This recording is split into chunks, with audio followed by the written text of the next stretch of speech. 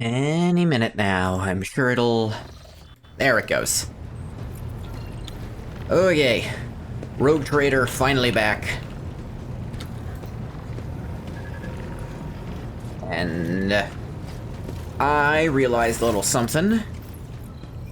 Oh, hey. Enter Stanrock. Are you good? You, like, almost died. Fenris puts a hand on his chest, right where the gruesome wound used to be. The chirurgeons spent hours fighting for my life, and I have to say they are earning their keep. Promised to leave a heroic-looking scar, although admittedly, I much prefer calluses from an autoquill.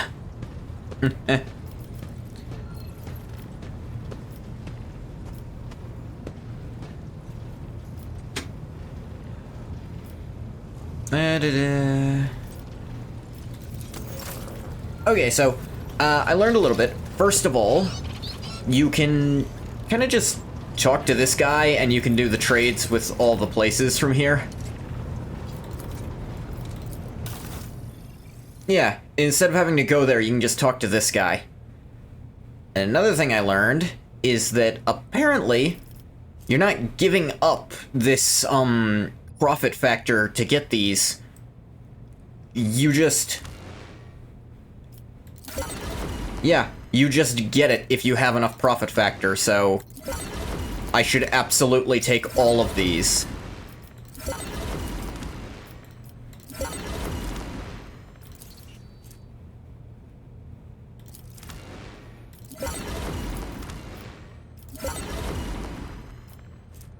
I want this heavy bolter for Argenta, so... I also want lots of rep with these guys anyway.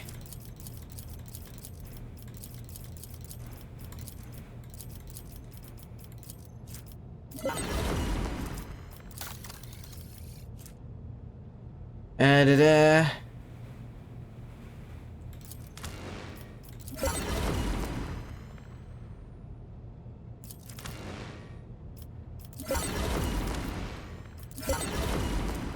Heavy bolter. See if Argenta can wield that yet.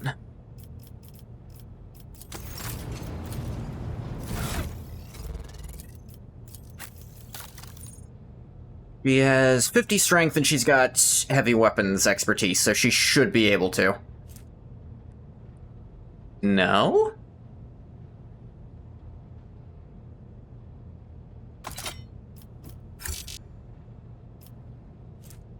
Can't be equipped by this character. Did I not get her the expertise?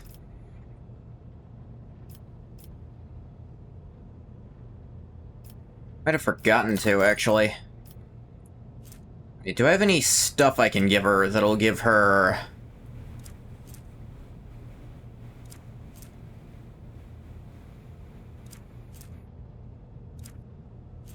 Nah. Giving her more movement isn't a bad thing. Do I have anything that will give her strength?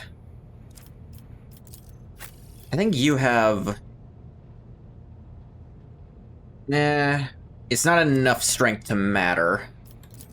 She does have something boosting her strength.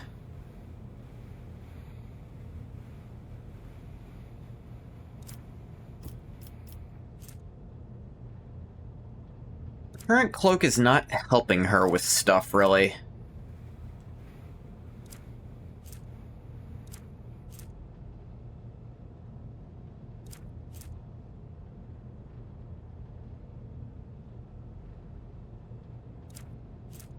Oh, what are her current gloves? I never have her use grenades. Oh, these for sure. These gloves give her enough strength to put that on, should be. Yep, the heavy bolter. How is she even holding it? Shut up about that.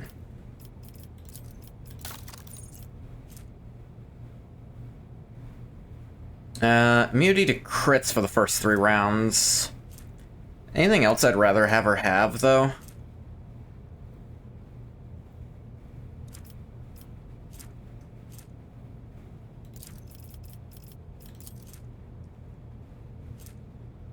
Two times rate of fire.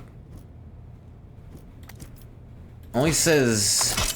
It says plus 0%, but I think that's because it's not accurately reading. Like 6... Yep, 16. So that's pretty good, because this thing is all rate of fire. Rate of fire of 8. And this just lets her single attacks hit, which is nice.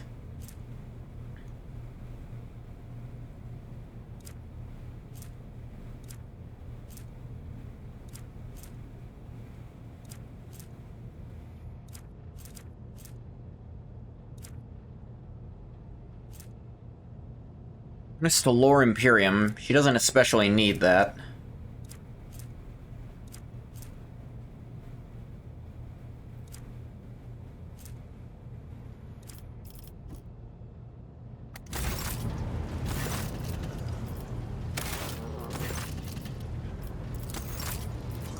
Let me look at other stuff.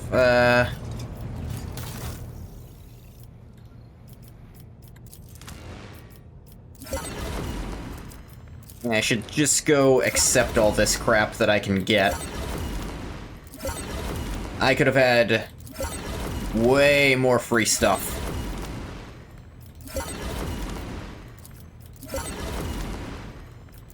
That's just the minimum amount of profit factor you have to accept it as a gift. Flak shots. For your flagship's arsenals, various ammunition, enhanced capabilities. Flak ammo allows you to use special flak projectiles with macro cannons. Projectiles of explosive warheads deal area damage in a 1-cell radius around a selected cell. Especially efficient against enemy torpedoes and small wings of attack crafts. Oh, that's nice. Fellowship of the Void. I must be able to get so much stuff from you guys. And I even have a friggin' discount with them, which means I can get even... Man, I'm dumb.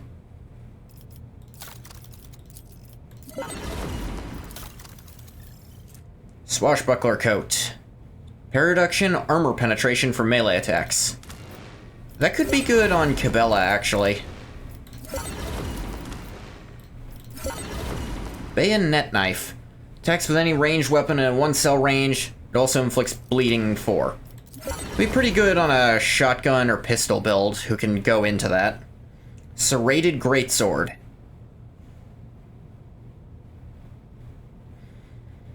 It has 6 bleeding on it. And it applies laceration. It's a 2-handed sword. Pirate Chainmail. That's some pretty good medium gear. Might give that to someone.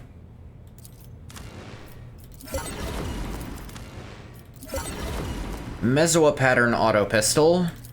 It's an auto pistol. Industrial Hammer. This is a big-ass hammer. Brinkwalker Pendant. Move without provoking attacks of opportunity as long as they have less than half their wounds. Meh. Staff of Endless Flame. A Pyromancy Staff. Apex Predator's Gloves. The wearer has already gained a bonus from Hunt Down the Prey. Whenever they kill a target marked as prey, gain a stacking bonus from this ability once again. Duplicates the highest tier bonus from Hunt Down the Prey the wearer has already gained. Yeah, I should probably put those on myself. I don't think I need all of the, because of Balika mission, I have almost nothing with them. I can still accept all their level 0 stuff. Stub Revolver. Orthlak Pattern. Commissar Boots.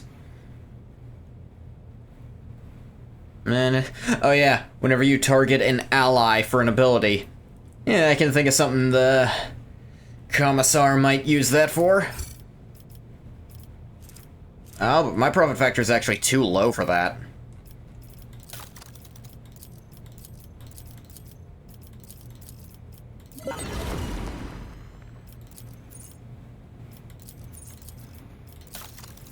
They have stuff I really want.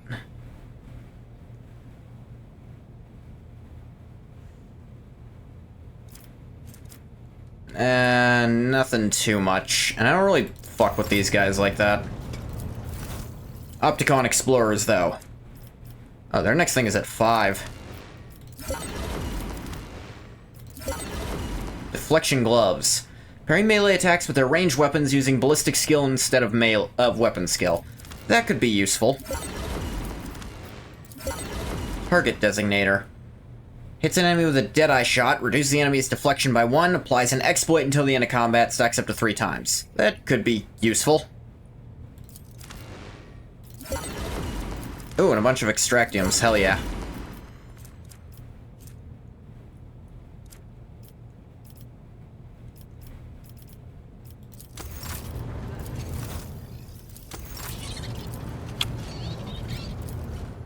Now, let's look at the map. And look at what I need for that colony advancement I was looking at. I'm still gonna go here for the... wait for the governor to call on me. Oh yeah, and I have new weapons.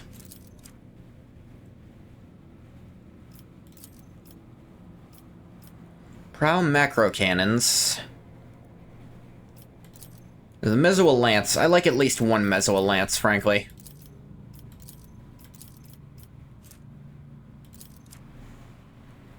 I could trade out my torpedo tubes. See, this is just slightly better.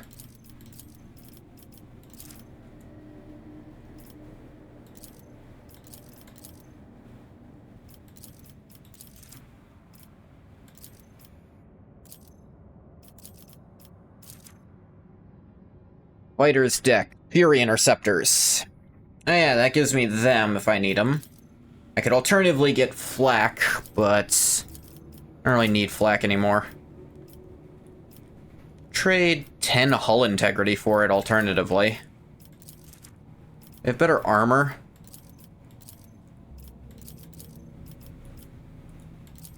This is a more generalist version of what I already had on.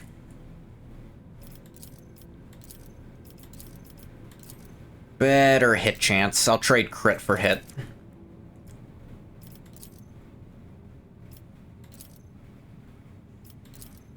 I mean, this is just what it already does, but better against certain stuff.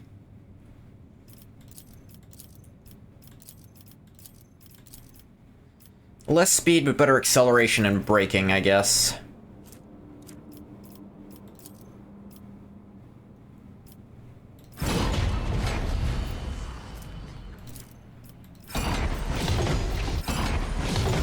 Upgrade those.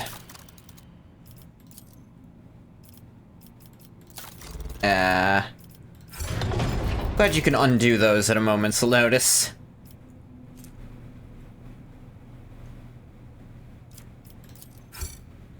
Upgrade that to Vulnerability Scan.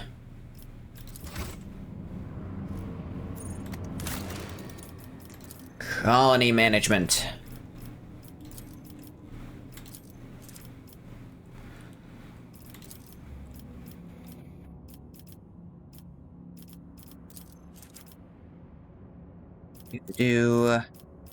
Need more profit factor for that. It's Janus.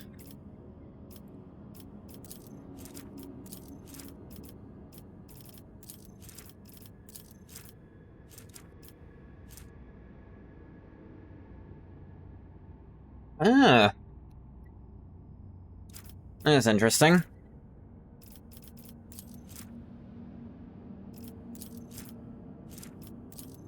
I did,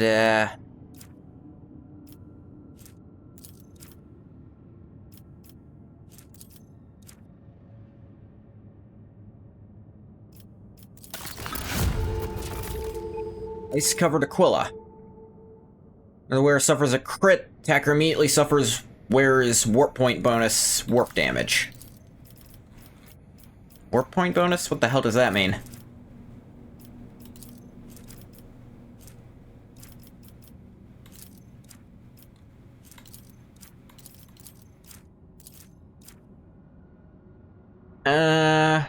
Let's pick up Armored Rage. For this Titan Forge Lance weapon. Dargonis, Doctrine of Rationality. We're way more efficient. Place is actually efficient as fuck now. Decree of Diligence. Trade complacency for efficiency. I don't feel like I need this.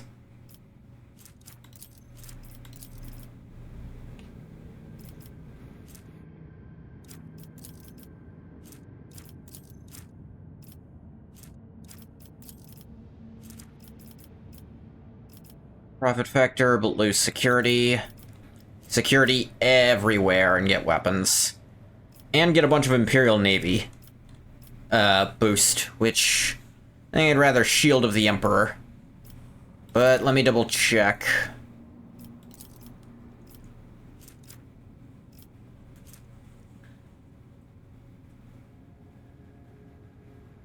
Those are some dang good boots.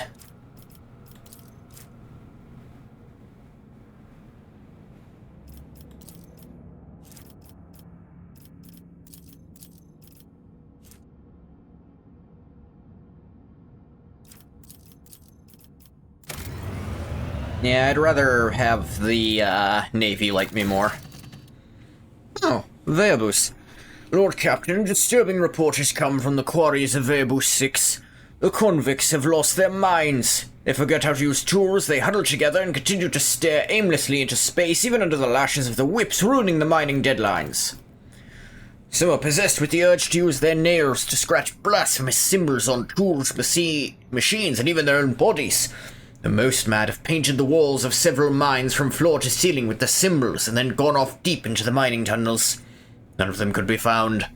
The overseers considered a ploy to divert attention away from the escapes and an impending rebellion. What are those symbols? Hard to give these drawings any sort of intelligible definition. Unnaturally round circles connected by lines. Lines are interrupted by groups of dots. Some patterns follow a certain common logic, while others unique. We provide your lordship with pics of them. After examining the pic, you realize the symbols are connected through a strange logical sequence. Ah.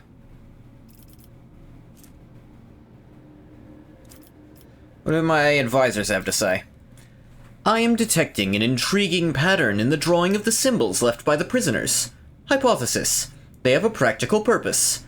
Requesting clearance for the Adeptus Mechanicus to access the mines and investigate the specimens. See, I saw something like that too. Disappearing prisoners? What is the point of running away from penal servitude if the entire world is a prison cell? No, Shireen, these ash mags have found some sort of smuggling tunnel network and are hiding there. The drawings are their secret language, which they use to give orders to their fellow prisoners. I know some guys who can find such secret places and decipher these languages. If the convicts continue to disappear for no reason, then unrest will soon follow, whether out of fear or hope for the possibility of escape. To stifle this, we must put pressure on the convicts' leaders. My experience suggests that such people can hold more sway than any overseer. Let's see. If I give the Servants of the Omnissiah this, all allies gain +7 logic. Because they've identified the stuff. If I give J, Peculiar Trinket, they gain... what is this number based on? 2 times their equipped deflection temp wounds. That's not that useful. If you've got enough deflection for that to do anything, you don't need it. Wearer's wounds drop below 0, they fall prone, gain 10% of their max wounds as temporary wounds. Becomes a priority target to adjacent enemies. While prone, if the wearer has no other allies with more than 0 wounds, they and their allies die. Whereas next turn, regain 30% of their wounds if they still have temp wounds. Activates only once per round. I can see that making you functionally immortal, but... yeah, Servants of the Omnissiah are hereby allowed to examine any convicts that demonstrate odd behavior. There is no sacrifice more worthy than one made in the name of the quest for knowledge. The wise servants of the Omnissiah interrogated the strange prisoners. The examination of their brain tissue did not reveal any mutations. Those laborers who had completely lost their utility were granted servitorization in order to maintain production levels. However, one discovery was made after all. The prisoners' drawings were too systematic. They could not be mere gibberish. The set of repeating dashes and dots were far too similar. But if it was indeed a secret code, then, judging by its complexity and the impossibility of decoding it, this language was definitely not invented by a convict. They lose 2 complacency. Got plasteel and chemicals. And I got enemy of knowledge. Get damage against psychers and stuff.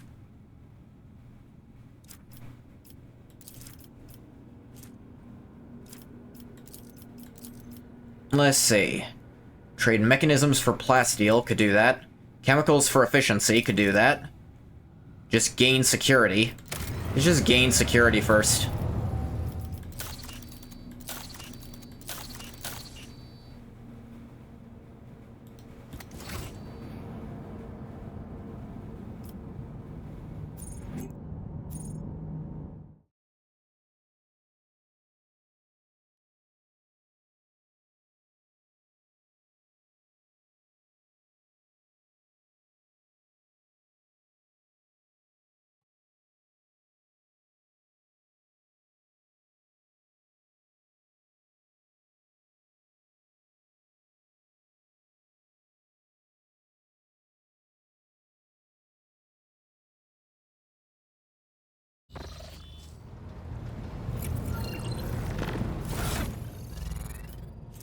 Let me see.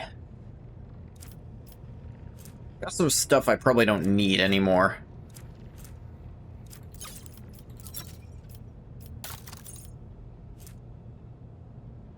Ah, Eldari only. In that case... yeah, just have that, Irliet. Sure.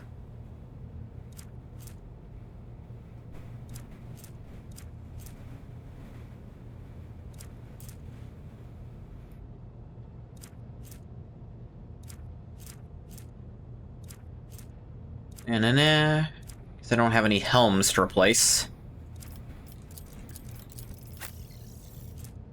I had a cape Cabela might be interested in.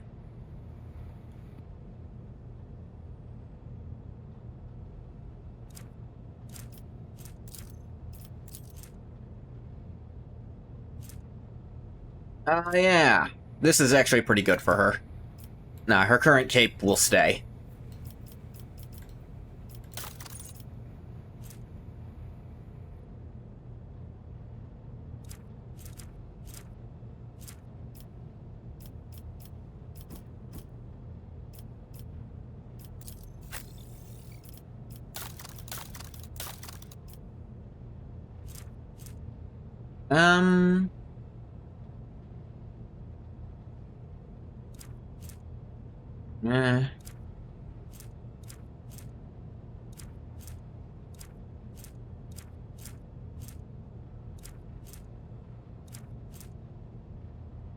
Eh. There's none of that stuff that really helps her.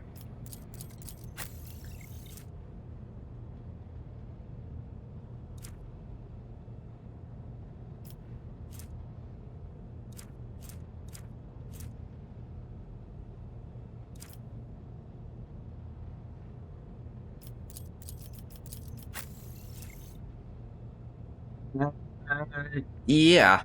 Persuasion up 16, that's... now 143. She is the face. What a nice face it is. Look at her go.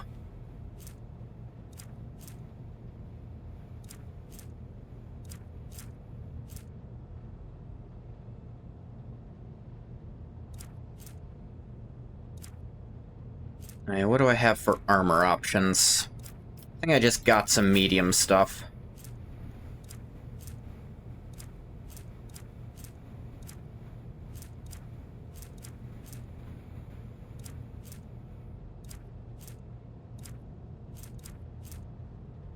Yeah, pirate chainmail. She's in half cover more. She's not in half cover most of the time, so give her some chainmail. Just for 5% armor permanently.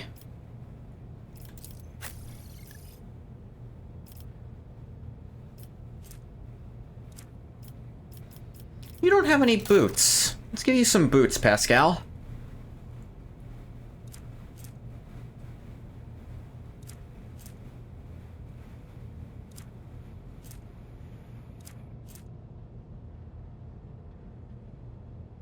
If any of these boots did anything, I'd certainly give them to you. This might once in a while do something. It's better than never doing anything ever. So, have it, my guy.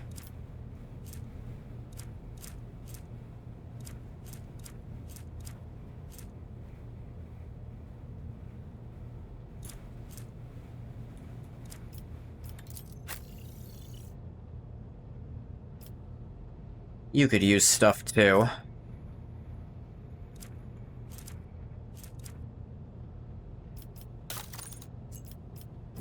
I don't really use this, like, pistol you have, so I should probably give you, like, a two-handed sword.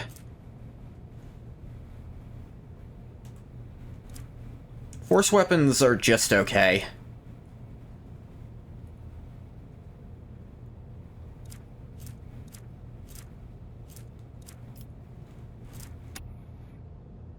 Two-handed weapon of some kind.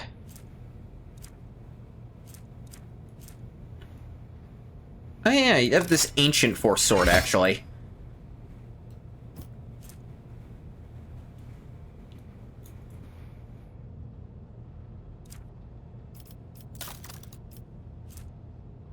You can't put on heavy armor. You'll be fine, though. Look at you go.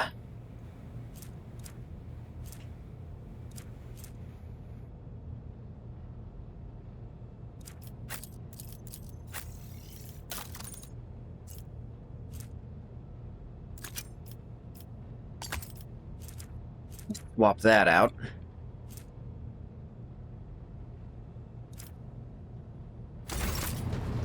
Alright, that's enough of all that. Let's go deal with the fact that,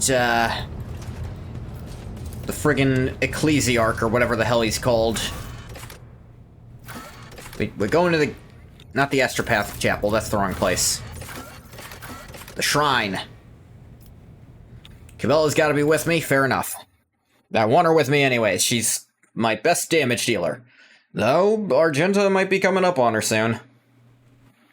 With this new heavy bolter I picked up for her.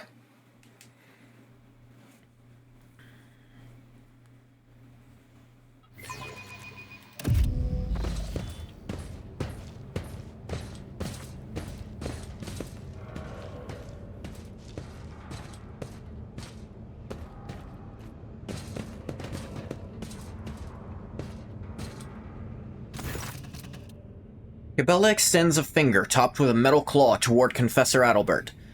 The divination has revealed that you stand beside the enemy Nemesite. Speak only the truth before the Daemon and the Undying One. Adalbert meets Cabela's words calmly, with almost majestic resignation. A defender of the people and a tyrant's minion are two faithful servants of opposing ideas. Two souls that have rejected everything else for the sake of duty. I now truly see that your collision with him was inevitable. Adalbert shifts his gaze to you and lets out a mournful sigh. I was warned about your visit in Goth as well as its purpose. Who alerted you to my visit? My son, the protector of those whose blood you feed upon, whose hard work has paid for your content life on the upper decks of this ship. Demand an explanation, Confessor, this instant. Your pet tormentor who extols death is right. I know Nemesite and I assist him.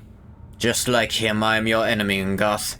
Adalbert raises his voice, and in the soft tenor, you hear notes of accusation as deep as rolling thunder.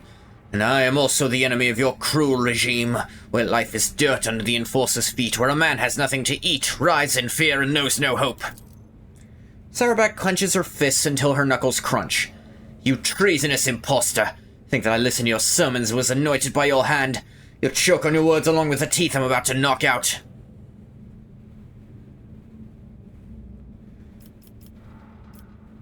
Let's see.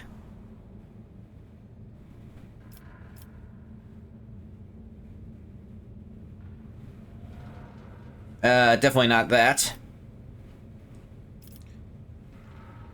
You were so good at moaning about the servants he killed.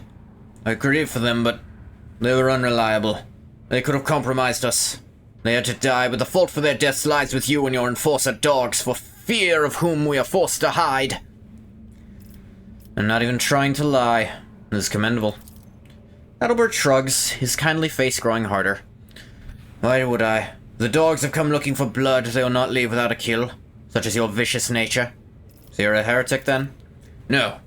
Heresy is what you and your fellow bloodsuckers believe in. The ecclesiarchy has turned faith into a whip to drive the powerless. The aristocracy has turned into a shield to cover their transgressions. The enforcers have turned it into a club with which to beat those who dare to raise their voices. Your faith is an instrument of lies and suppression, and I renounced it long ago. My faith promises salvation, not thraldom. Betrayer of the faith, your blasphemous words will perish with you. I'm with you there. I see.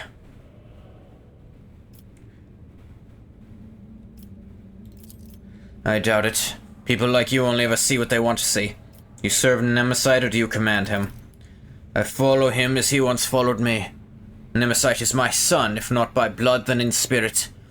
I took him in as a willful child, and I fostered the best in him. A passion for justice, the indomitable flame of a fighter, and unyielding determination. I have been preparing him for years.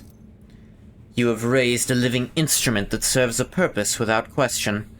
Cabela speaks cautiously, as if not entirely sure of her judgment. Such is his purpose. To be the hope, to break the shackles, to end the centuries of torment that have passed aboard this ship. A great sacrifice for a great cause. He falls silent, looking at Cabela expectantly. You should be familiar with his ways, except that instead of a sword of freedom, you were raised to be an executioner's sword. What else were you lying about? One last confession?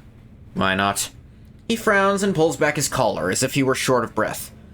I am not Adalbert. It is the name of an initiate from a clan of confessors who passed away from disease many years ago. I was born in squalor on the lower decks, and at the behest of the He falters, as if he wanted to add something else.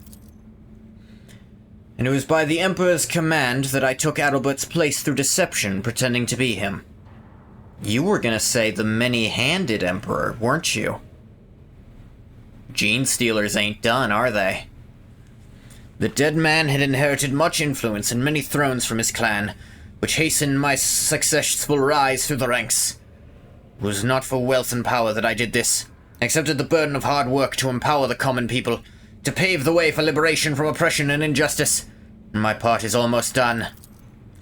Cabell whispers to you. I sense no lie in his voice or bearing, Domin Garth. He feels and welcomes death with open arms. The moment favors us. We must learn more. He who betrayed his oaths will not deliver Nemesis to us, but from his words we may divine knowledge of our enemy. How'd your deception go unnoticed? You were not there for those years of pestilence. Confessors attended every deck and died in multitudes. New ministers were recruited in every port at every station. Their names and faces blurred together, and we recognized our kin only by their robes. No one who knew Adalbert's true face survived that time. The Emperor saved me from being exposed.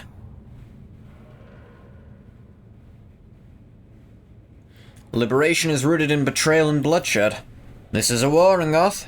A war for our liberation. We are willing to die and to kill for it, because our enemy is brutal and deaf to our pleas. You've deserved it.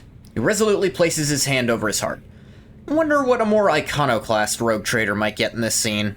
Or if he's just so blinded to the even mere idea that you might not want people to suffer. Ngoth won't go out of his way, but it's kind of necessary for this ship to function as far as he can tell. Sarback reacts to his gesture with due suspicion, sharply gripping her weapon, prepared to eliminate any threat to you. So Nemesis is just a man. Excellent. It's harder to kill a legend. Words of a tyrant inebriated with power and impunity. He smiles bitterly. Nemesis is an idea. You have the arrogance to believe you can kill an idea made flesh. It's better this way, so keep underestimating him. You hoping he'll save you now? No, we decided otherwise. I'm not worth him risking his life, so do not expect to capture him through me. My son has no attachments, for they would only make him weak. He'll gladly sacrifice himself for his dream of liberty and equality, and I must do the same. I only grieve that, thanks to your efforts, I cannot be near my son and ease his burden. Attachment makes us weak. Bella's whisper is barely audible. You see her face grow more dismal still. You made a weapon out of him, and he made a weapon out of you. Any last words, Adalbert? The shackles will fall. There will be nothing left of your tyranny, nor of you. Adalbert speaks without hatred. His even voice is that of a martyr on his way to glory.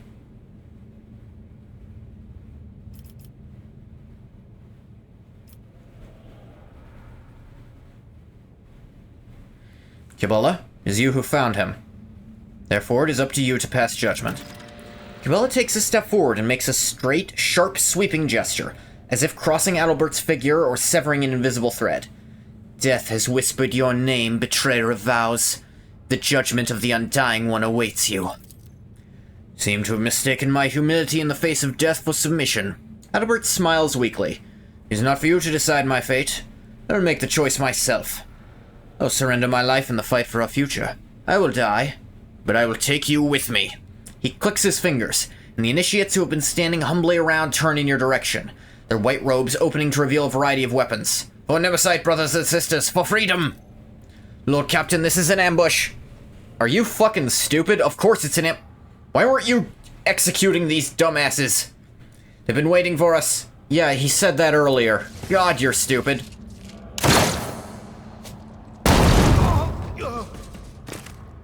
Of course, the fight starts and my guards are instantly done for. Open the game.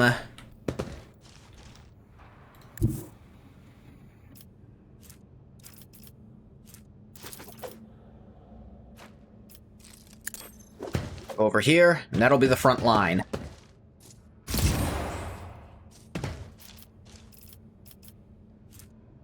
As for the back line, no fucking clue.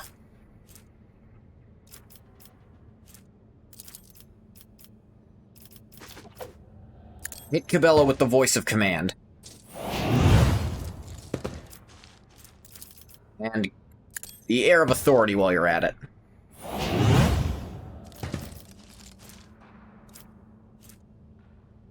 And you know what? Cabela, get in there. Bring him down.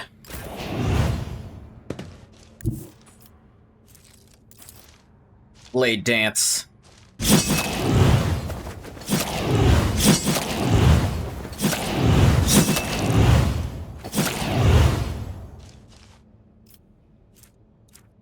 Yeah, that looked like it hurt. Hold him in your gaze. Ooh, that one really looked like it hurt. Alright, this is not good here, Oh,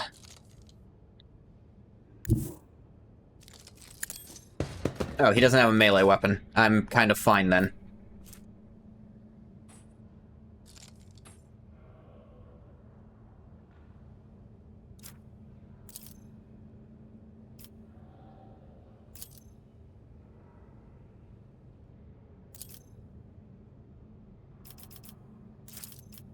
You are prey.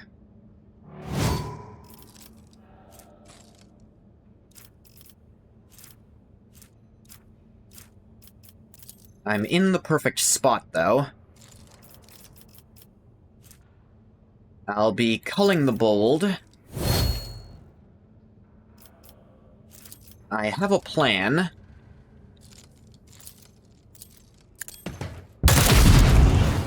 There we go.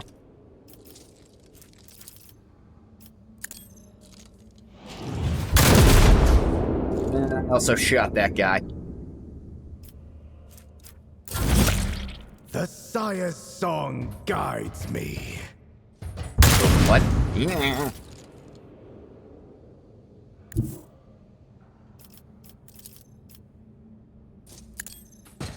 Right here, the words of the Emperor.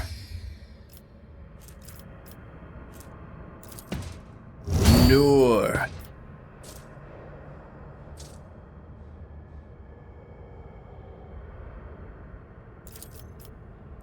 Get this guy. Ooh. Oh, lovely, Cabela. God damn it, that was amazing. Be the bulwark.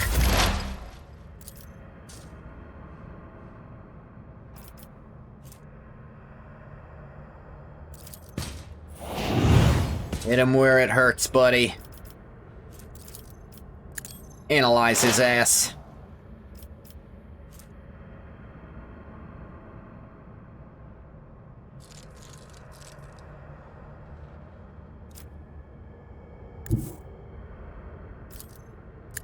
And death. Oh, he exploded. Promethium leak. The hell's that about? Believers will inherit all. Such is the will of chaos. Okay, they're doing chaos voice lines, but I don't think that's quite accurate to what they're supposed to be. Ah! We bring deliverance. Yeah.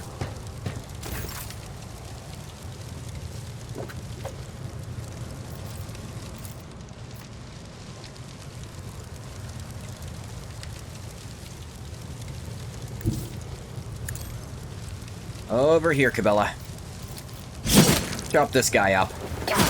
Sire's song fades.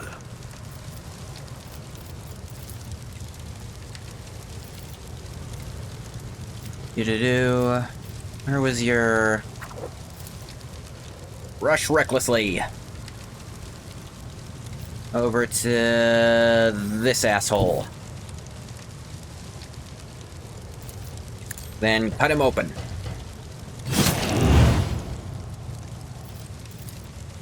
Steady superiority, too. Keep cutting him. Hit him with a wildfire. Hit him wide. Now, Argento finally gets a turn. Yay!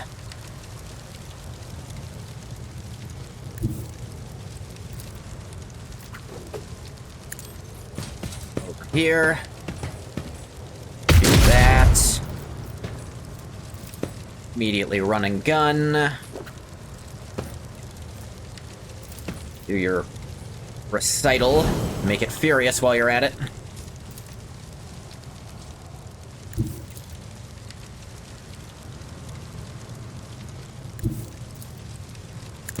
And unload.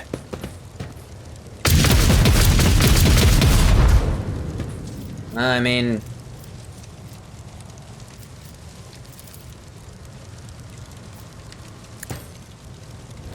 Here.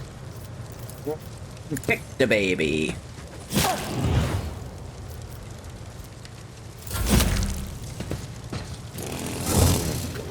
Yeah. The angel will reward us.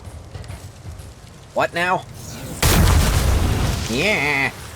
They have net cannons. Deliverance. The Sire's song guides me. Dodge. The true believers will inherit all. Or net cannon. Cool. I am your doom.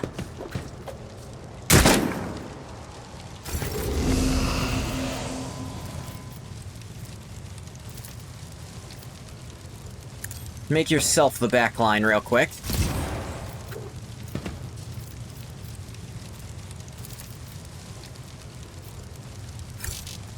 No line of...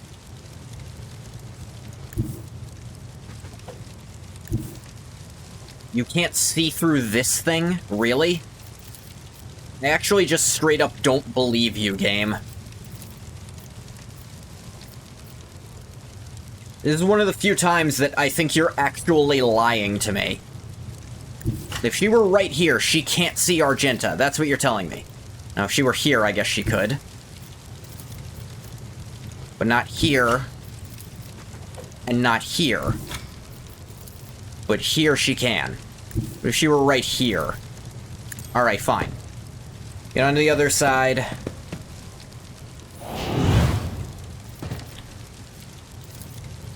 Air of authority.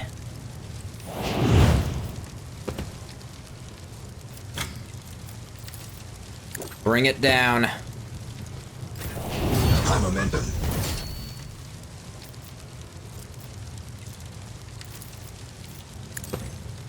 Kick.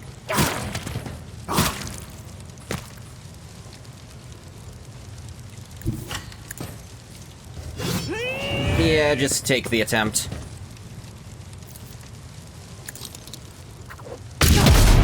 Ooh, shot. And you know what? You're superior. Be it, but steadily. And fill him with so many bolter shells he loses his entire body.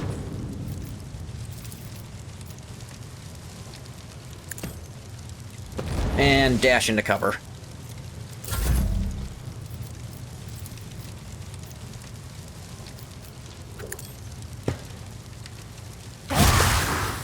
Fucking domed.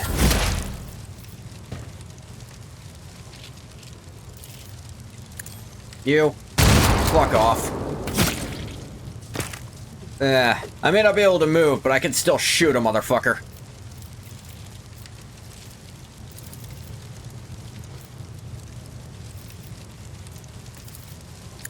You are my prey.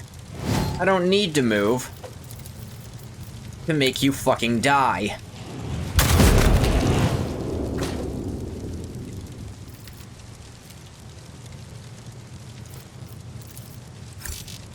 Line of sight.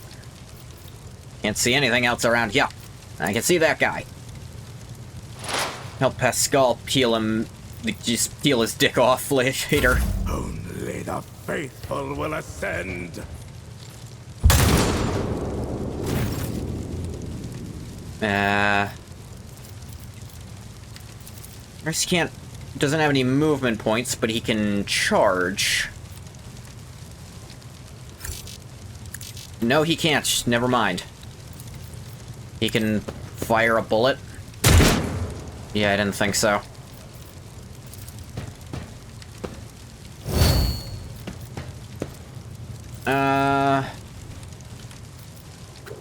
Give Cabela Iron Arm.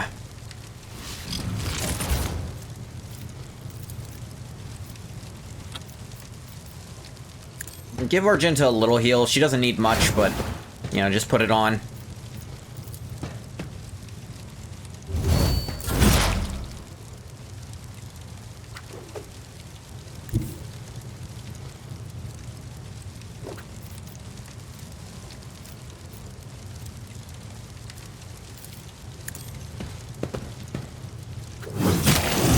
Chop, 80, chop, chop. Should've put this on him first. Actually, you know what? It doesn't matter, because I can just resonate his pain. We bring deliverance. Try it, fucker. Yeah. Yeah.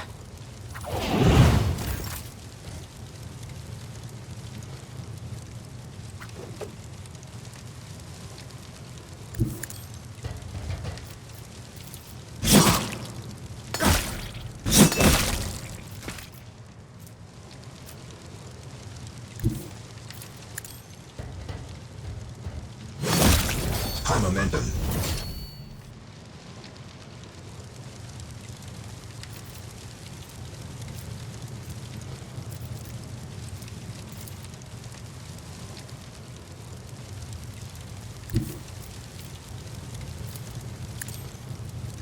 You-de-do. Get over here, girl.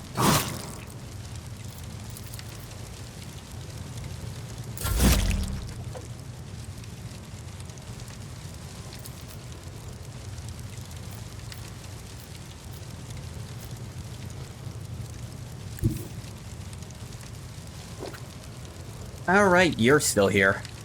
Forgot about your dumbass.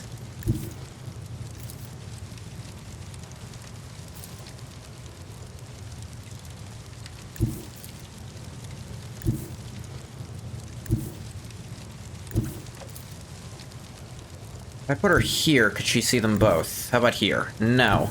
There's no spot where she can see both of them, huh? Well, actually, here? No. Dang. Can't get rid of them both. At the very least...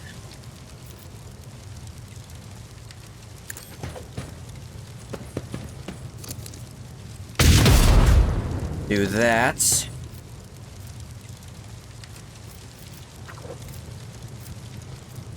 Do a controlled shot.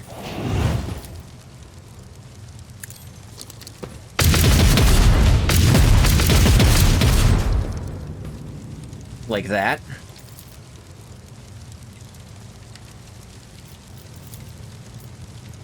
And rush into this cover. The angel will reward us. You can hit through that? That's dumb. Laser his dick off.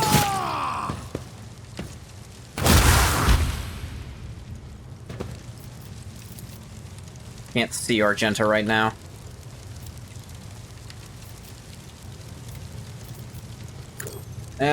I guess give Pascal this one.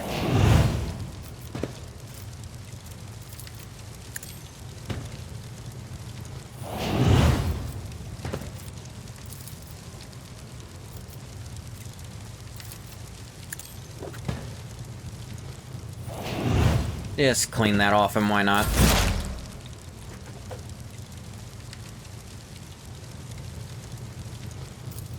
I can see you. Which means you're going to greatly regret your own existence soon. Because you see, you're my prey. And I have a piercing shot. And I intend to cull the bold. And I have a plan, Arthur.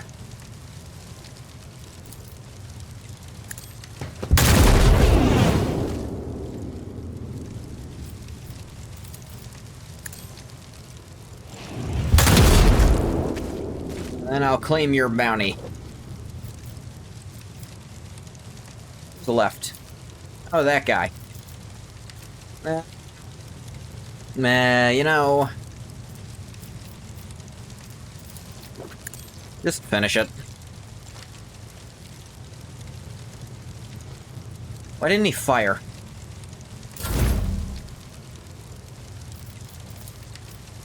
Heinrichs just get his ass. I don't know how he did that. Thank you. Oh, look. Still alive.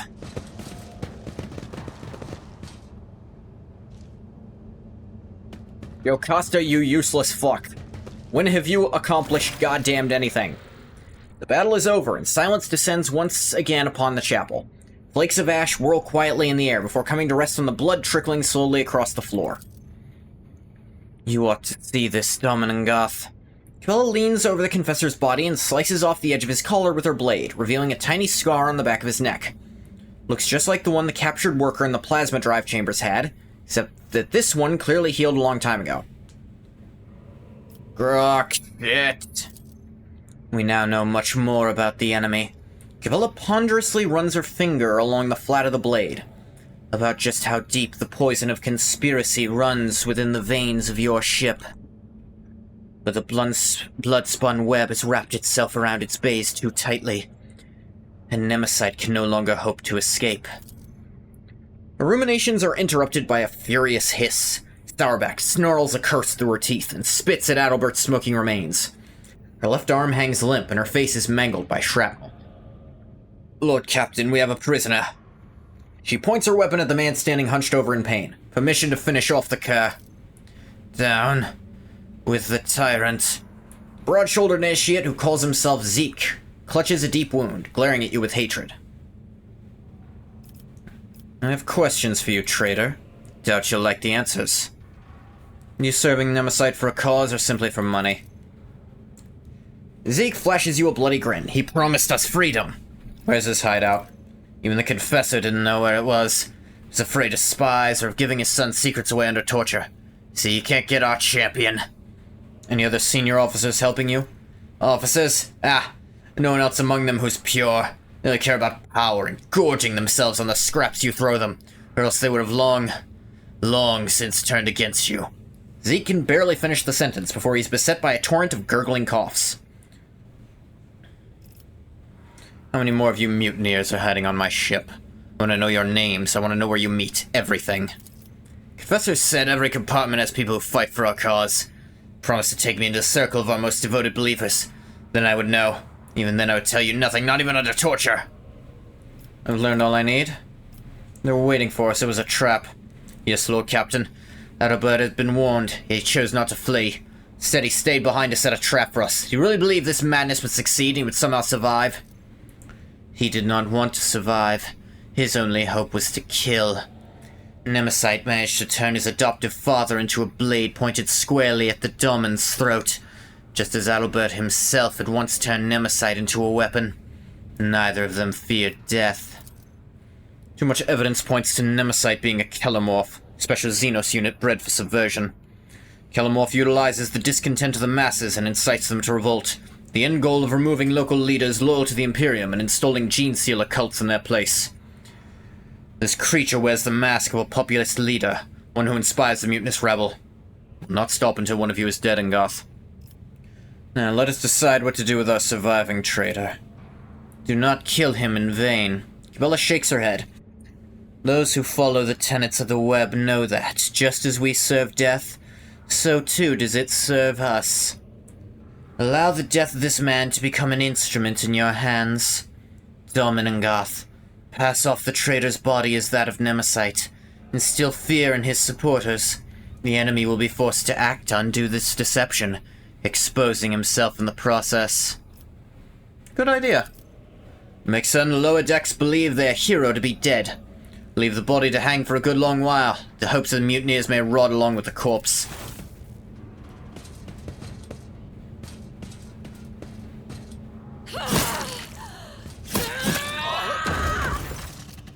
That is one traitor dealt with, Lord Captain. How many more have been poisoned by the false confessor's heresy? A new spiritual shepherd must be appointed quickly to banish any mutinous thoughts sown by the traitor from the minds of the crew and to strengthen their faith and obedience. Without the ship's confessor, the rabble will begin to whisper that the Emperor has forsaken us. Such doubts will only play into the rebels' hands. A votary heretic. I could get zealous speed. Weird. Okay. Creed must be strictly observed aboard the vessel. If the voidsmen are wavering in their faith, let the high factotum find a true servant of the ecclesiarchy elsewhere. They give me righteous fervor. Attack crafts and torpedoes gain 2 void movement points. That's not bad, actually. Prayers of Confessor Arabella have roused the crew to purge any and all foes of the God Emperor and service the weapons of his wrath with exemplary vigor. Appoint a loyal crew member who's known for the strength of their faith. Someone the children of the void will recognize their own. Not want any outsiders. They give me blessed shields. Shield strength on each side of the flagship is increased 10%. Sermons of Confessor Zierman have inspired the crew to defend the vessel with all their might and devote greater efforts to serving the machine spirits that sustain its blessed shields. Or I can trust the blood-spun web and grant the cult the honor of guiding the congregation aboard my ship. Merciless salvos. 15% crit chance. Sacraments of Confessor Tercitus have blessed the crew with a vision of how they might rain unrelenting death down upon enemy vessels and seek out their vulnerabilities in the heat of battle. I kinda like crit chance, I'm not gonna lie. You honor us with this boon, Domin. I will relay your words to the Vizier so that he may choose someone worthy. Not to mention, I'm gonna be honest, Bloodspun Web, I have 0. I hold up, like, my finger in the 0 position, like, blow on it. That's how clean that 0 is. 0% chance that the Bloodspun Web will produce anything resembling a traitor. We'll send agents to every deck. Next time Nemesis rears his head, which I'm certain will happen sooner rather than later, be one step ahead of him and not the other way around. Sarbeck staggers away, and your gaze turns to the motionless Cabela, staring at her own reflection within a pool of her blood. Something wrong? I am thinking of Nemesis, my adversary. The more I learn about him, the more I see a vague reflection of myself. A twisted reflection, perhaps, but all too familiar. Like me, he was forced to tread the path of servitude from an early age, stripped of anything that might stand in the way of duty. A champion and a zealot left with nothing but an idea, forged and tempered by his mentor. Wouldn't quite say that. She's in a delicate spot. You understand the true value of human death, but he's a murderer. Like, true servant of the God Emperor with his apostate is a heresy unto itself. I don't think that it's unfounded, her. Deed alike. It's up to you to prove before the God Emperor's gaze the tenets of the web are stronger than whatever Nemesis believes in it. Yes, both of you has been brainwashed. It's not my place to judge. Deed alike. It's up to you to prove before the God Emperor's gaze the tenets of the web are stronger than whatever Nemesis believes in. Stop looking for omens and try using your own judgment instead. I don't believe in that. You understand the true value of human death. I mean, really put down her feelings, or... I think, honestly, this. Like, there is something alike in you, but where he is... It's between these two. Like, you're not wrong. You're both set as tools, but whereas he is set as a tool for monsters and danger, you're set as a tool for something greater than that. And you have been able to prove what you're a tool of and why it's right.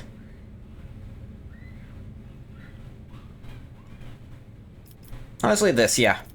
Yes, Dominangoth. Your words echo through my soul, and we are in accord. Nemesis will fall, for his ways are dark and have led him astray. Cabela trails a metal claw across her lips, sealing her promise with blood. She looks away, but then turns back to you as if remembering something. Dominangoth, our conversation is not yet over. Please stay with me for a few moments. There's something I want to ask. Sure. Cabela makes a ritual gesture, but you notice her fingers tremble. Dominangoth, you need to know about what happened. You and no one else. During the divination that revealed Adalbert's betrayal to me, my trance was interrupted. Instead of converging on a single point, my thoughts were thrown off the intended path and I lost my thread. She looks up at you with distress in her eyes. What distracted me were thoughts of you.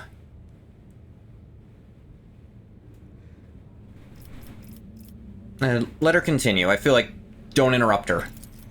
I was able to restore my trance and banish all thoughts that didn't belong, but that this happened at all is still worrying. She pauses. You are dear to me, more so than I first realized. But my duty is to serve the Undying One. What if... She falters, then looks at you intently. What if your presence in my mind, in my labyrinth, goes against the tenets?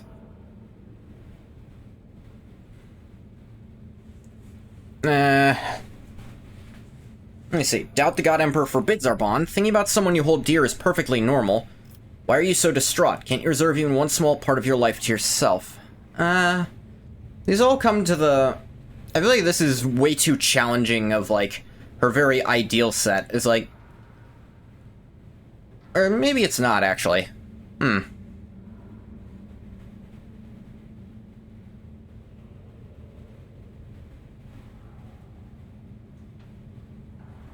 me see.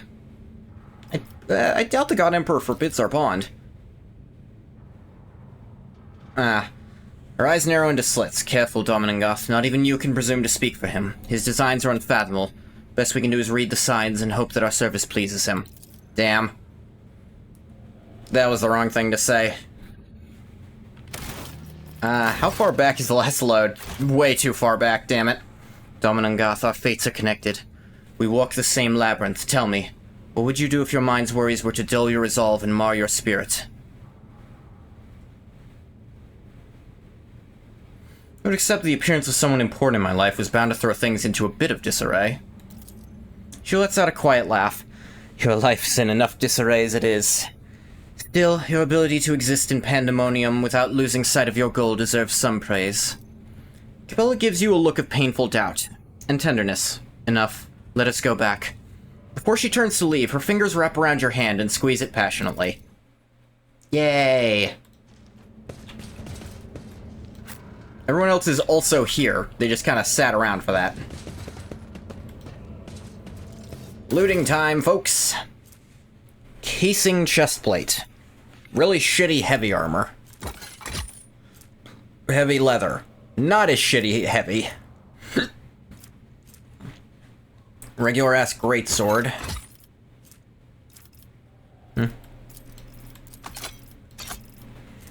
Fiery Retribution. Flame weapon. Cool.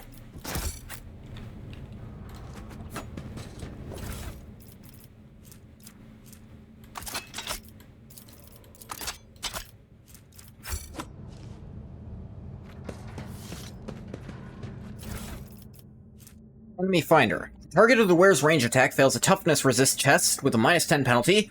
Attack inflicts exhaustion on that target. Okay.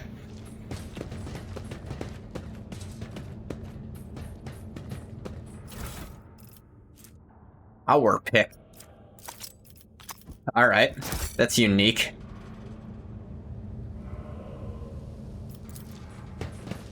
Let's go, folks.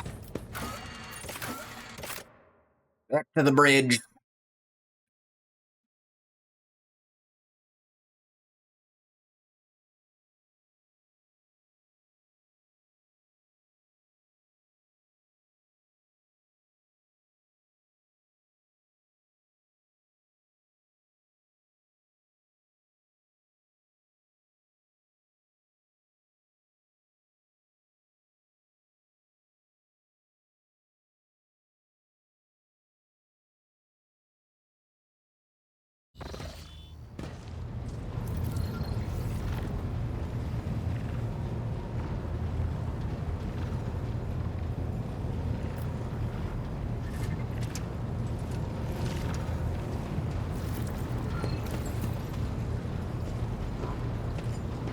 Again, by the throne, this cogitator will drive me crazy.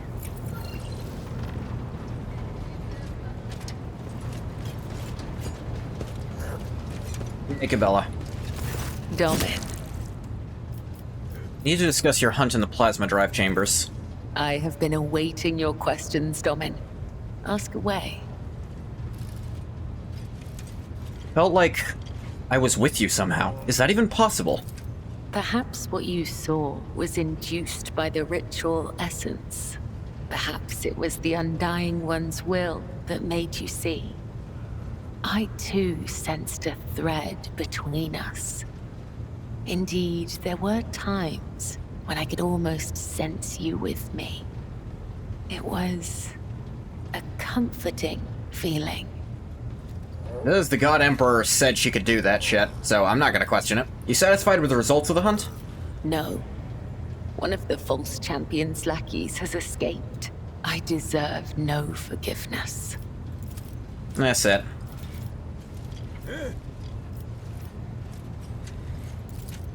May the Undying One shroud your foot. Alright. Yeah, I also need to talk to Irliet about something. Elantark. You know what? I'll bring this up to her. Strange and blasphemous things started happening during the first warp voyage with you on board. Her whispering you may be the reason. Is this true?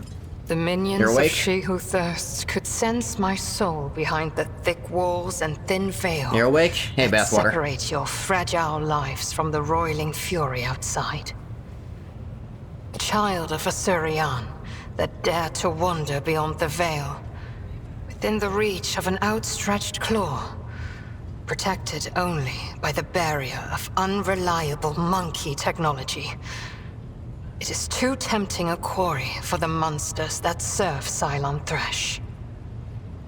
You're saying that happened because Slanesh literally saw you with us in the warp, so she made paid extra special attention? Our ships never venture beyond the veil, and I never traveled the way you do, monkey. Ilantak, I admit this was a novel experience. I lost composure, let dismay into my heart, and almost strayed from the path. This moment of hesitation drew the attention Sorry, you couldn't watch of She Star Who Wars last night? Thirsts. It's okay, bathwater. But I summoned my will and used the knowledge of meditation to achieve balance, and hide my soul behind an impenetrable wall of resolve. Future journeys beyond the veil will still be difficult, but I will steel my heart and not let the hounds of Cylon Thresh pick up my scent ever again. Okay, I'm actually glad I asked her about that. She didn't take it as an accusation, she took it as... she was like, no, that kind of was my fault, sorry about that. Hey, Pascal. The Omniscient may... Hey, Jay. You are spoiling me with the splendor of your... Oh. Do-do-do. Let me see. Any other quests I have? Lays in the Void. Call for help from Mantis. Oh yeah, Aberration's Lair is at Herokon's Rim Station. I still gotta do that.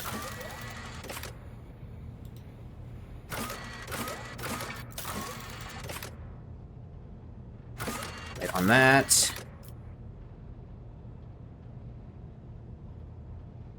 Wait, development project, the highest difficulty in any colony. I think I have one of those started now. Propose the Rogue Trader and she celebrate her acquisition on Footfall. Oh yeah. Do have that to do.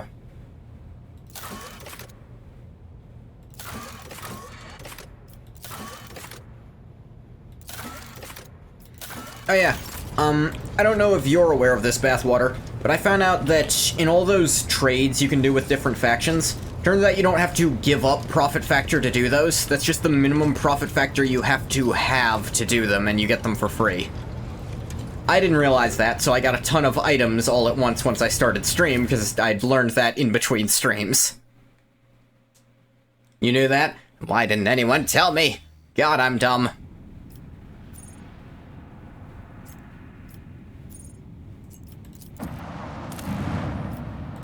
Let's get the call for help.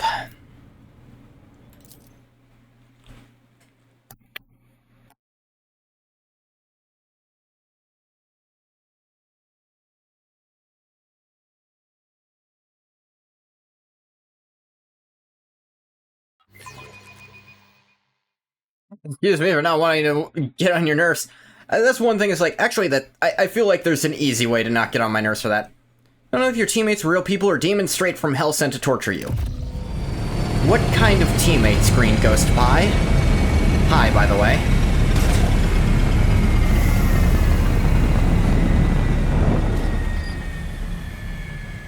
Teammates in what sort of event?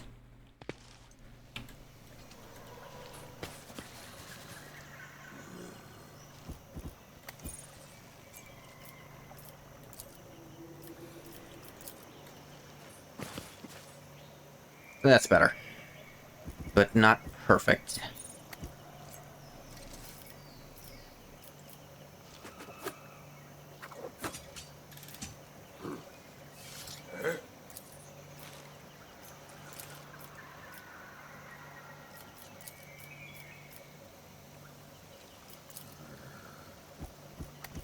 Your teammates had a call not letting you play the game. Alright, let me rephrase again. Which game?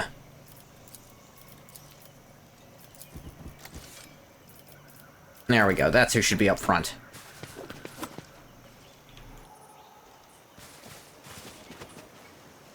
Soccer game, okay. Xenos got to the runaways before we could. Doubt any of them is still alive. On Roblox, okay? Body's laying face down, its crooked fingers clinging to the ground. This woman had her spine broken. Then she was allowed to crawl in the vain hope of escape. Dead noble woman is staring at the sky with unblinking eyes. Her finger has been thoroughly broken and a tangle of intestines lies atop her slashed abdomen.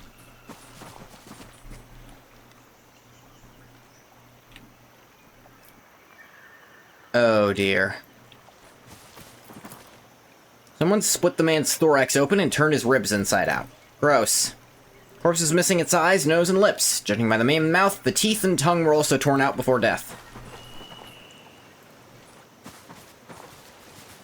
What are these dumbasses doing out here?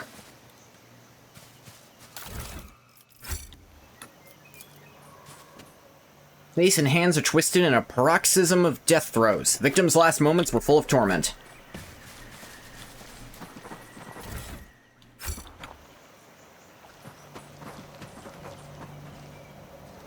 Sounds unpleasant. Whoop.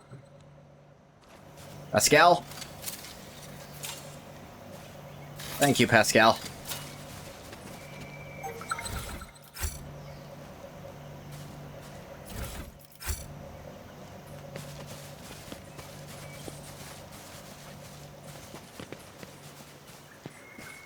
Pascal actually has more lore Xenos than the actual Xeno on my, like, in my retinue. Ooh, we got Drakari. Ooh. Glad we didn't do anything about that. That would have been annoying for us. At last. Oh. You took your time coming to meet me, monkey. Oh, it's you. Yeah, I've seen fan art of you. Almost exclusively of you. A couple seconds pass before you realize the elucidator is silent. Xenos is addressing you in low Gothic. How disappointing. This clearly isn't Irimeris, the Cabal's Archon, whom we had the displeasure of meeting on Verbos 6. Once again, we are dealing with a pawn instead of the true root of the problem. Yeah, but how is that different?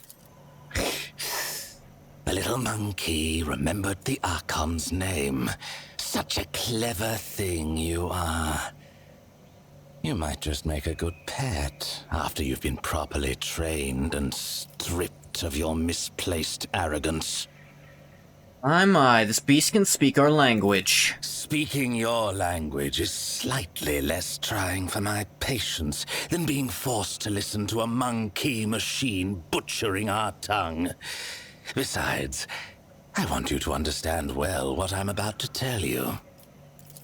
How is it that out of all of your kind, you're the only one to discover our feasts in advance? Usually you're all so slow and sluggish that my kin always have enough time to leave the battlefield before aid arrives. But still, time and time again, your dogs have been there to stand in the Cabal's way. Pauses, waiting for an answer. That thing is perceptive.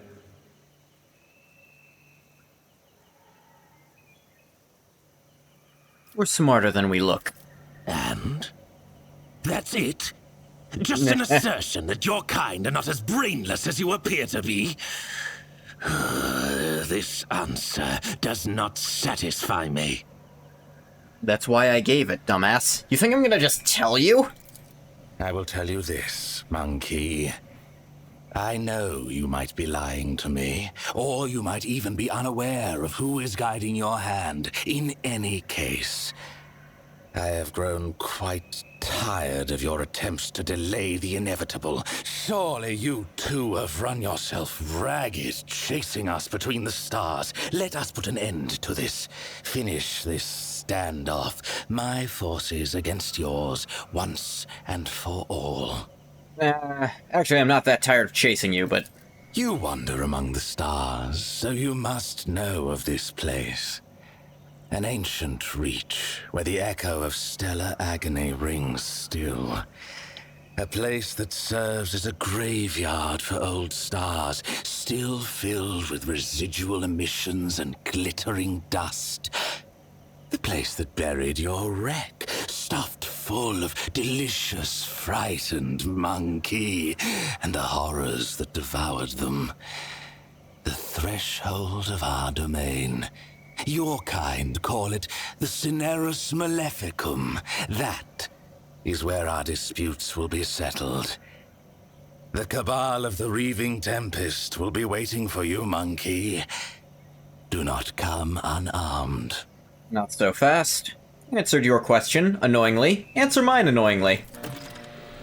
Xenos lowers his head pensively. What catches your attention is something else. A barely noticeable twitch of his fingers in his armored gauntlet. He's signaling to someone standing behind you. Very well. Amuse me.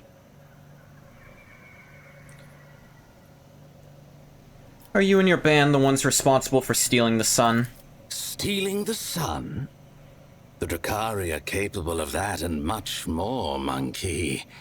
Gamora bathes in the light of 3 stars stolen by my kin.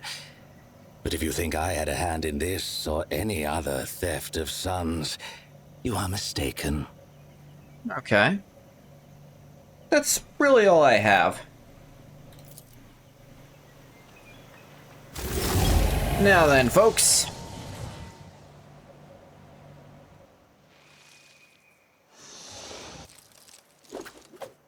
Yashia, get there.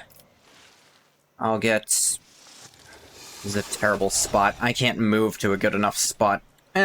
Here's okay. It's okay enough for what I'm doing.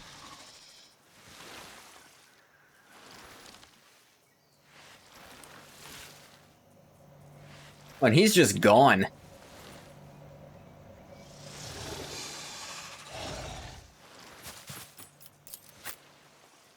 Kel has a ton of movement on the first turn. Ugh, sleuth. They're gross.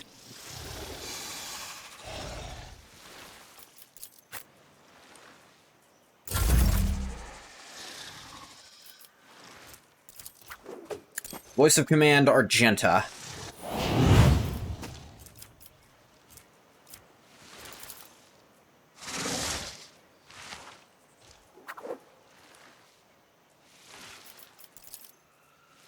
This will be the back line. Keep you safe. This will be the rear, so I can gun things. Over here can be the front line. Fucking murder. And add a blitz stratagem right there. Get my people up in there. Now then. Argenta. Air of Authority, and bring it down, bring it down, bring it down, girl.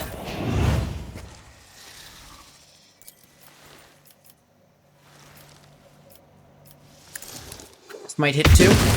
Ooh, it hit 3 somehow. Good job.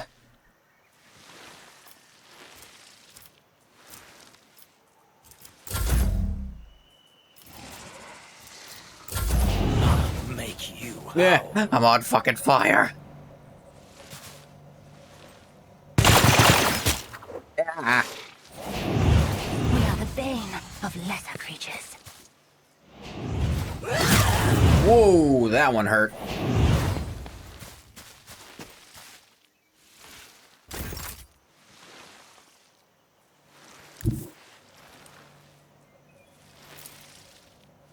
All right.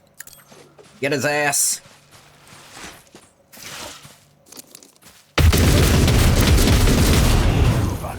My fury. Damn, that fucked him up. Run and gun, girl. Can't get into any other cover.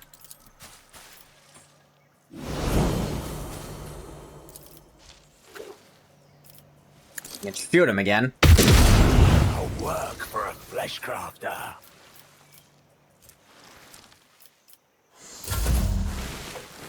And yep, you're moving out of where I need you to move to. Yeah. Yeah. Ah, putty.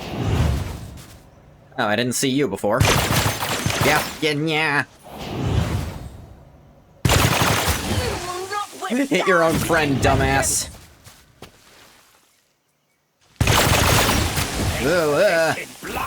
Hit your friend again, dumbass. Alright, Cabela. Murder time. You call this a strike? Yeah. Watch this part. Your last stroke of luck.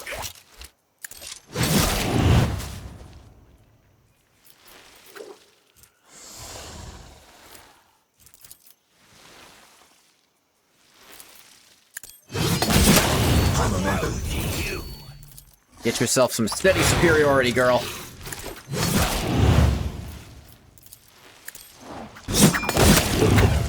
Yes, bathe in blood.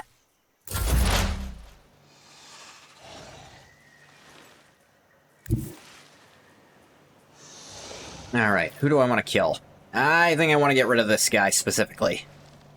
So let's work on it. First, I'm getting into my perfect spot. Next, your ass is prey.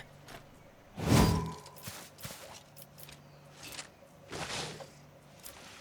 you have any exploits on you? Not yet, but you're about to. And I'll do my precise attack, so your cover's not going to matter as much.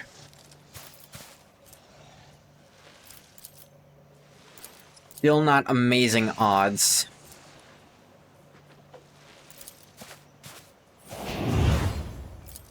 Try. Damn it.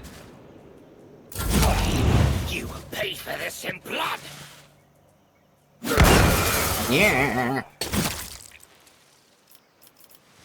Heinrichs, recite some of the Emperor's words for us. Thanks, buddy. Give yourself arms of iron. Endure. Take up a defensive stance. And chop the Xenos balls off. Pascal, buddy, amigo, pal.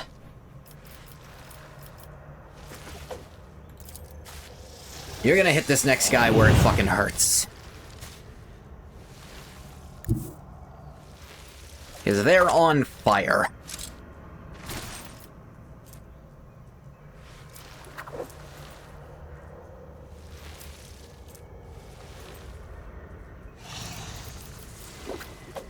Let me say... Analyze this thing while you're up there.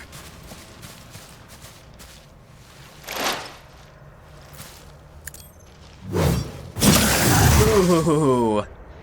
Pascal, baby, honey, love ya. Love everything you do. Hey, the machine spirit in that guy's gun. Kill it. Or at least tell it to shut up. Just outside of your range, unfortunately.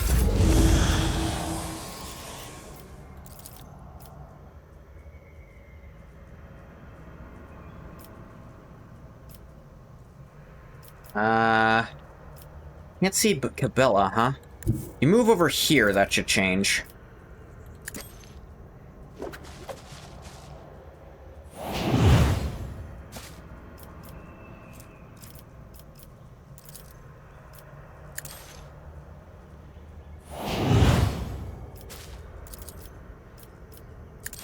And go get him, girl. Or move 3 feet in that direction.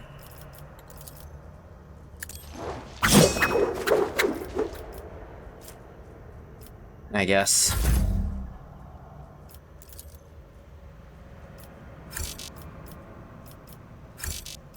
Can't see that.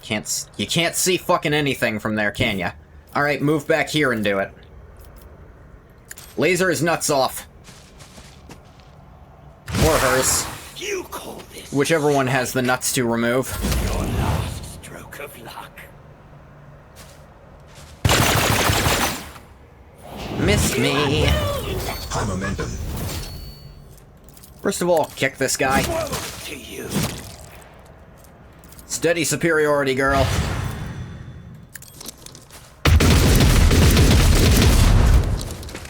Yeah, like that.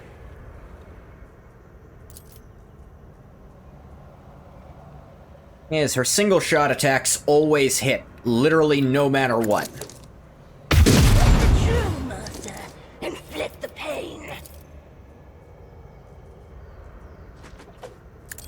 And move into that cover, girl. Yeah.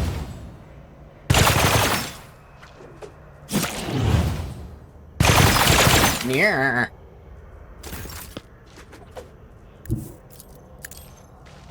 Here. Cut.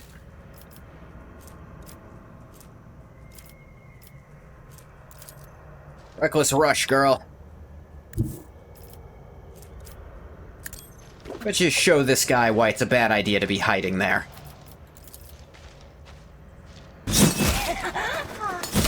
Or this girl. It's impossible to tell with them. Yeah, like that.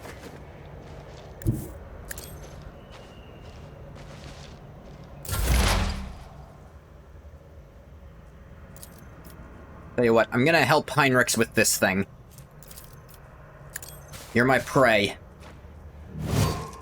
So, as my prey, I'm gonna pierce through you. I'm gonna call the bold. I have a plan, Arthur.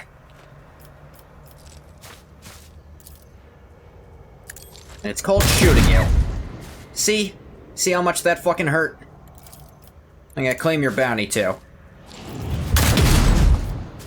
See? I'm cool. Heal yourself a little, buddy. Ready to endure. Chop them up.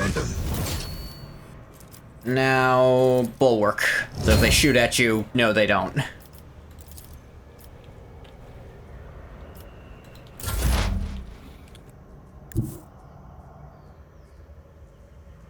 And Pascal kind of can't get to the action.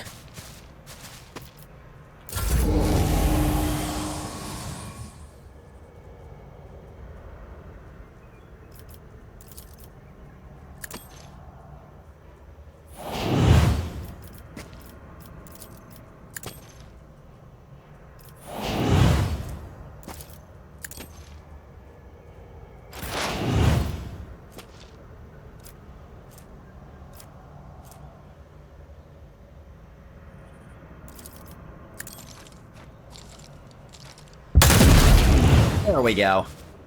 Free attacks. Still much fun. Can I see this guy? Yeah, I didn't think so.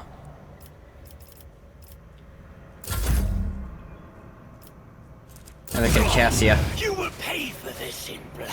Oh, you coming out of hiding, fucker? Bah.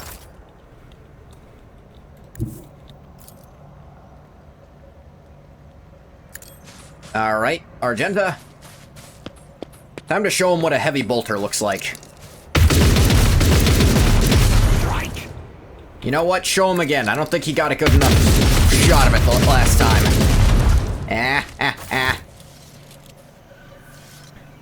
DPS, DACA per second.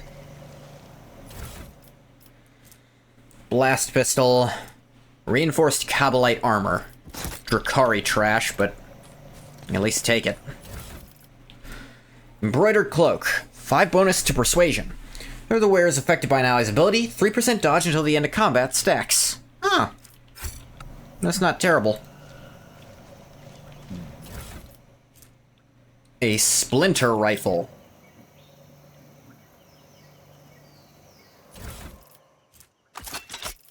I don't need more than the one. Pascal, crack this open for me. Unsleeping Eye. Where it kills an enemy with the Finish the Job ability, gain a 20% bonus to damage for 1 round, moves the cooldown of their Orchestrated Firestorm and Last Volley ability. I don't think I have a character who can use that.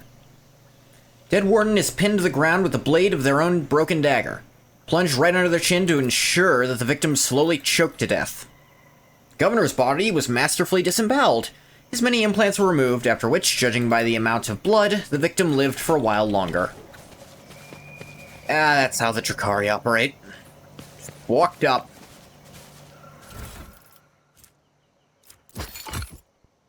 Take 1 copy of a Venom Blade. I don't need more than 1 I barely need the 1 splinter rifle I picked up. Clave. These are kind of cool. Enforced Incubus armor, I guess that's unique.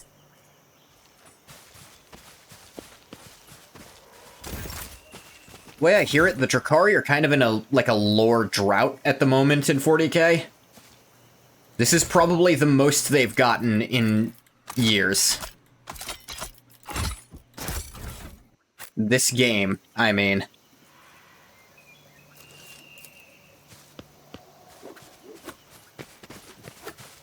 They're probably one of the least sympathetic. They're probably the least sympathetic, actually sentient group. This warden died before he could even raise his weapon. He's luckier than the others, then. Pile of mutilated bodies with cut tendons and shattered bones. Poor fuck.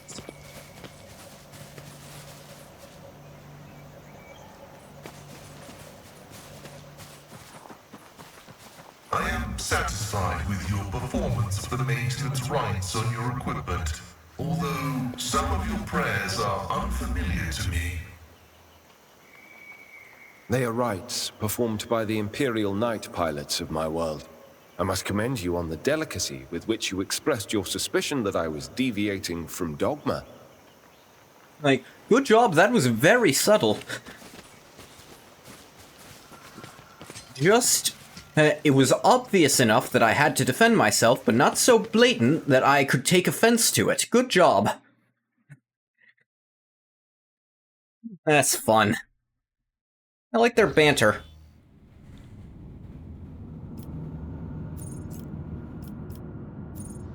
Back to the map.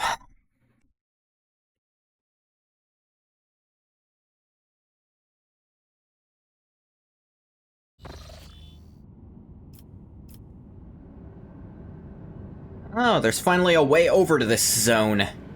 Fucking bastards.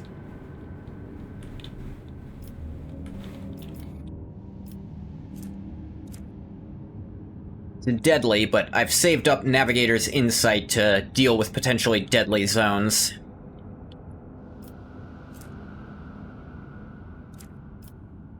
I gotta lay waste to the station. The vessel's confessors report discontent among their flock. During the traditional sermon before departure, a ritual chandelier's 100 candles were snuffed out at once. The missionaries attribute this incident to an open ventilation shaft. The woodsmen noticed it and are whispering about an ill omen, fearing the woes that may soon come. Let's see, 95% chance to sanctify all chambers one more time. With coercion, organize punitive processions against everyone faltering their belief. Sanctify the chambers.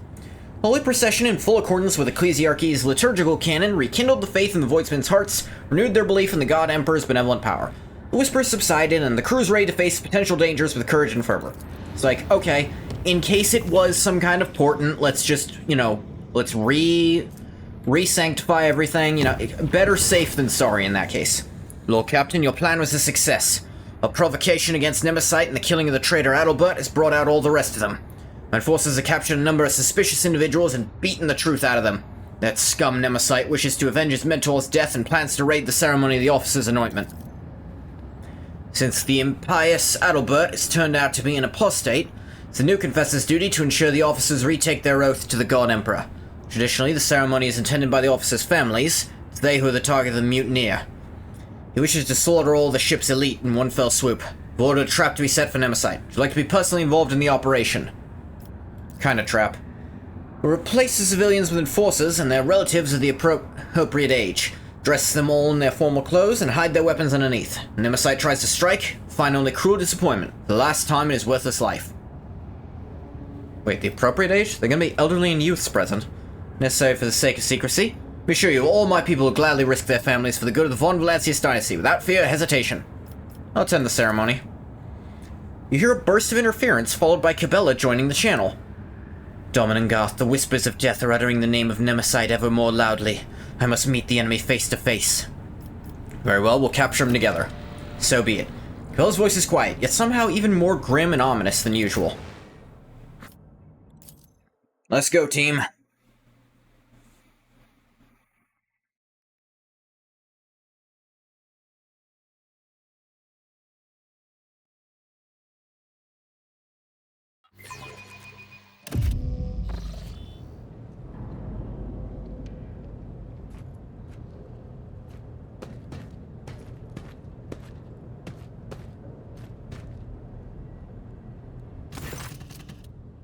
The rows of disguised enforcers are listening to the confessor's words in silence. All around you are Sourback's chosen people, each dressed as a member of the officers' families. Close by, a kindly-looking old woman is fumbling with a starched handkerchief. Catching your eye, she smiles with a mouth that is missing half of its teeth and whispers, "Everything is going as planned, your lordship." Look at the participants in the ceremony.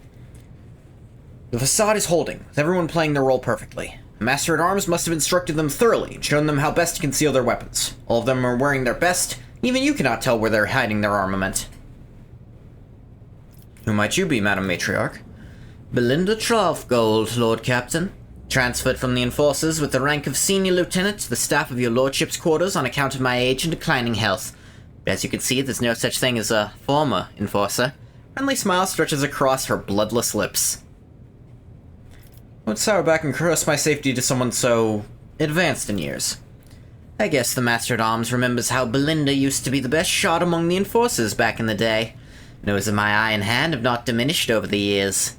Spent 40 years on duty, and to this day I could tell if a man is carrying contraband in his pockets just by the way he's walking. I'm grateful to Mistress Sourback for the honor. I don't want to die in my bed. Let me fall in battle, defending the Lord Captain and crushing traitors. Belinda gives an imperious yet absent-minded nod and dabs her eyes with the handkerchief. Believe Nemesis will fall for a ruse?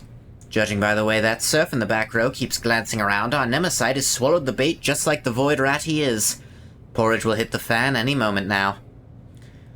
A most benign smile crosses her face. The ceremony comes to an end. Vows are given, and the forehead of every officer is graced with the touch of the confessor. Now comes the moment for the closing prayer. May the God Emperor protect us. A loud and menacing voice booms through the hall, cutting short the sacred words. But not today. Cabe fiducium in Deo Imperator, ex data cordetur. Ooh, yep. Red scarf, 3 arms. You cannot stop the Angel's faithful!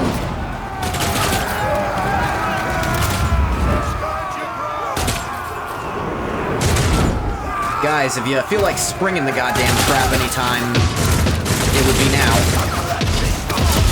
Defensive position! Do not let a single one break through! Where are you idiots going? I'm here! Whip, whip. Yeah, and we're not ambushed because we knew they were coming. Which is just great. Oh, this side seems clear for now, at least. They shut the bulkheads. A Kellermorph. Kellermorphs are cool. I like the 3 arms and how it's very frequent that they have 3 pistols. He's like, I got an extra hand, extra gun. It's cool.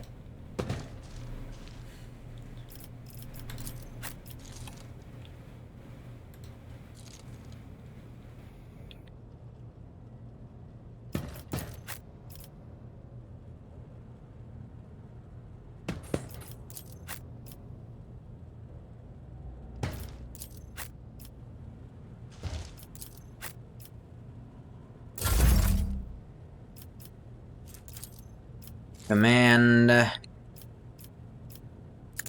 Bella. We're gonna have her up there. First things first, obviously, the front line. Put yourself in the back line for protection. Right here can be the rear. That might also give Argenta some shooting bonuses. Which would be nice.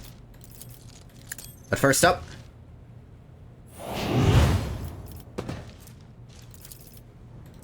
bring it down.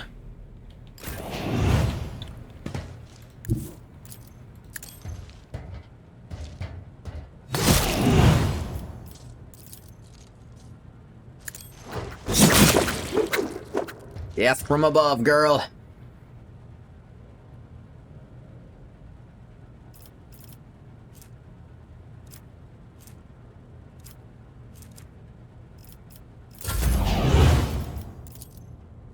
And, I guess this guy can lose his brain. Tell you what, Argenta, I kind of want you to focus on beating the Kellermorph some. There's so many insurgents, though.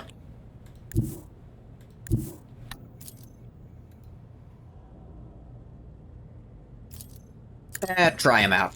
See what you can do to this guy.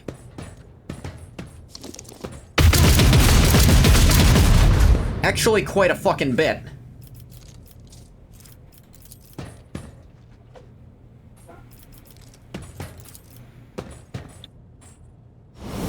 High momentum.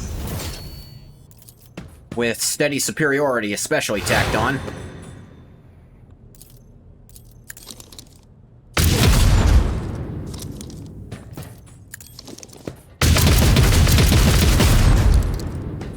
Yeah, he's on fucking fire.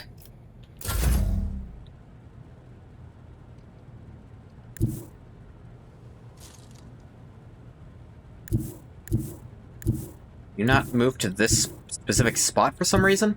Weird. Well, go here and start chopping.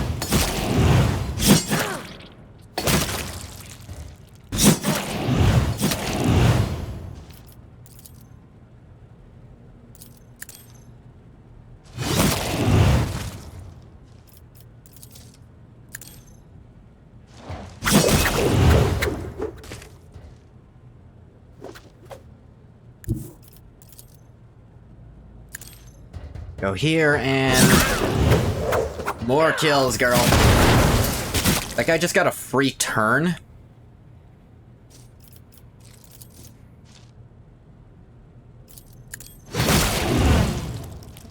Chop them into little tiny pieces and... yeah, just keep doing that, honestly.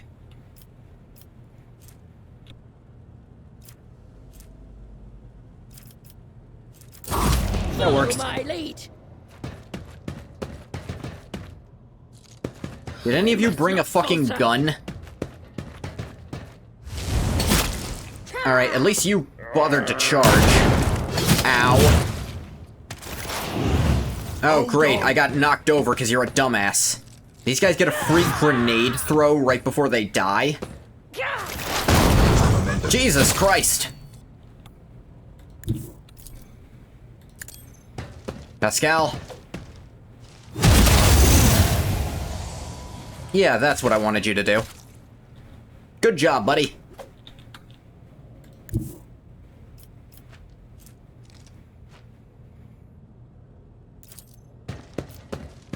know what? I want a merciless verdict on this fucker. I shouldn't have done that.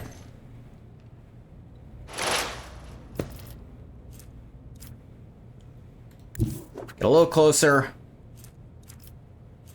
Resonate this jackass's pain.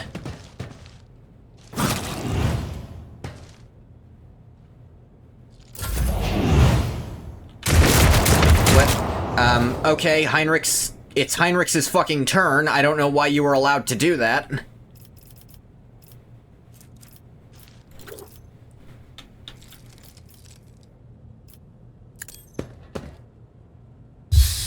Words of the Emperor.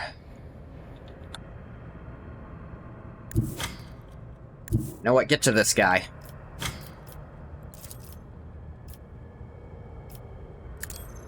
Throw a heal on Angoth. He needs it. Oh, I didn't see you.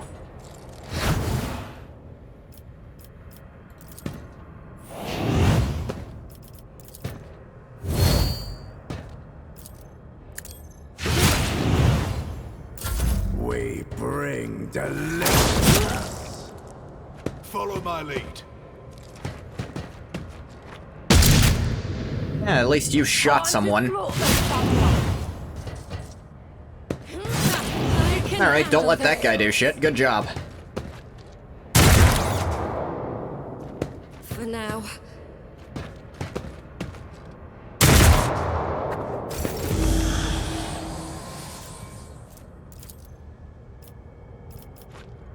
Alright.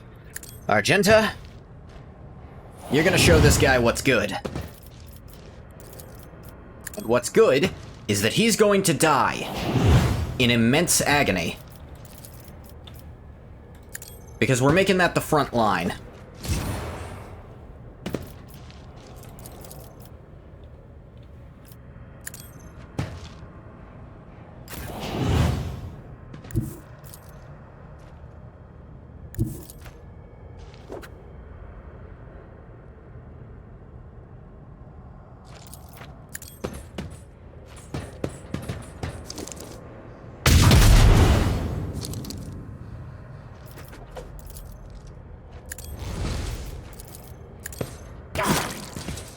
Huh. I see.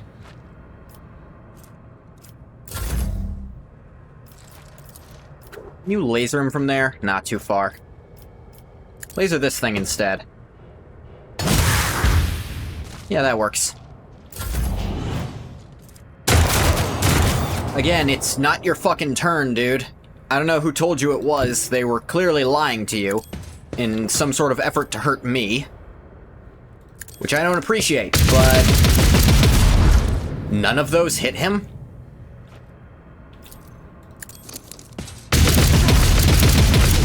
That's more what I was expecting. To arms faithful souls, their tyranny ends today. Oh, yep. Oh, those are the big ones.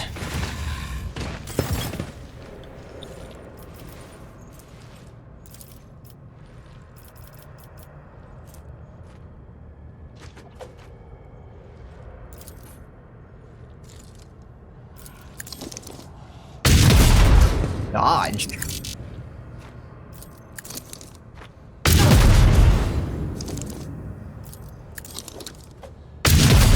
I guess it doesn't account for dodge chance. Or he has a guaranteed dodge on alternate attacks.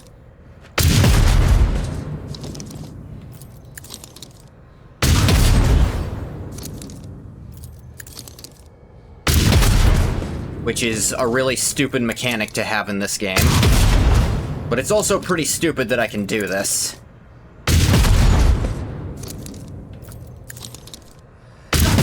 I won't deny that what I'm doing is complete and utter bullshit. Kick him again. Ah, idiot. Get kicked, dumbass. I think Argenta can take him. Cabela, you get over here and start fucking up this thing. Because it's really close to me, and I feel like that should be your top priority at the moment.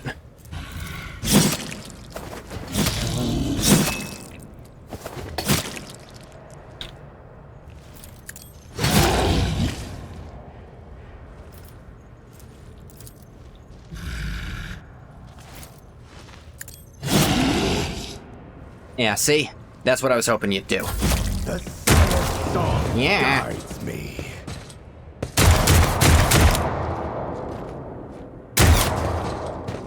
There's a lot of bullets in those guns. Moving out. Nah, parried. Now then, motherfucker, are you familiar with the power of a shotgun? Back off.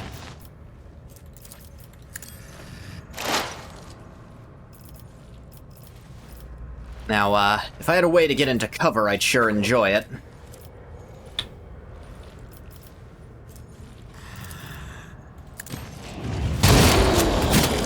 Just get out of my way, shitbag.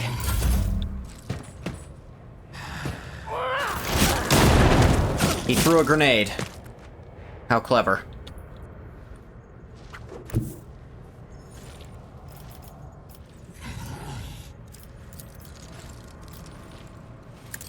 Pascal, would you kindly blow up whatever that is?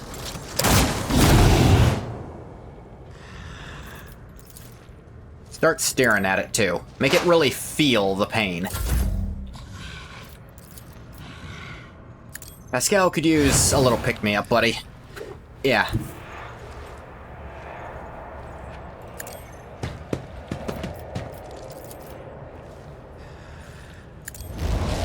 Thank you, Heinrichs. Yes, I'm just going to be standing between you and him.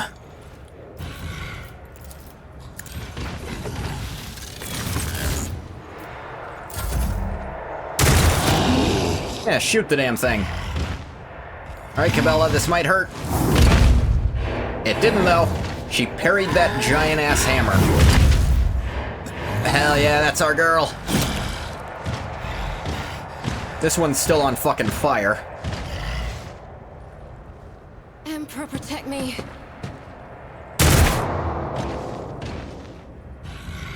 Don't touch me.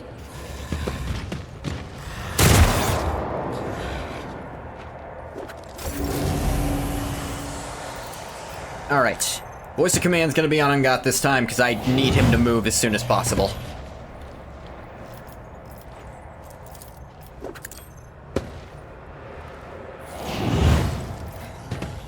Also going to move the rear to here. And that's where he's gonna get into.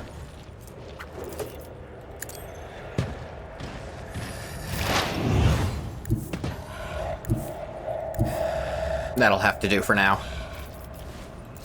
Get into my perfect spot. Set that up for next turn. What? Oh, right. And just shoot that casually.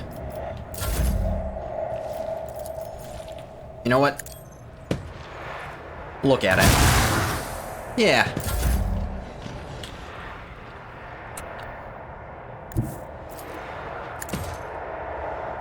Argenta, riddle it with lead. Not enough lead. Do it again.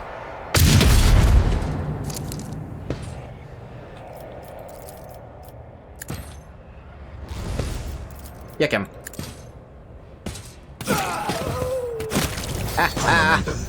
Die by hitting your head on a wall. That's what I'm talking about.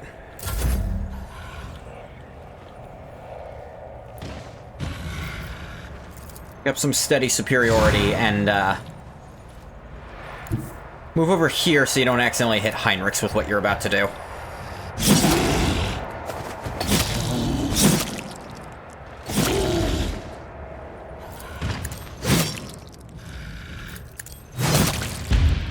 There we go.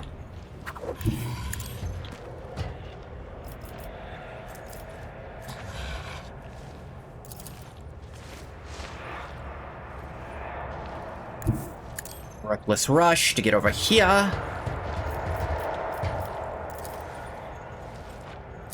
Jump on it. Hell yeah.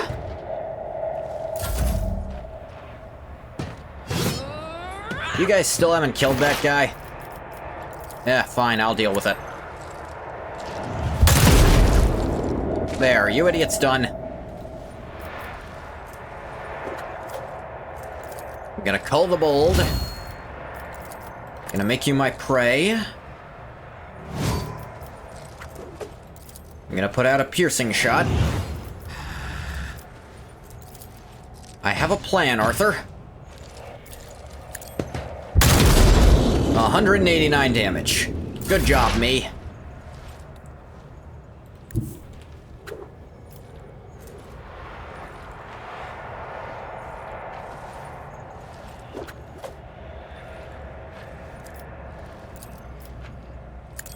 And Pascal, can you blow him the fuck up? Almost.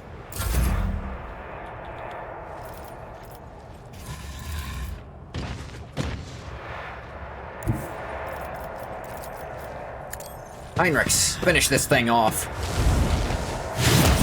There you go. Hell yeah. Nemecyte is crouching on the ground, clutching at the bleeding wound under his ribs. His tortured body is still strong, and everything in his posture expresses a will to fight on. The red scarf no longer covers his face, and the vigilante grins at you with bloody teeth. Weak. I have yet to be impressed. No longer covered by the broken goggles, the hairless skull is bulging with massive growths. However, the mutant nature of your enemy is just as quickly betrayed by an even more unsettling feature, the third arm growing out of his torso. You watch as its fingers deftly empty the drum of a stub revolver and load it with fresh rounds.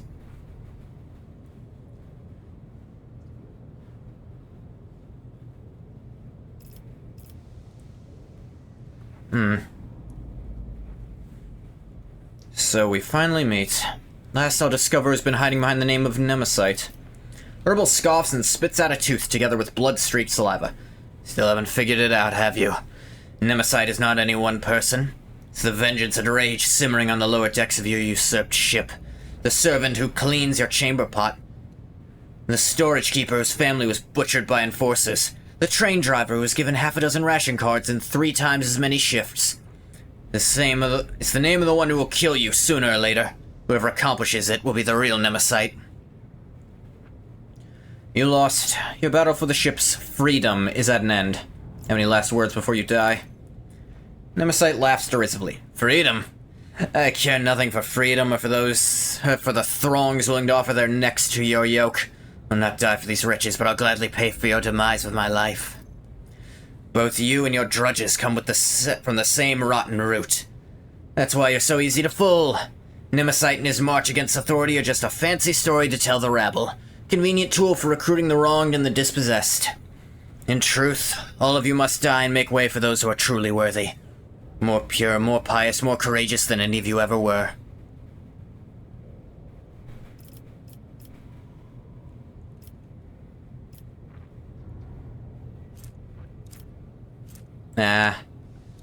I guess I can't have anyone help me do these, unlike, 90% of the skill checks in this game. Men who raised you just as foolish and likely to believe in a fairy story. Use him too? No. Adalbert believed in what I believe.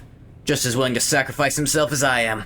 You disgusted him. I'm proud he was able to deal such a blow against your paltry authority. Sound like a fanatic who simply wishes to die in the name of something greater than himself. Yourself. Death is hardly a price. Everyone dies sooner or later. I've given my idea so much more. I've given it my life, every day that I can remember. That idea is so simple. You and your people must go. Perish in the blood and the filth that you so eagerly spew forth so that something worthy can take your place. Something that's pleasing to the one true God. And you do not care if you see it with your own eyes. All you strive to be is a pebble on the road. Cabela does not ask, she proclaims. She looks at Nemesis with a strange expression. Yes. The caustic mockery vanishes from Nemesis' voice for a brief moment. By becoming a pebble, I will support the feet of all those who walk this road into the future. Just another spawn of the aberration cult I eradicated, aren't you? Angry grimace twists his face. Yes, and I'll punish you for that blasphemy. For every pure soul you purged and for desecrating the body of our guide. He blessed me once and called on me to be a Nemesis and clear a path for the children of the many-armed Emperor. You've done the unthinkable. You will pay here and now because the dead are hungry for your vengeance.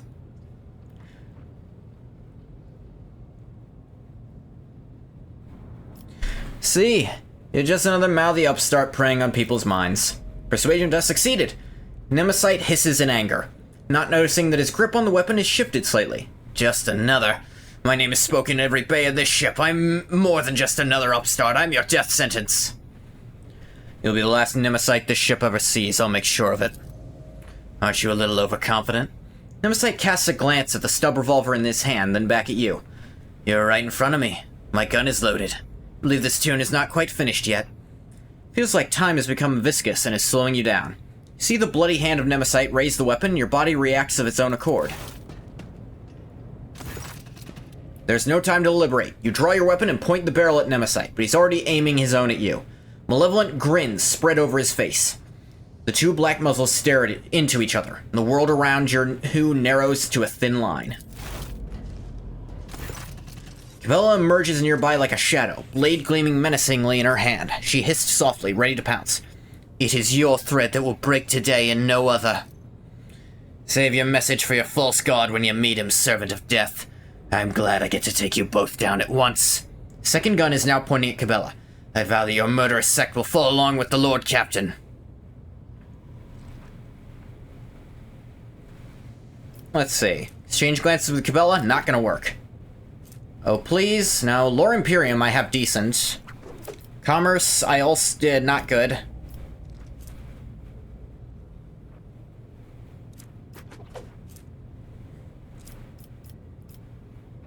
Pretend to reach for a second weapon. This doesn't seem to have a thing on it. You're not afraid of dying, I'll give you a choice. So I kill you with my right hand or my left. Nemesis tensely watches your hand reach for the non-existent backup weapon. Evidently, he's unfamiliar with this old, dirty trick, because I'm a Calixian crime lord, that's what that's about, that has cost so many gullible duelists their lives. As he prepares himself for an underhanded attack, he divides his attention, still smiling brashly. You only have two, that's not much of a choice. A tense silence falls, for all the words have been spoken. At last, Nemesis says quietly, It's time. Farewell, Lord Captain. The acerbic smile vanishes from his face. Instead, his demeanor turns cold, collected, calm, the indifferent grimace of a skull. Time stops for a moment, and then, as if tossed by a blast wave, the events fly forward like a murderous shrapnel.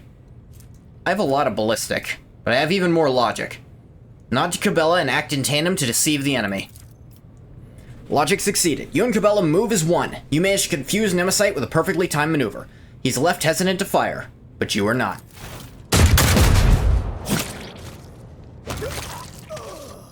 Cabela takes a deep breath and wipes the blood off her blade. The living legend's head lies severed at her feet.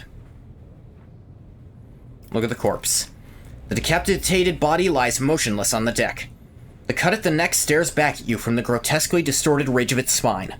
The power of the folk myth fades into the air like the smoke billowing from the muzzle of his stub revolver. May still be genetic aberrations. Cabela, are you alright? He did not harm me. Cabela looks at Nemesis' body with an incomprehensible expression. But he tried. Such was his idea, and he remained committed to it until his last breath. His was a good death. May still be genetic aberrations on board. Celebrate our victory too early. We will find and kill them too. They are still breathing, they are offending the Undying One. They will be remedied shortly. Thus ends the struggle of Nemesis.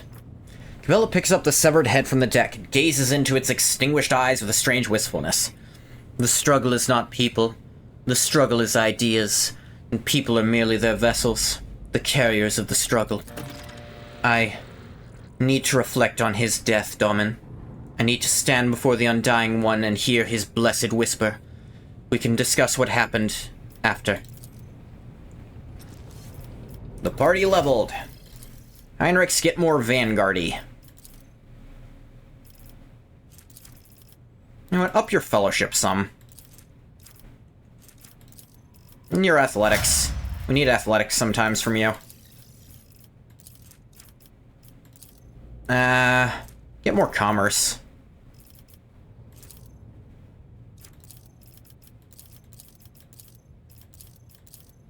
Honestly, perception's gonna do you better than intelligence.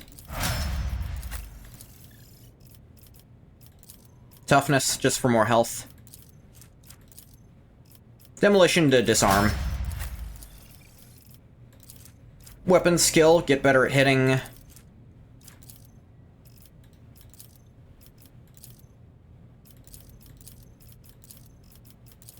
Honestly, more logic is unnecessary. More tech use, because I can never get enough of picking locks. Get more strength, so you might not have to use that specific equipment anymore.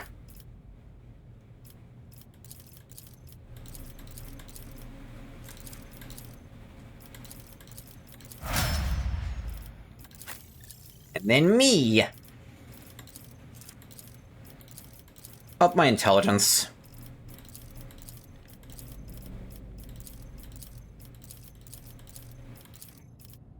Get logic over 100. Now then, time to get to looting. Promise of Freedom, Dead Shot, Promise of Retribution, Efficient Armored Body Glove. Alright. That's actually just better than the Sin Skin I have on. Relics of Unknown Saints. Wears less than half wounds, every second attack against them is automatically dodged. The effect lasts for up to 2 rounds. Ah. That's what was happening. He was at less than half health, so he got that. I'll take a needle rifle. Rifle. Don't need that many. How the hell did they get a bolt pistol?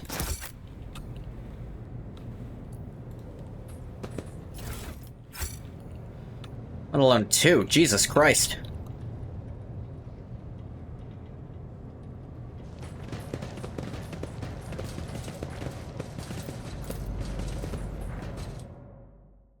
Let's get back to the bridge.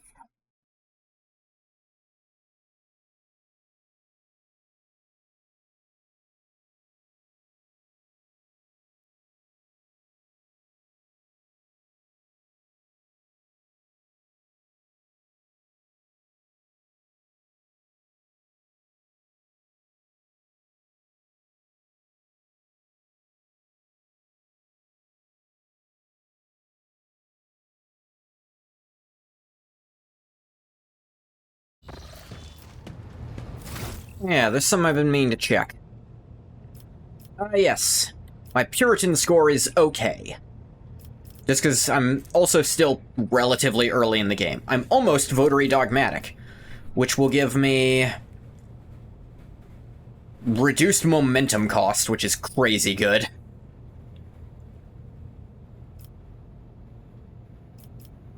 I could get some Iconoclast and not, like, kill myself over it.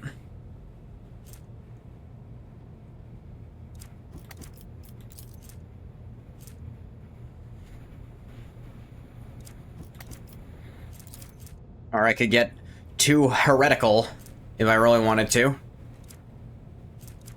But I kind of am never heretic, is what this is. Anything but heretical, I would go for. Let's talk to Cabela about what the fuck just went down. Take heed, Nemo. Our blessed Nemo. Domin honors us with a visit. The one who delivered this ark from the curse of your existence. The malformed skull in Cabela's hands has been polished to a pale sheen. Its empty eye sockets pose a question that can only be answered in death. Nemo? An aberration. Your former foe. His eternal foe. My new companion in shadow and my trophy.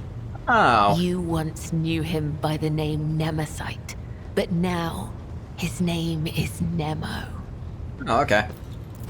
Whenever I feel the need to voice my thoughts, I turn to him. He is far wiser in death than when he was alive. What do you wish to discuss? For years, I have been honing my body and spirit through sacred rituals. I have ushered hundreds of souls to the other side. The hunt for Nemesite was not my first. Yet, after my enemy fell, for the first time ever, I felt empty. And that emptiness only grew heavier under the weight of the question that formed in my mind during that hunt. Oh, gosh. I prayed. I longed for his guidance to put my mind at rest. But in my self-pity, I showed weakness in the eyes of the Undying One. And so, my only answer was silence. I must therefore ask you this agonizing question, Domin. Tell me, what is the purpose of the blood-spun web? Does this have anything to do with our earlier conversation about your resemblance to Nemesite? Please, just answer me. You serve the Undying Emperor. You also serve his faithful. You're the givers of his peace. Then that makes me a driver of the ignorant. One who guides people into following an idea they may never hope to comprehend. All my life, I have walked the road that was prescribed for me. I did as I was told. I searched for the truth in other people's words, then repeated them in my own voice. And I never once questioned my destiny. Until you came along, Nemo.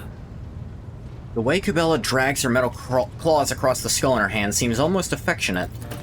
I might just as easily have met Nemesite's fate, and he mine. All it would have taken is a different pattern of threads. The only distinction lies in our ideas.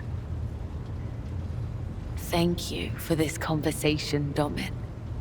It has satiated the void that gnaws at my soul, if only for a time. As for how to seal this chasm for good, that I have yet to find out. But she's actually, like, May the tenets of the on some level guide questioning me her own to the truth. placement. Like, she doesn't question the necessity of what she's doing necessarily, but she questions her role in doing it. She feels like she is just a tool, and that's what Nemesite was. The only difference between them is just that she was carved by people who were right and he wasn't. And that's not a comforting thought.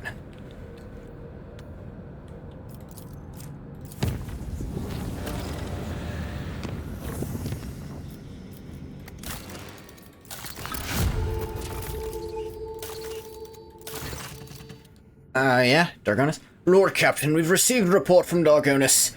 Some common folk from the now-ruined Scipione 84-249 have succumbed to the heresy of defiance. Forming into gangs known as the Engine Vandals, they now ride across the wastes on wasteland-adapted cleaning Goliaths. They've declared themselves outside the law, raiding the hive's outskirts only to escape retribution that toxic wastelands.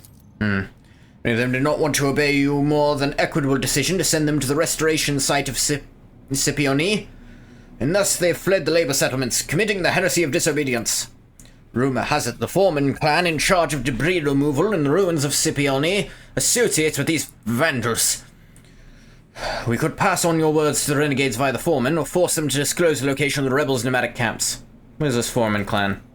It's a union of workers and technomats who used to serve on the lower levels of Scipione. Small-scale shift bosses, useful common folk who prove their worth worth with diligent labor and valuable knowledge. Of course, they rank much lower than the esteemed merchants, to say nothing of the aristocrats, but the common folk heed their kin, the foremen have both the authority and the ability to manage them. The Scipions keep to themselves. The foremen have not shown any signs of disloyalty. The first to volunteer to return to the ruins of Scipione 84-249 and start clearing the rubble. They are certainly useful and well accustomed to praising the Emperor through their labor. Moreover, their grief at the loss of their home and the resilience with which they have borne it have made them heroes and martyrs in the eyes of other commoners. Now they survive in the wastelands. Why do they reject my rule? It's a rather uncomfortable way of life, your lordship. They're always on the run from acid rains and hurricanes, keeping a decent distance from the hives they do not plan on raiding at the moment. They get their food from abandoned outposts, paying for it with the lives of those killed by autonomous security systems. Water and promethium are rationed very strictly.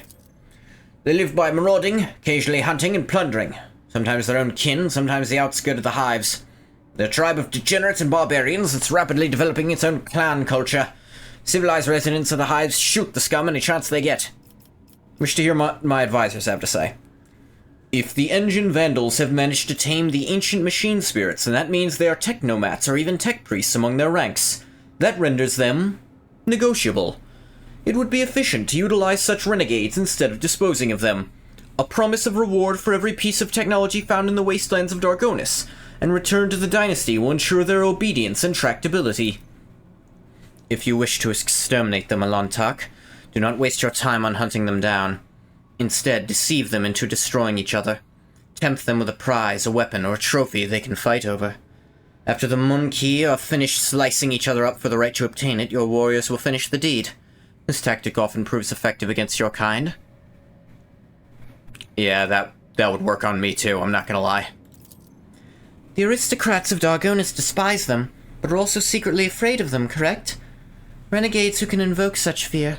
I wonder, had there been such exiles in my house, would their presence have curbed the ambitions of my brothers and sisters? Would they have supported me in case of conflict? Oh, I'm scheming and conspiring right now, am I not? Bravo, Lady Cassia. Do not be ashamed of the unique abilities bestowed upon you by your heritage. They're your birthright.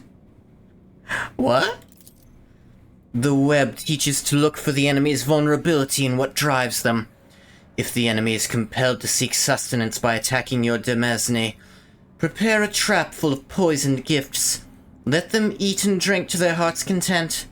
The poison will weaken them, and then you will strike. Alright, let's see. Pascal, draft a message. This would get us a wasteland generator. Ancient components of a Dargonis fleet frigate was discovered in the waste by the engine vandals and presented to the rogue trader.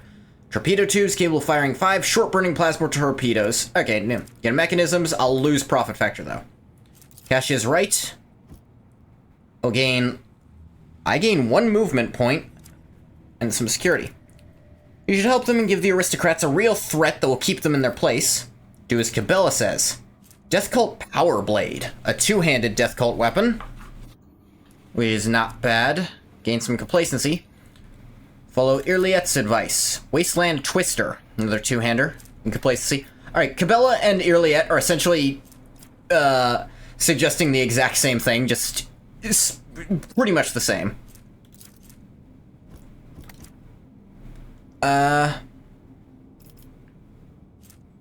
I don't really want to do this. I don't care about that generator. You've acquired food? Good job. Ancient weapon once belonged to the leader of the engine vandals, roamers of Dargonis wastelands. Doesn't seem to have any particular abilities to it. It's just a unique 2-handed sword. I kinda like Cassia's idea, and I like getting more movement for me. I'm still naive on even the basics of these games played by the powerful. My intuition tells me this is a winning strategy. Meeting with the leaders of the engine vandals was organized through the mediation of the Foreman clan. What'd you get to eat, Bathwater, by the way? They've gladly accepted the dynasty's proposal to serve. Having received weapons and information, the engine vandals slaughtered several brash and troublesome aristocrats in a few successful raids, sowing fear and reliance on the rogue trader's protection. Bagel? Nice. Cream cheese? You were so hungry, I can imagine. The roar of their engines was akin to the crack of a whip over the heads of frightened cattle.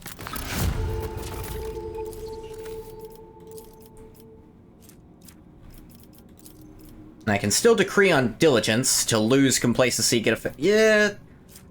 Complacency for efficiency isn't the best thing in the world. Adeptus Arbitus. Been laying in bed bored all day? Yeah, I haven't been streaming all day, sorry. Weapons and adamantine to get this. Waiting for your friend to wake up. Get a ton of security. And this. Which would actually be amazing on Argenta. Maybe. Maybe. Getting some Imperial Navy and some security is what I really want. Shield of the Emperor, security all across the entire expanse. I kind of want more Imperial Navy rep, so pick that up. Beabus. She's wonderful? Awesome.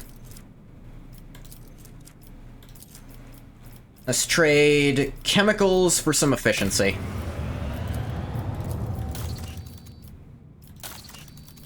Can't do anything on Janus, whatever. Nah, I need more friggin' things with them.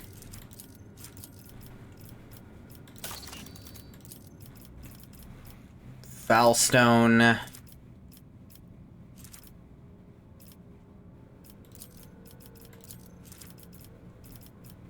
More plasteel and adamantine, I can do this.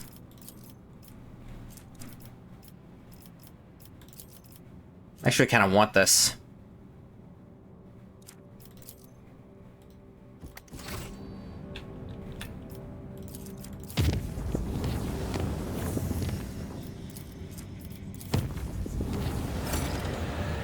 Profit factor gained.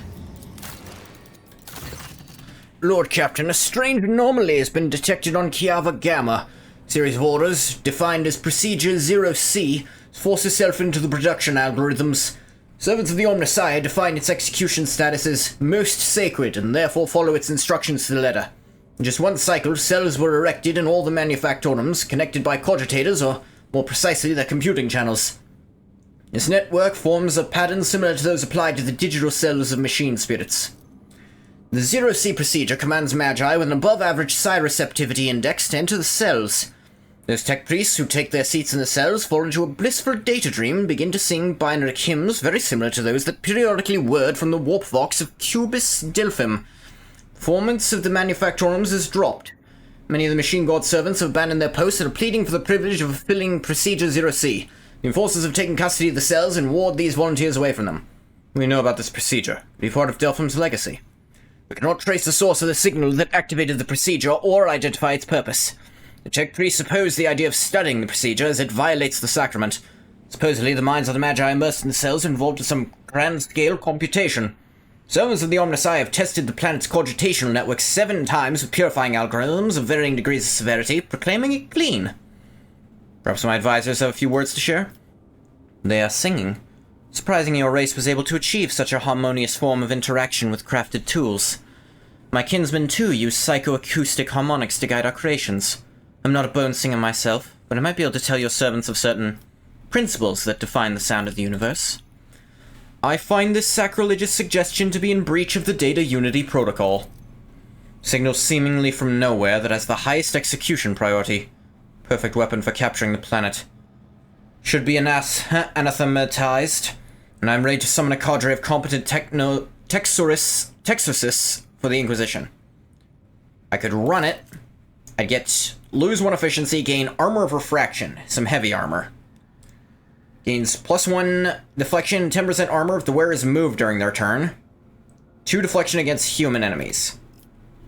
I could say Irliet Share the Wisdom, lose security, gain Eldari Machine Timing. All allies gain 10 Lore Xenos, and plus Lore Xenos, a 5th of their Lore Xenos % dodge reduction against Xenos. Secrets of Ancient Cybersmiths. All allies deal 1/15 of their logic % more energy and machine damage. Study the procedure, we must know what we're dealing with. Gain Ancient Cybersmiths. Which, yeah, that's what Irliet said, but also Eldari Machine Taming and Security. Heinrichs, I'll be grateful to the Inquisition. All allies deal 10% more damage to machine creatures, Necron creatures, and targets with the Reject the Flesh feature. Even the Omnissiah's metal spirits do not dare to enforce their will upon the rogue trader. I kind of I don't care about the armor. We have a lot of... but this is also heretical. So is this. Like, honestly... Also, nice spoiler there, game. So that tells me we're for sure gonna fight Necrons in this game. Heinrichs, go for it. Familiar with the gifts of the Omnissiah and have personally obtained several specialists for the Lord Inquisitor's retinue. Not be any problems. Execution of the poorly understood Procedure 0C was forbidden. In their efforts to root out its directives and remove the Magi from the cells, the rogue trader's servants faced resistance, resulting in bloodshed and death. However, the Texorcists of the Inquisition who arrived on the planet tempered the anger of the Omnissiah's servants by confirming the legitimacy of the Lord Captain's actions. I also got, the lance weapon. Probably replace my current lance with this thing. It's way stronger. Alright, next thing. Armored Rage. Oh wait, that's what we did. Yeah.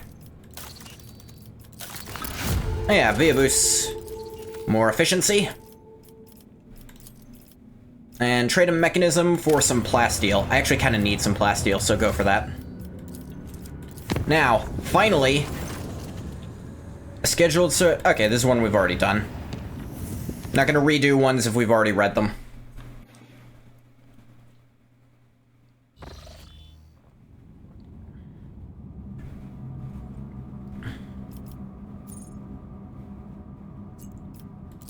Hyrox Rim Station.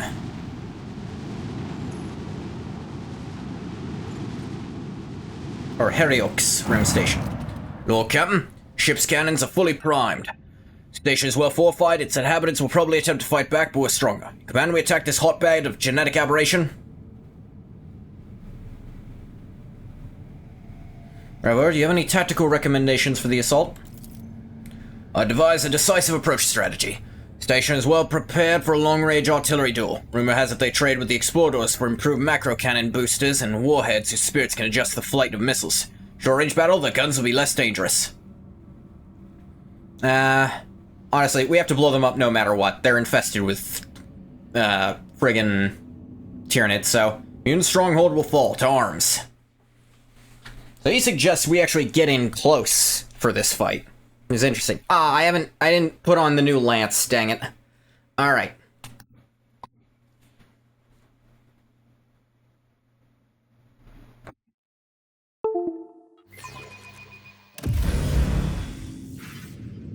Oh yeah, I have accompaniment now. Man, we have to blow up this whole thing. Take out their shield generator first.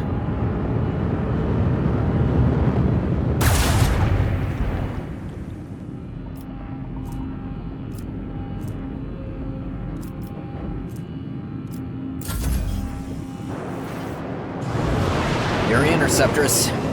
Rut-row.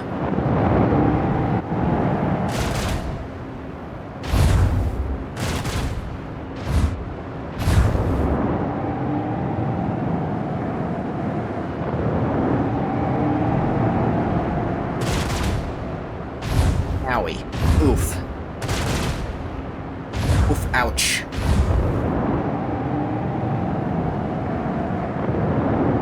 Here comes the frigate.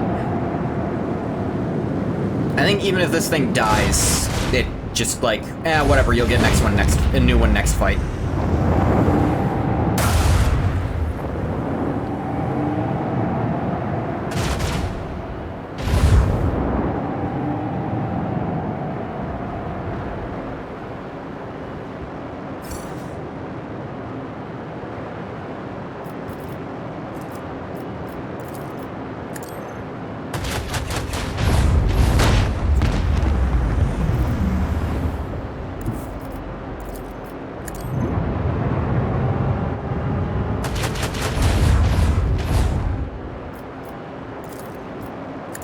They got their protective shield generator.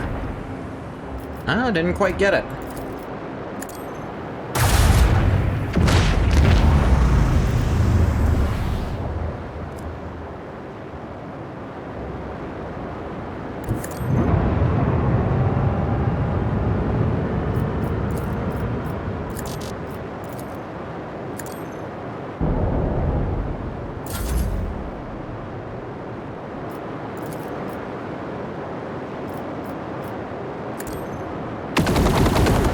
Our interceptors beat yours.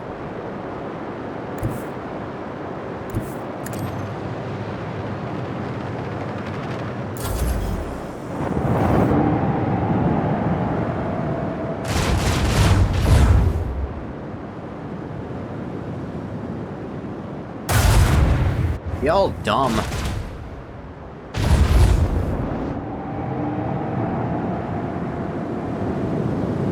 Yeah, I think because we're in this range, they don't have good weapons on us. Hey, they have these Void Lance turrets, but turrets. I said turret by accident. But those aren't gonna do as much as the way bigger shit they might have.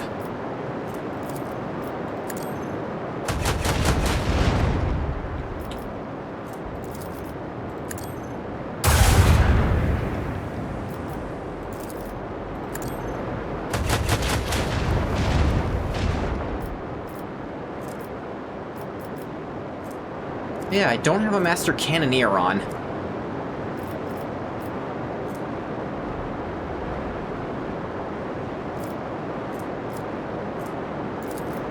Scan this thing for vulnerability. Should have done that first. It's got one somewhere.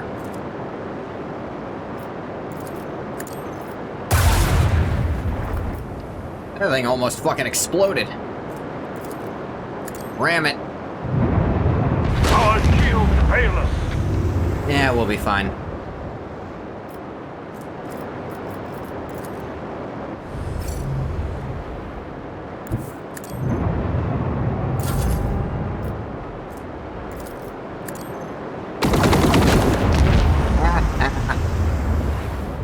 Hey, the rest of the turrets actually become non-hostile at the end of that. There's just this frigate left. Y'all better handle it.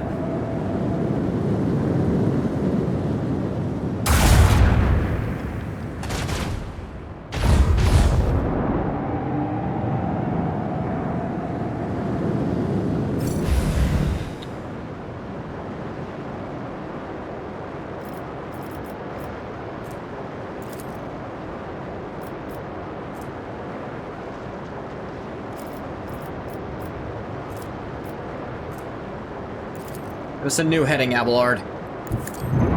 Avoid that friggin' meteor shower there. Shallow jump.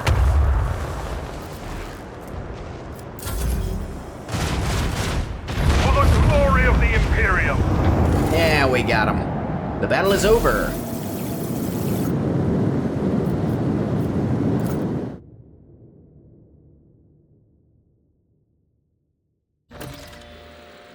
Lord Captain, the resistance is broken. The cleanup parties are landing on the Herelk's Rim. What are your immediate orders? Let's see. Gain a bunch of Imperial Naval.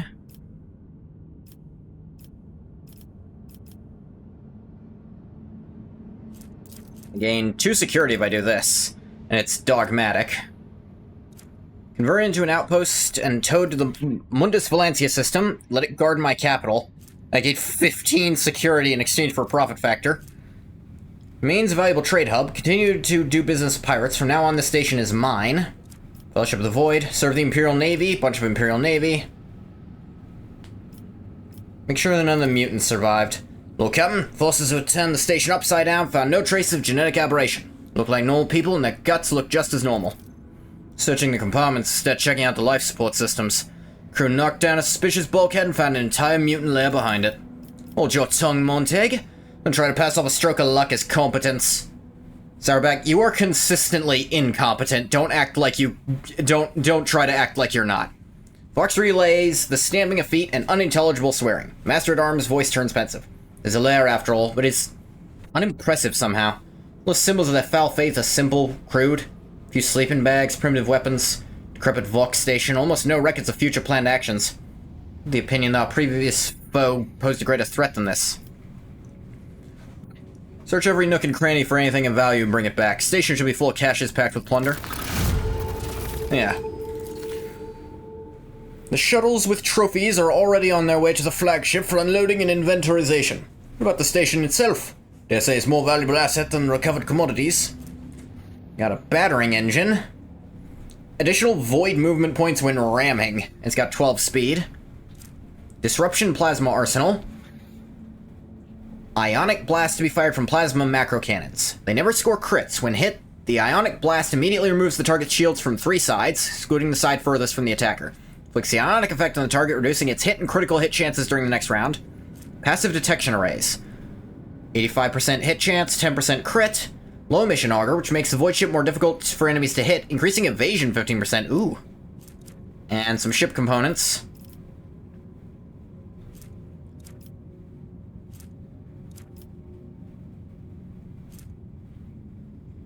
I'll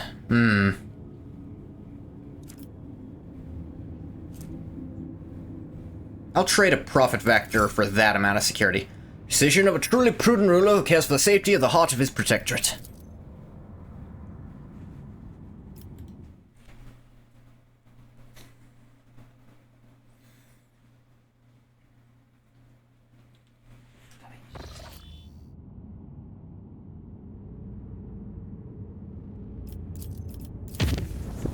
Let's get all a-warpin'. Well, stone. Not ready for level 3.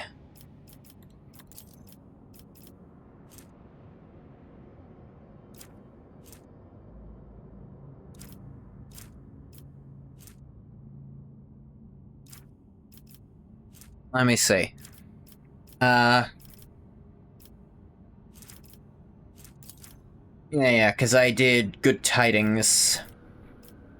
I need more adamantine. I need more profit factor. I did just spend one. We could get Indrusus's footsteps, which... missing mechanisms and adamantine for that.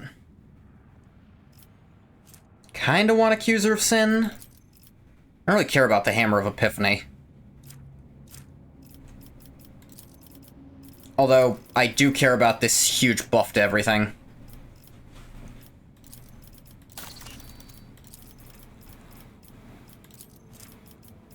I just need more rep with things to do this stuff. Rep with the Exporters will let me get this.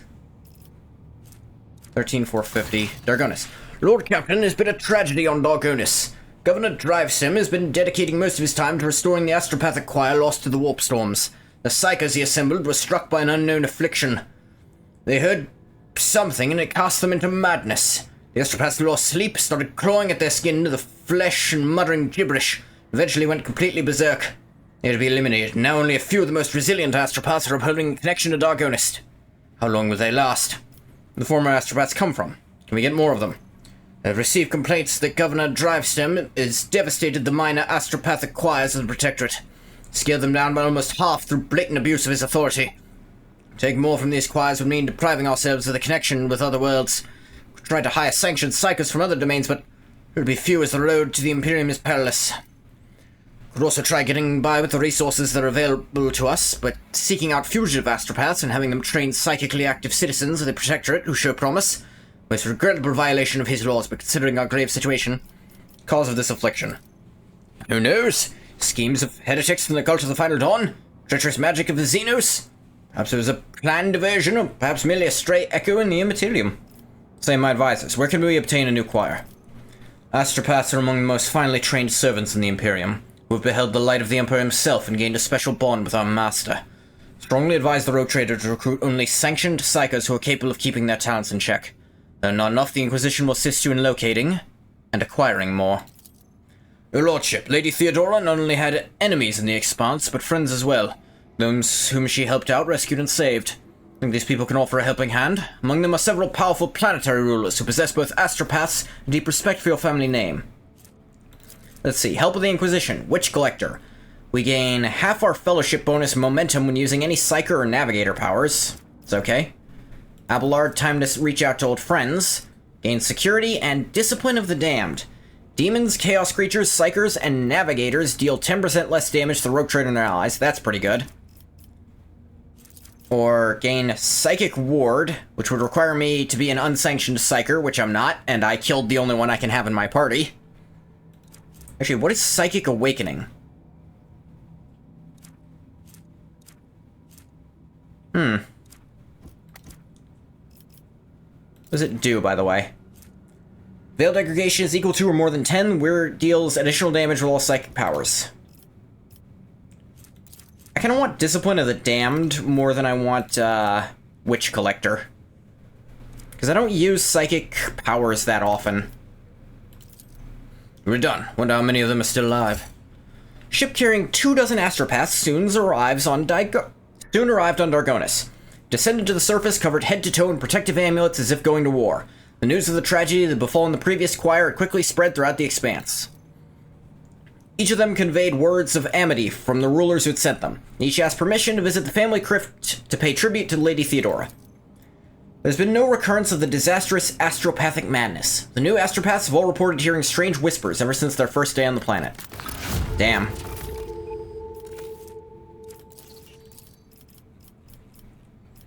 That was that one. Vebus. Got some plasteel. I need more rep. What is this? Meltus. Hang on. Marvelous compact weapon in the form of a ring that allows the wearer to fire a Melta scorching shot once per combat. It's a ring that's a Melta-gun? Magnificent ring holding a deadly plasma charge gifted to the rogue trader. It saved Reverend Hieronymus from assassins not once but twice. That's crazy. Replenishing iron eye grenades. Meh. Between these two... this is between 3, actually. Some mobile extractiums. Wouldn't be terrible. Envirodome. I'll fear no poison. Add adamantine to do it. +5 corrals and suffer 10% less toxic damage. Magos Toxicus of Veabus 6, responsible for the purity of the climatones, presented the rogue trader with a welcome gift of consecrated rebreather filters and poison resistance medicaments. But it blocks ergonomics. +5 commerce and 4% hit chance. Everyone knows the rogue trader's eagerness to succeed using the most efficient methods possible. Give efficiency, this give complacency and security. Overcrowding convicts. Honestly, I kind of like this more. Hit chance is just good.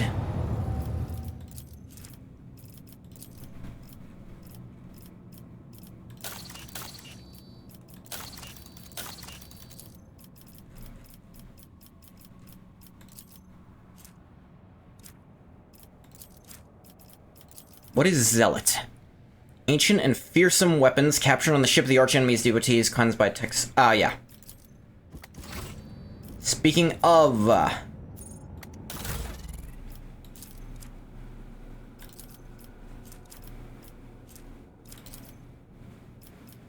Titan Forge Lance. Which is way stronger.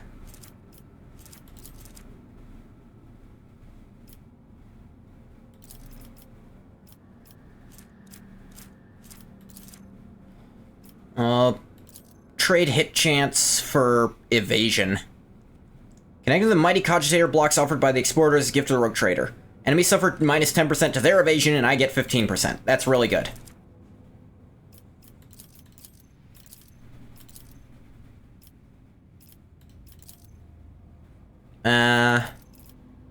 Strong acceleration and braking. This has strong acceleration and low braking. I don't really like ramming too often.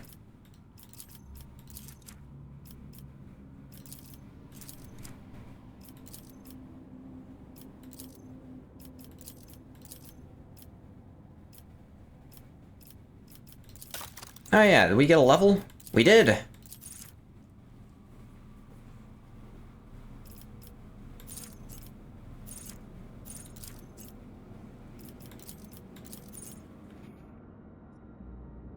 Let me see.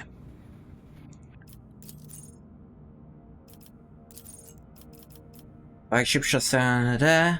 Most encounters, larger enemies are surprised and act later. Meh.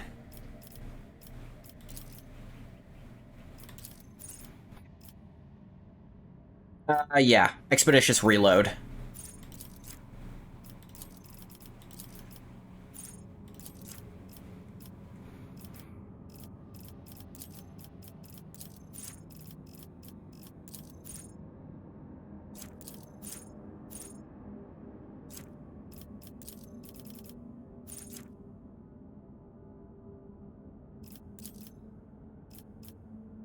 Nah.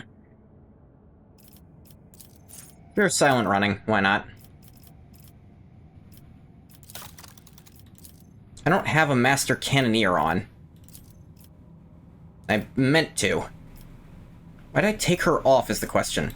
Cabella's actually even better, but Argenta can upgrade Expeditious Reload, so...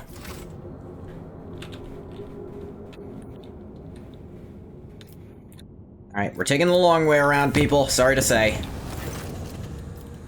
Fire, whatever.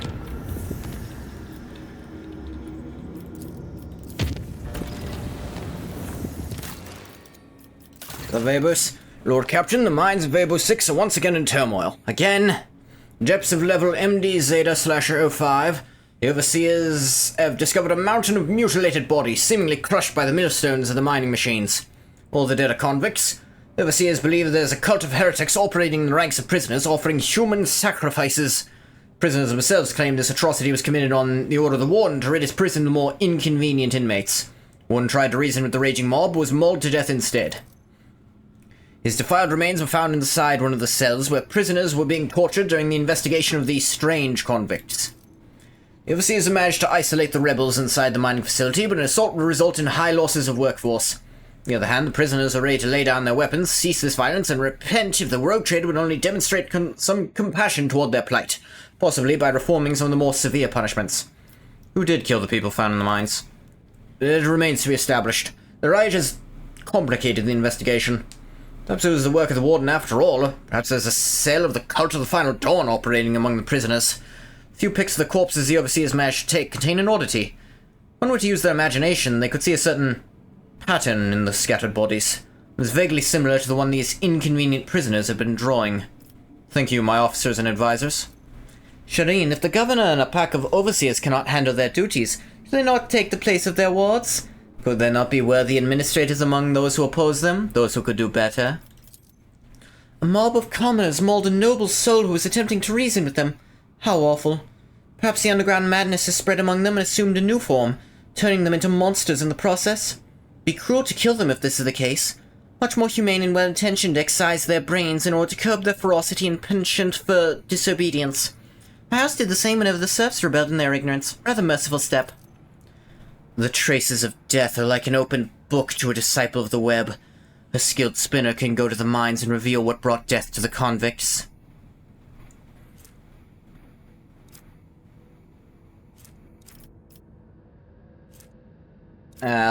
Let's see. That's interesting. So, the Bloodspun Webs version is the same as Exterminate All the Scoundrels, but we don't lose complacency for it. Or, House Orcelios. My mistake. Scourge of Eobos 6. All allies gain 3% crit chance. Everyone knows the ruthlessness of the Rogue Trader. I would like crit chance, but look at these other things. Complacency for efficiency. Punish the whole administration. Complacency and efficiency. Mercy to the Fallen. Gains +2 resolve. Everyone knows their nobility. Well, at a spinner, I get Dark Revelation. All allies gain Lord Xenos % dodge. Cultist of the Blood Spun Web sacrificed his sanity to deliver the prophecies of a strange enemy to the Rogue Trader. Honestly, Bloodspun Web. May the secrets of death be revealed to the servant of the Undying One. Cultist spent days without sleep or sustenance, studying every wound on the mutilated corpses. At last, the Undying One bestowed a revelation on him. The spinner sensed the victim's dying throes and proclaimed that a dark entity had claimed the souls of the convicts.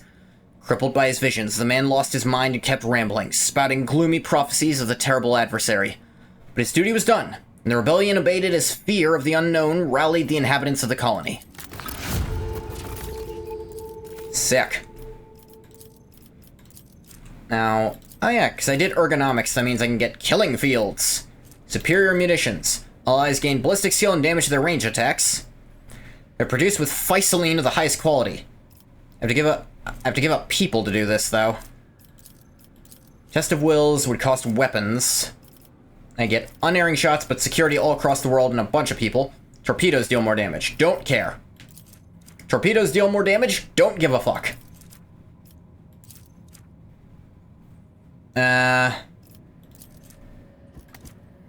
More convicts, and there's work to go around. Quarries extracting explosive Physaline sand are rightfully called killing fields. Consume any amount of living labor.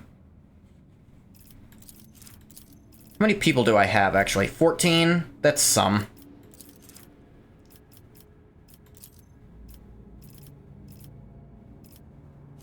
I kinda want that extra ballistic skill. I have a lot of people who use guns. Yeah. Start up the killing fields. Get to killing.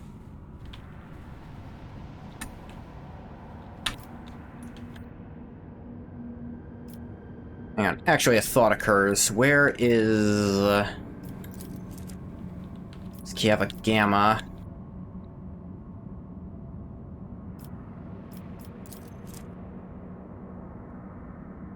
There's Foulstone. Actually have something to do in Foulstone. Emergency aboard the Void ship. We'll do it ourselves. Come on, team. Let's go kill some warp sorcery! Ain't it gonna be fun, everyone? Kill some more.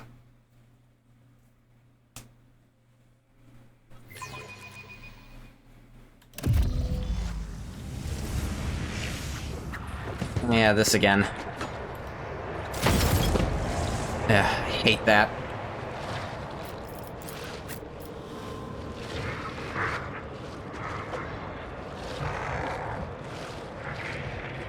I'll get up here.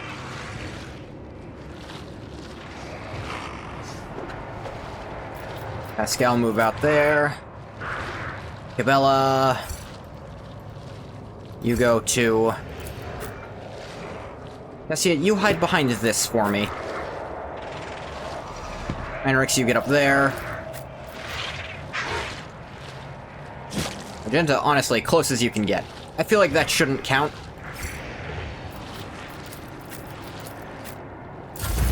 Begin!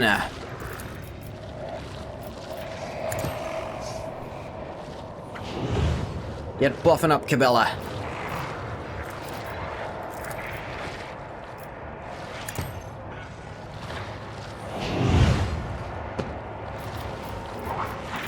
Also set this as the front line before you start doing stuff. This is the back line, so they don't aim at Cassia. This is the rear, so I can shoot things good. Now, Cabela, bring them down. Or like this, I guess.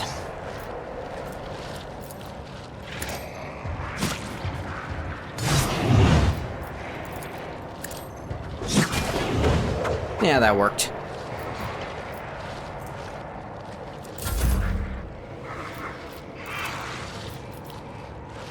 Laser him. He's pink. Kill him. Ah. Ow. Yeah. My brain hurty. Dumbass.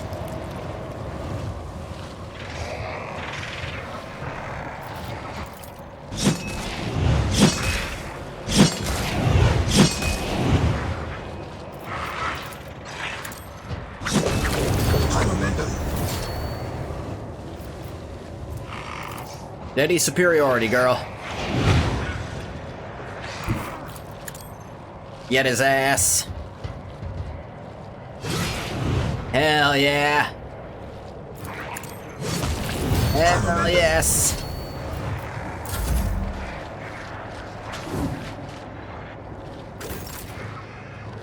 Heinrichs, the word of the Emperor, a bit here and there at the moment. Try to hit this thing. Hey, you did.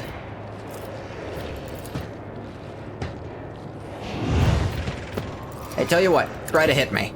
Try to hit Heinrichs. Go ahead, try it. Nice one, Pascal. Probably should have put this up before doing that.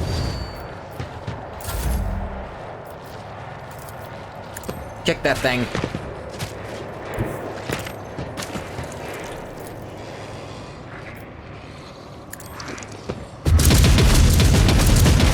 How did any of those hit Pascal?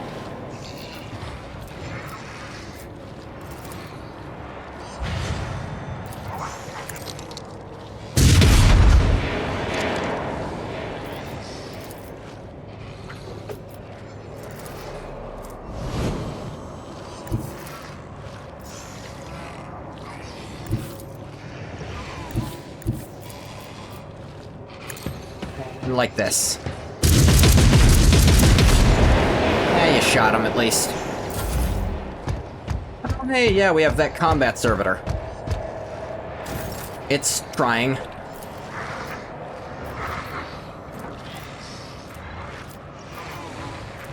Resonate the pain.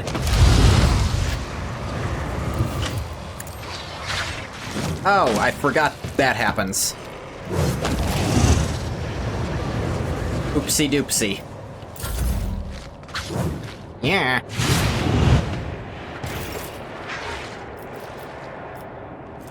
Alright, we're gonna call the bold. This doesn't count as cover? Really? That's really stupid. There's shit half as high as this that counts as half cover.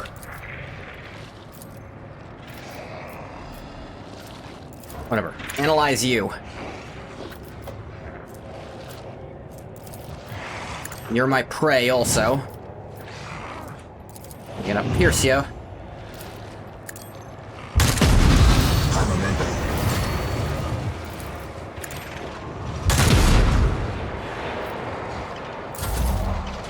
And incoming.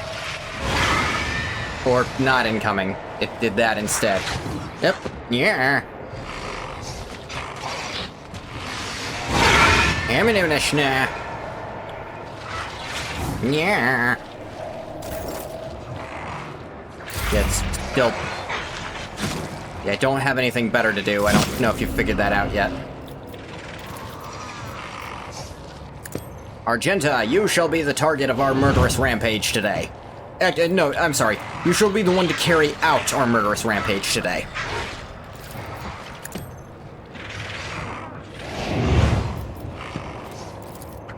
That was uncouth.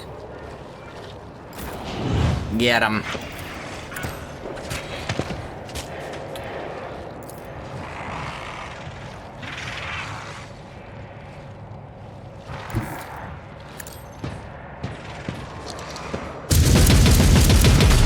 Oh, not even once.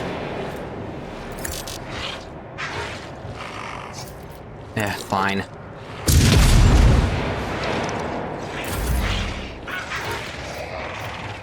Laser that guy.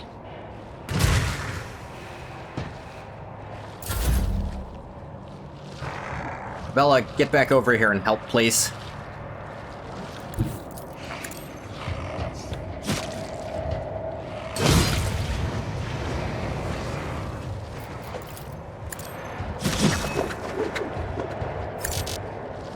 That thing is inside of it.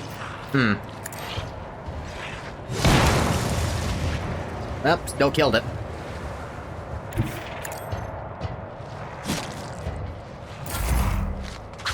Yeah.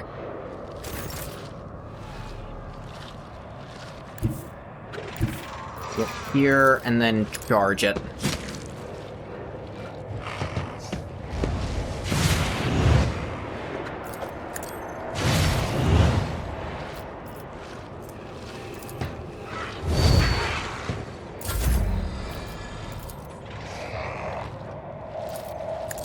Alright. Argenta, it's time to finish them off.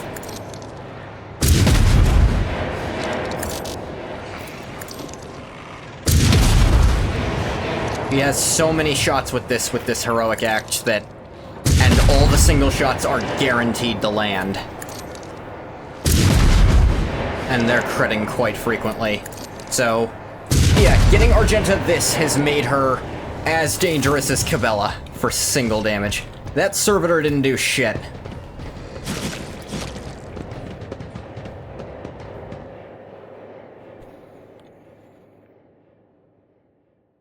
Why did I even bring you?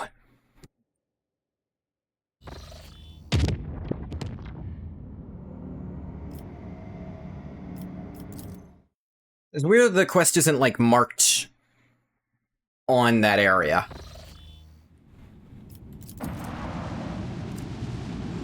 But Jay wants to celebrate at Foulstone, so we'll go do that, I guess.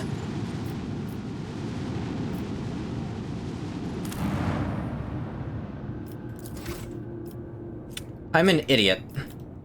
This isn't what I was supposed to do. That wasn't the button I was supposed to press either. I was trying to go to Footfall, not Foulstone. Ugh. No, this was the button I was supposed to press.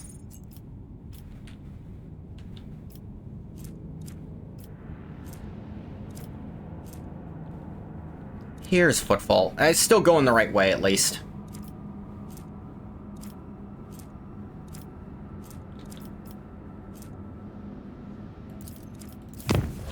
Travel here and pick up the adamantine here. I need some of that.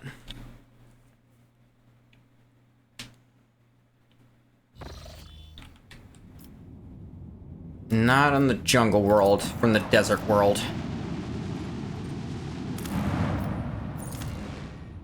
It's only 2, but I need it, and I've got plenty of extractums now.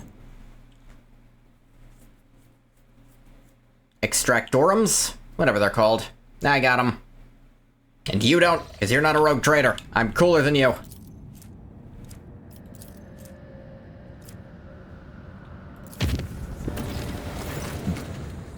During the warp voyage, the middle decks reported strange gatherings that were attracting dozens of officers. Investigation quickly bore fruit.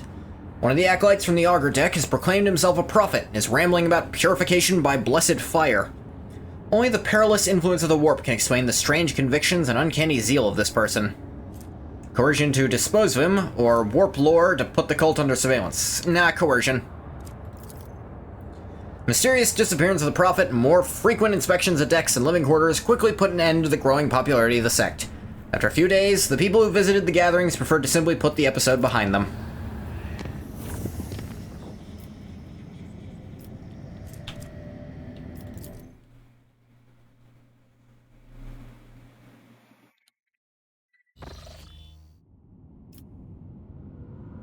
Oh hey, Drusus's blessing.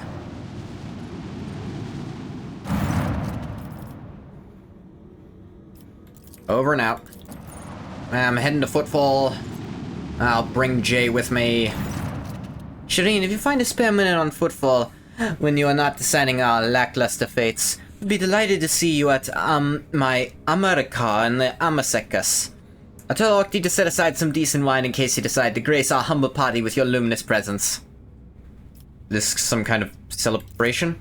It's an occasion celebrated on my world, Efreet. It is the day when a person shows, by their actions, that they have reached maturity, that their spirit is ennobled.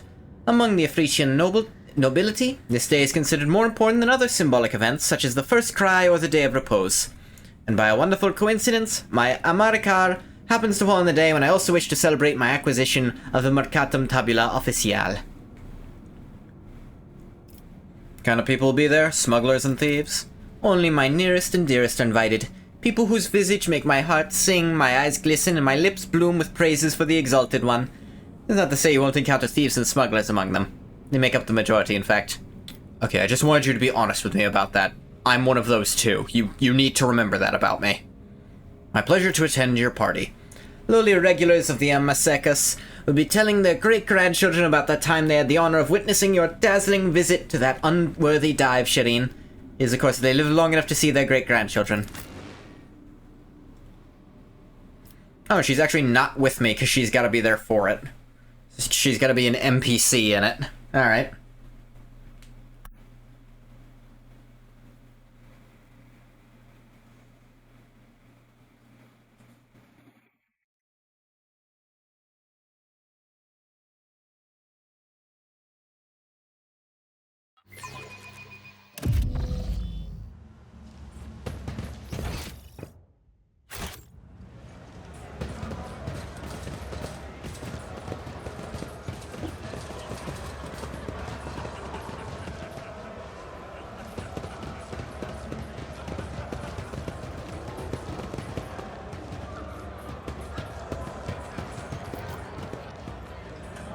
Lordship and Goth, Bonvalence, fucking.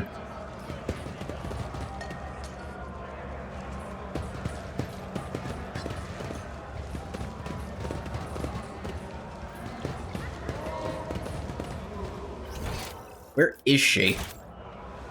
Maybe she's in the back rooms, actually. Maybe over here. I guess she would do that, yeah.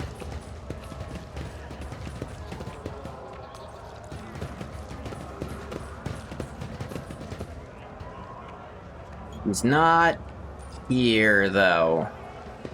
Fuck am I getting wrong. Yeah, she's actually not showing up on the map.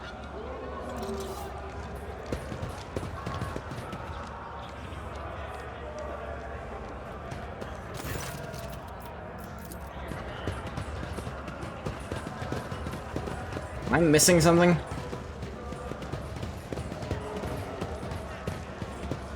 What are these? Not paid to talk, paid to watch characters like you. Character? What, you think this is some kind of video game? You're insane. Obviously, this is all real forever.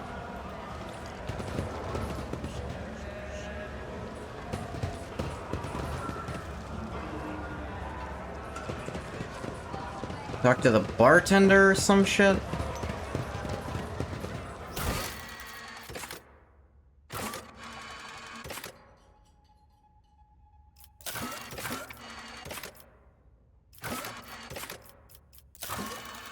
Social event in the company culture. Da, da, da.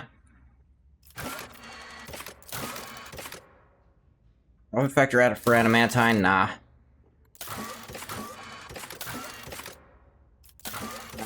No, I don't need provisions. I'd trade provisions for shit, honestly. I have too many provisions.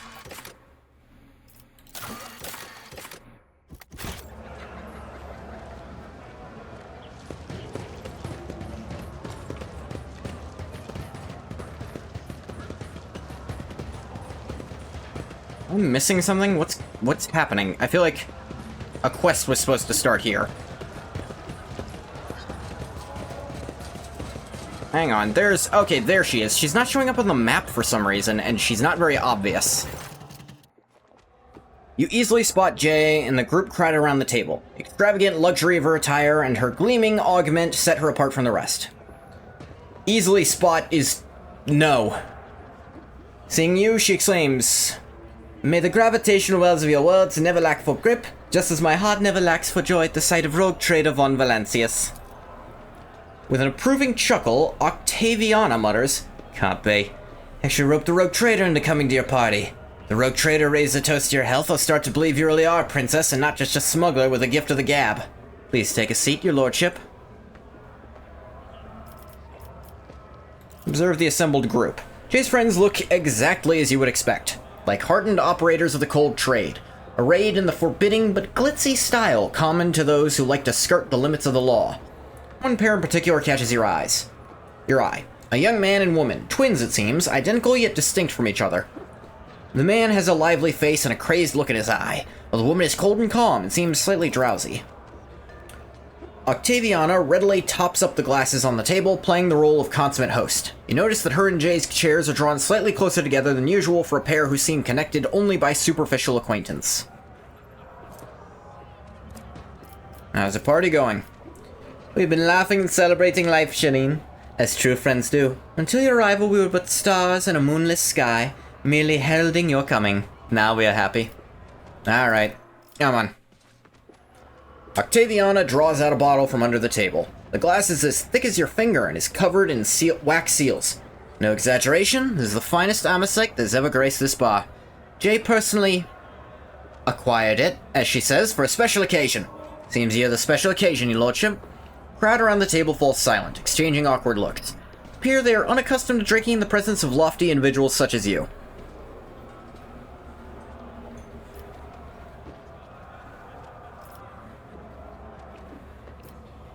Right. You enjoy your friends, Octaviana?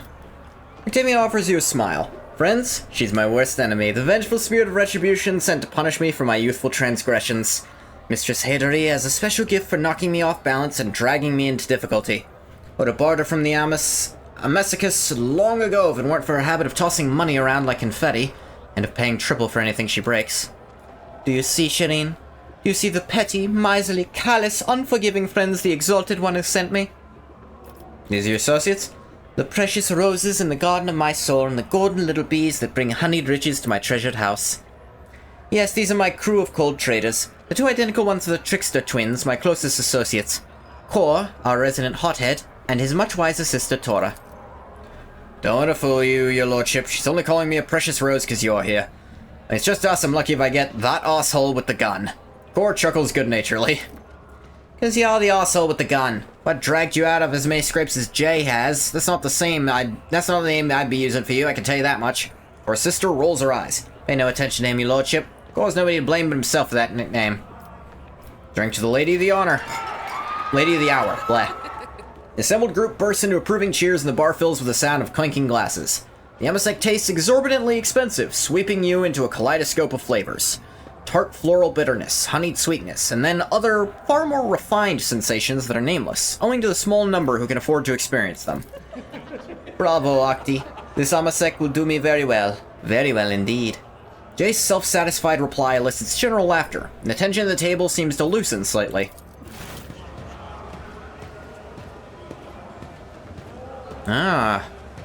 Party crasher or late arrival? The man who has just approached the table is hideous by anyone's standards. A repulsive face, greasy hair, and bulging veins at his temples. His attempt at an amiable smile is so transparently false and off-putting that your fingers itch to reach for your weapon. With a surprised look askance at you, he says, Mr. Saidari, allow me to wish you a happy Amarikar. Master Mercy could not let such an occasion go unmarked. Sends his warm wishes and a gift. Mercy's gift. A cape. On combat, the wearer of this cloak gains 15 bonus to fellowship whenever there are no enemies in a 4-cell radius. That's not bad. Oh, Falco, I am much obliged and touched by your presence. May the fire in your hearth burn forever bright and hot like the stars of the Grimnor system. Tell Mercy this show of his precious attention toward my humble self brought dew to my eyes and a song to my heart. Isn't Falco the one who stole Jay's cargo? The very same. Greasy piece of grok shit. Octaviana says, wearing the sweetest, most amiable smile one can imagine. The stars of the Grimnor system all died around 100 years ago, and the systems around them are a true breeding ground of death.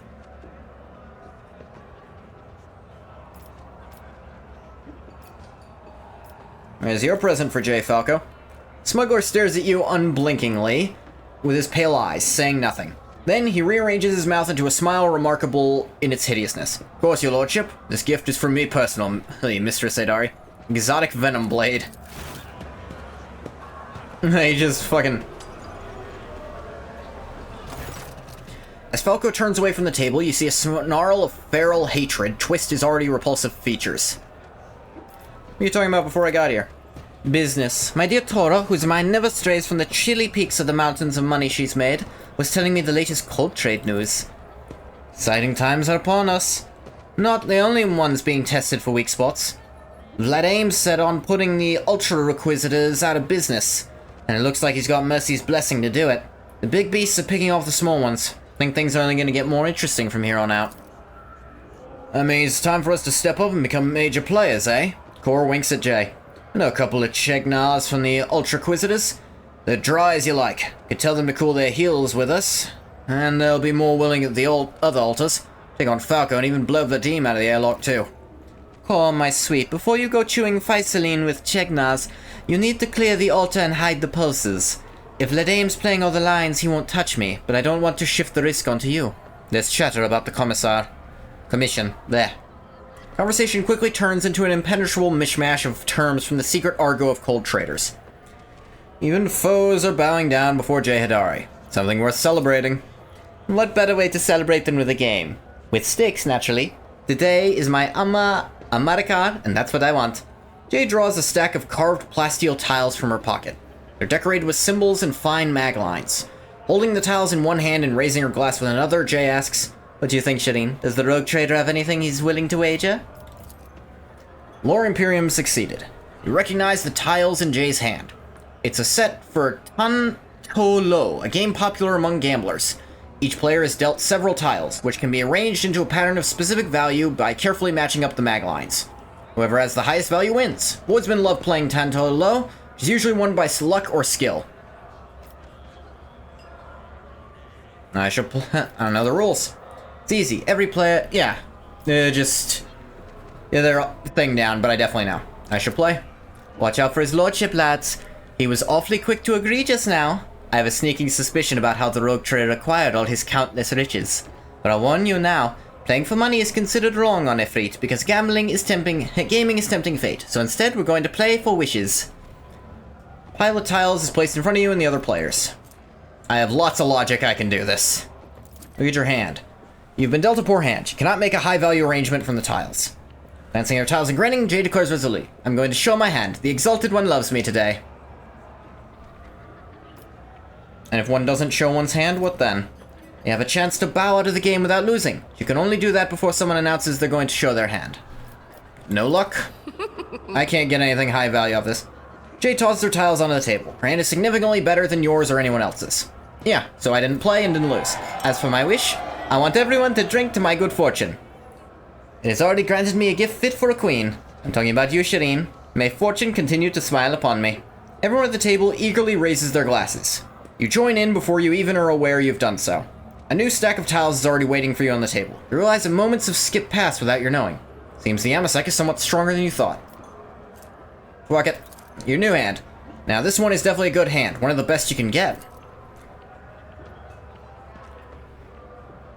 When you look up, you see that everyone else apart from Jay has already tossed their tiles on the table in disappointment. Just us two left, Shireen. I'm going to show my hand. Show mine. Sight of your hand sets everyone at the table into a flurry of excitement. And then the chatter turns into a roar of triumph. Jay's hand is the most valuable in the game. Ah, bullshit. Then again, what should I wish of you, Shireen?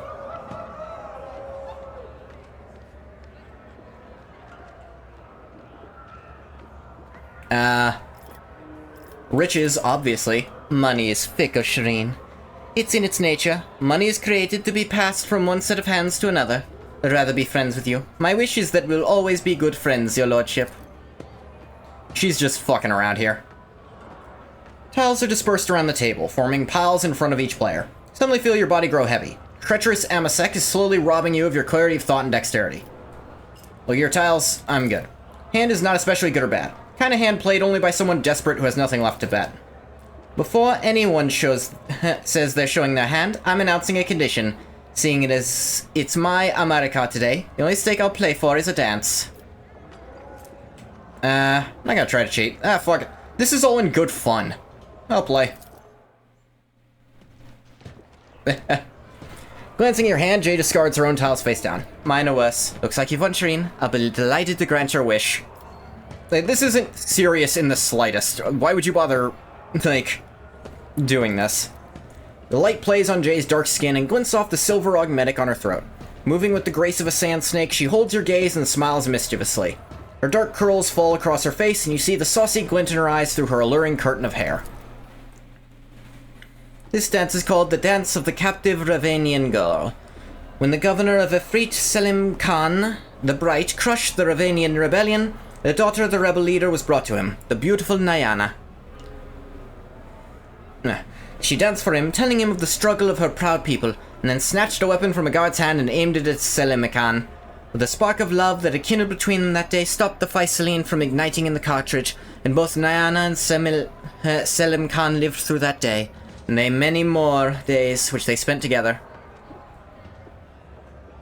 You wouldn't be cheating by any chance. How could you even suggest such a thing, Shireen? Has Jay Hadari really fallen so low that someone could think me capable of deceit? Jay brings her hand to her chest in a tragic gesture, to the approving guffaws of her associates. Enough betting for me today. My luck is very fickle. Unlike Amasek, you can always trust Amasek. It always lies. Smiling sweetly, Jay presses your goblet into your hand. Her skin seems to glow from within, and the sparkle of laughter in her eyes dances like fame.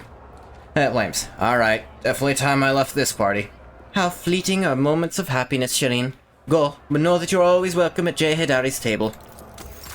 I think she's trying really hard to seduce me, but it's not how I work. Look, I'm already dating an insane murderer cultist. I'm not gonna cheat on that. Do you know what that kind of thing means? Listen to even the concept of doing that. Alright, let's get the hell out of here.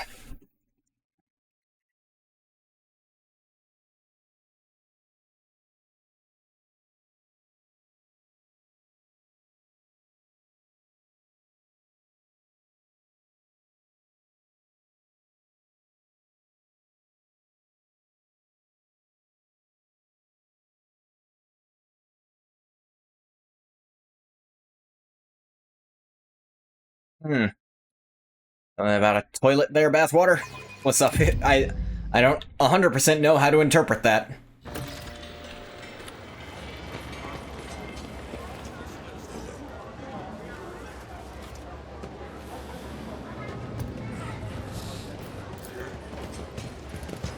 You just love it?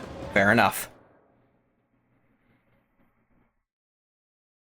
Back to the bridge, dig in a ditch, back to the bridge.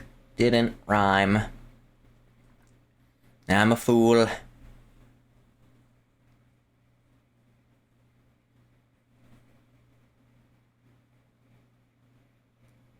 Pat, pat, pat. Not a fool. I'm a fool for failing to make that rhyme the way I should have. My friend, I can be both those things, I assure you. Or do you refuse to be friends with fools? I assure you, I'm exclusively friends with fools, and I consider myself a very good friend.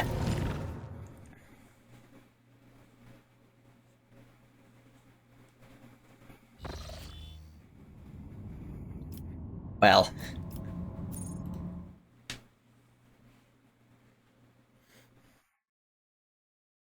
Guess only fools would be friends with you. Yeah, because you're a fool too. And non-fools are just stuffy and annoying.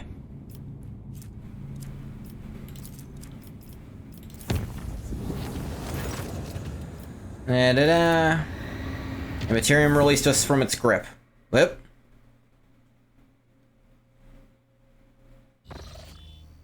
Lord Captain, emergency report. The Augurs have detected several void ships slowly encircling us. Our requests for this pursuit to cease have been completely ignored. An unmanned vessel has been dispatched in our direction, broadcasting only 2 words. Gift and Hidari. Exalted One, incinerate these void jackals, what does it mean? Jay's agitated voice comes on the Vox channel. Shireen, this whole thing stinks worse than a dead Grox. It's also eerily similar to how Kazbalakan agents operate. With your permission, I'd like to see what kind of gift those tight-lipped ass schmags have sent me. Voxmaster patiently waits your instructions. Flipping switches and occasionally emitting crackling static from her integrated Vox system. What ships are they? Frigate and 4 raiders, Lord Captain. No identifying marks, so they're probably pirates. Though the Augur Master reports they are well coordinated, more so than your typical void rabble. Contact our pursuer's flagship. Apologies, Lord Captain. Attempted calls to the unknown pursuer ships are being automatically relayed to the beacon on the pilotless vessel. Alright. We're the Voidborn to bring the package aboard. Be done, Lord Captain. Shuttle carrying a retrieval team and bomb disposal specialists is already en route. Thank you. Several tense hours go by. All the while, Jay Hidari paces back and forth across the captain's bridge. First shriek of the sirens announcing the shuttle's return, she rushes down to the lower decks.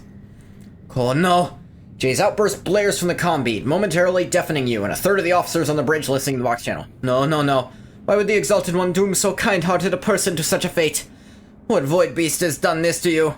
Voxcaster picks up a quiet sob. The whining screech of an augment on the bulkhead panels, the crunching of metal fingers, and Jay cuts the Vox connection. Lord Captain, the returning Voidborn report that the package for Jay Hidari was the head of a young man. Vigdis types swiftly at the cogitator keys. According to our archives, he was a member of her trade network on Footfall. The deceased is Trickster Core, one of the Trickster twins who engage in suspect commercial activity on the station's asteroids with Mistress Hidari. Static comes over the line. Sirens blares again. The Voxmaster turns to you. Finally been alerted to an incoming Vox transmission. My officers are standing by to connect you to the unidentified parties.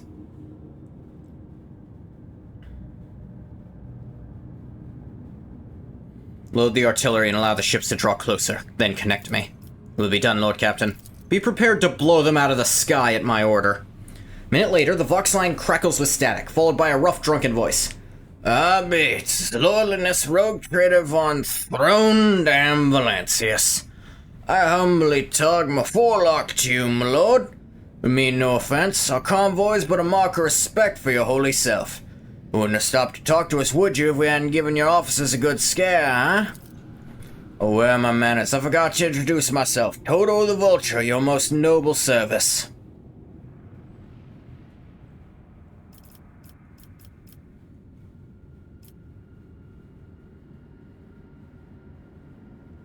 So you admit you're threatening a rogue trader, and yet you're not the least bit afraid. It won't take me, could a lowly commoner like me pose any threat to your rogue trader-ness? Not in a million years. I'm a cowardly lad, I swear on my mother's life. Just my boss is a pretty important man in the Expanse, and I'm his envoy, if you like. They say that honest folk don't go around killing envoys. Little bird told my boss you've got rats on your ship. We're the best rat catchers this side of the maw, your trader ship. We're ready to take that problem right off your hands. All you have to do is put Jay Hadari on a pod, send her straight to the coordinates we'll give you. My boss has been after her for a while, and he's generous to those who help him. You're no vulture, Toto. You're the worst kind of ashmag.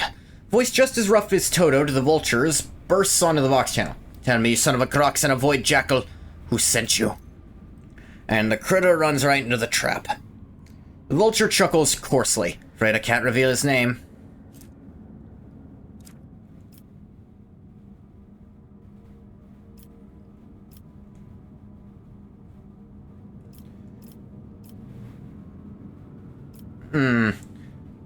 Threaten my retinue and you threaten me. So the answer's no then. That's probably for the best, your lowliness. Made a bad negotiator. But a damn fine pirate. Before the Vox transmission cuts off, you hear a rasping shout. Falco says hello, Jay Hadari, and screw you.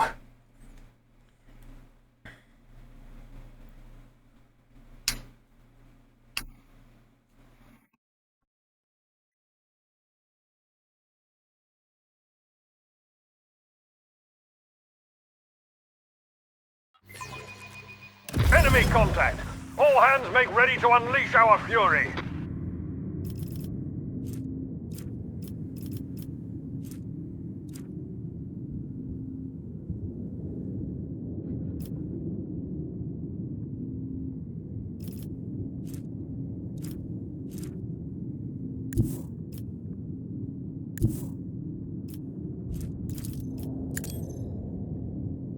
Up we go, and blast the fucker.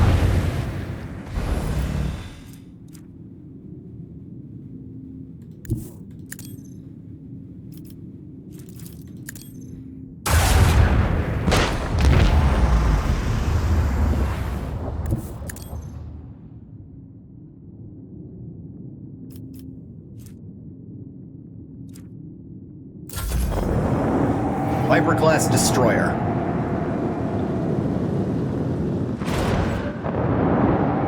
Yeah. I took out their flagship already, like, it was kind of the biggest thing we had with us.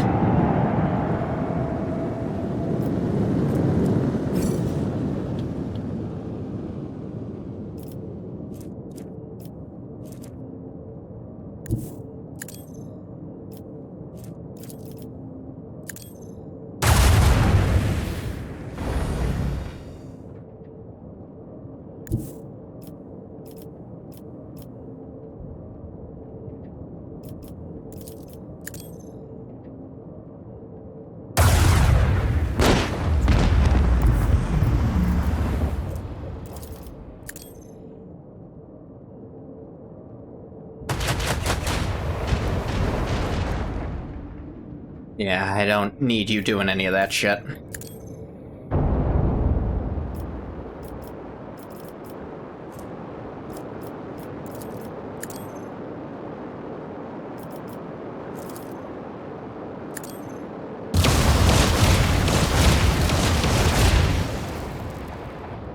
Yes, storm 'em.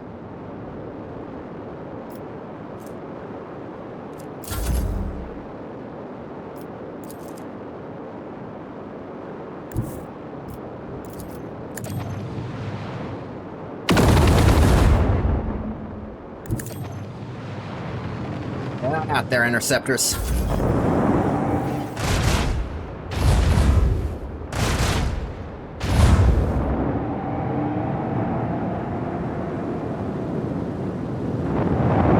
Bring it.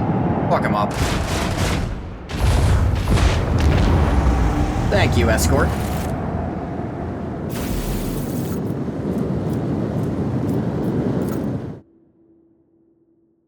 Bastards.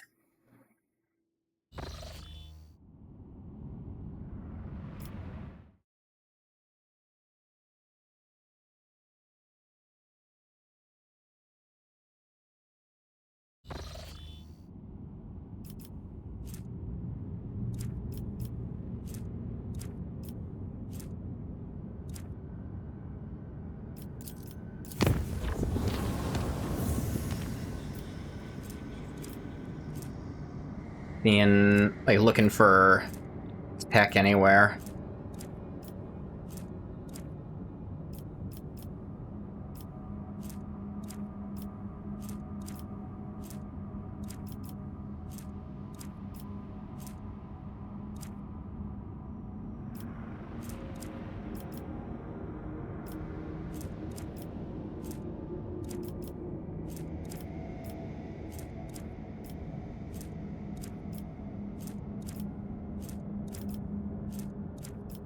Guess you can't mine tech. Ever, I suppose.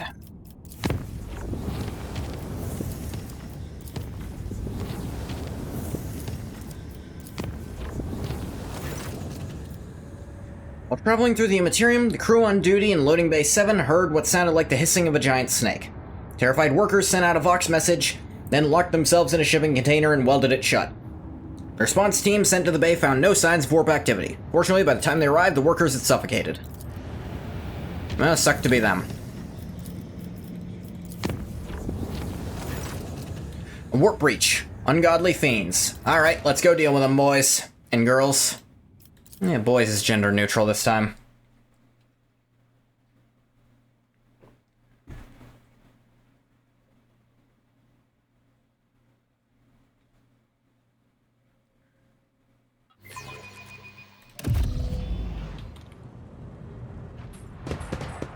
There's the combat servitor. Oh, we're on a different map this time. Nurgle cultists. That's a new one.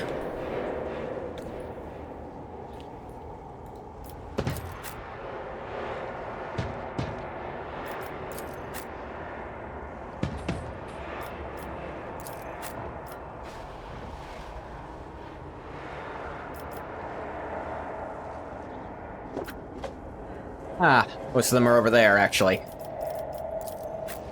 Argenta, change of plan. Bella on this side, Argenta on the other side.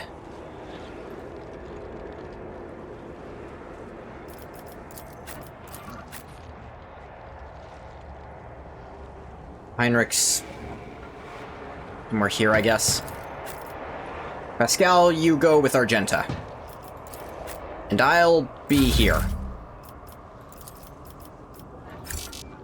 What do you mean, no line of sight? She's right fucking there.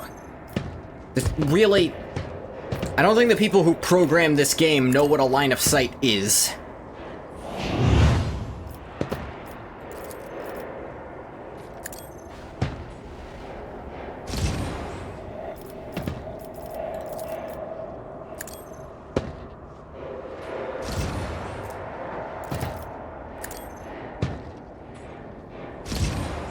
It's a thing you can see with your functioning fucking eyeballs.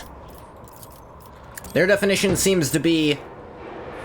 I'm not quite sure what it was, but it's something different.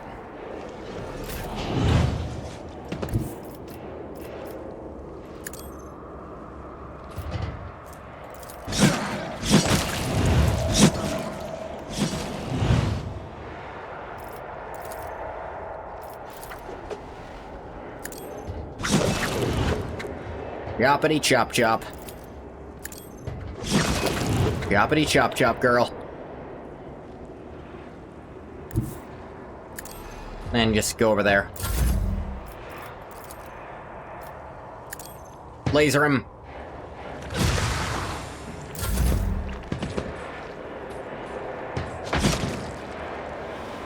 A gas cloud grenade. What an asshole. What a multiple assholes.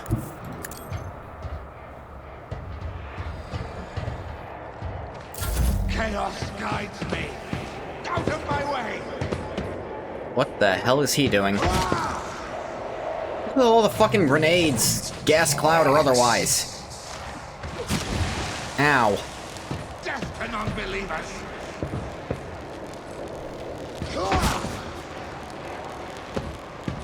The sheer number of enemies.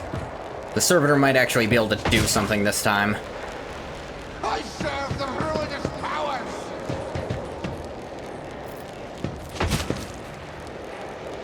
Death to the weak! How many stacks of those are you idiots putting out on one spot?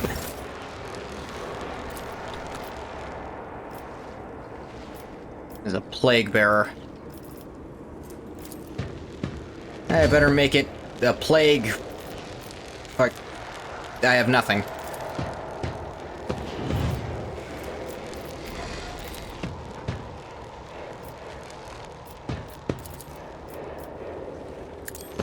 It's my prey now, though.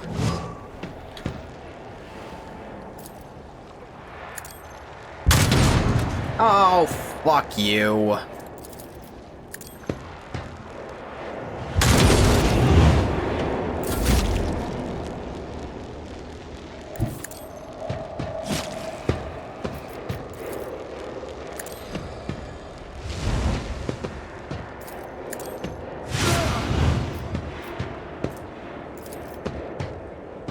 Endure it, buddy.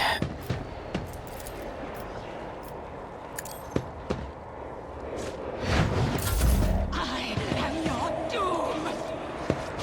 Another grenade. Okay, do you guys have any other, like, ideas?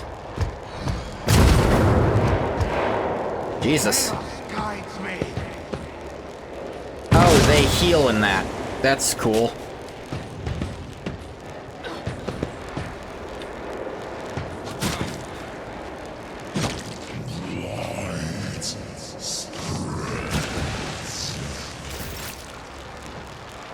I can't see what's happening.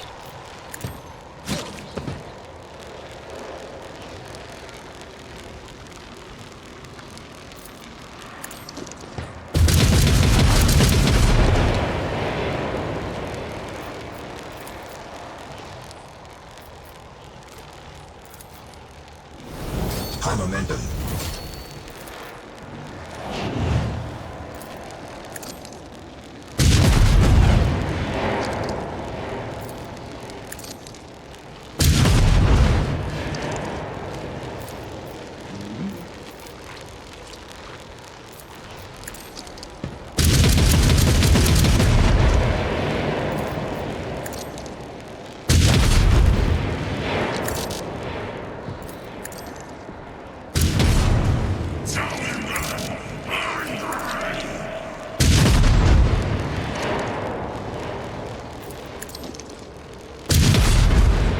Doop ba doo doop doo.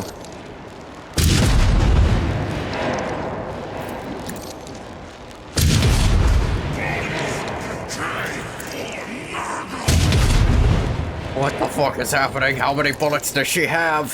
Yes is the answer.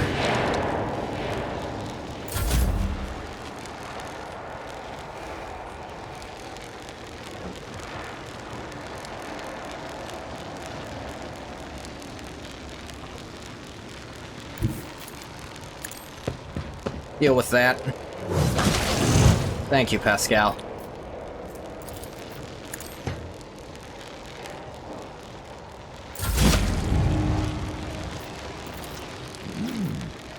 You know what, Argenta? Keep doing stuff. Henceforth decided you shall be doing stuff. That's also now the front line.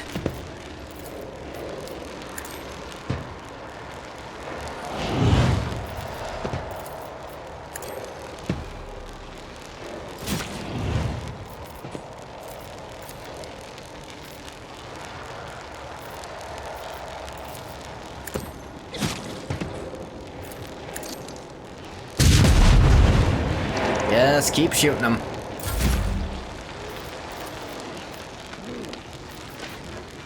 Honestly, he's on fire enough, he'll die once his turn starts. You, on the other hand, need to be more on fire. I serve the ruinous powers. You shot your own guy. Such is the will of chaos.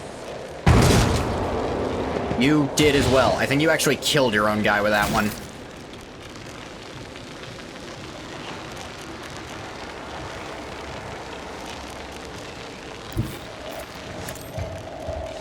Bella? Didn't kill him with that. Do your dance, girl.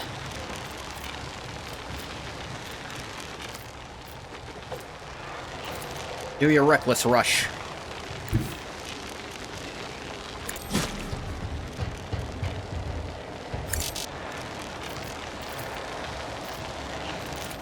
Wildfire.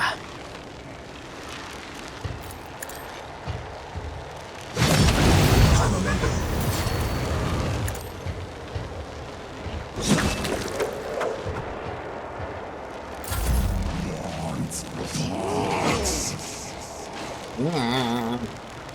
Chaos guides me. Got your own guy, idiot. You're doing more damage to your own team than you are to me.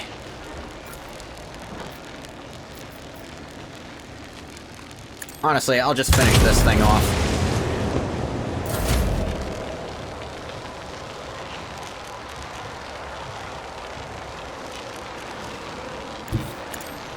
Henrix does not have a lot of movement at the moment.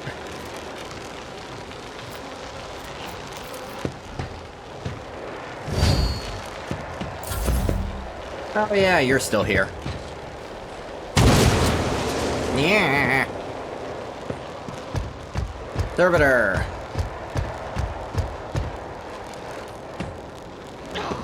Somehow didn't do anything that turn.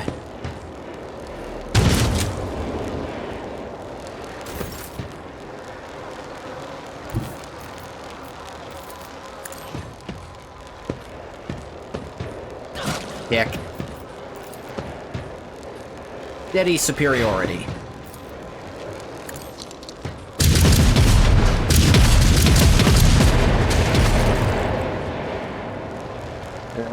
I love how the trick to that is essentially just fire so many bullets it doesn't matter what your accuracy is. But for single shots, it's going to hit literally no matter what.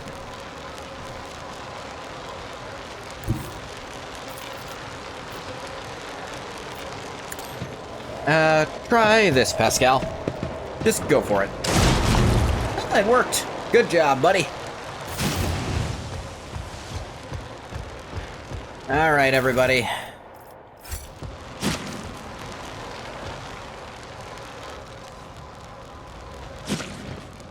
I just wanted to loot it. I didn't want everyone to move over here. Luckily, wounds don't stick here. Where I came in, but it's not the exit. Weird. Oh, and I missed one.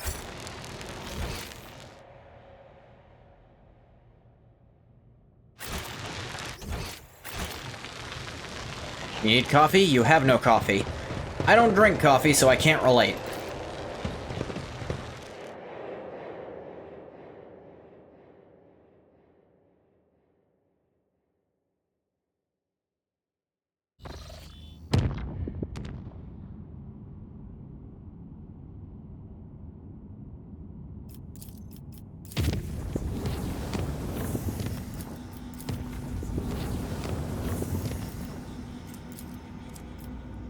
Alright.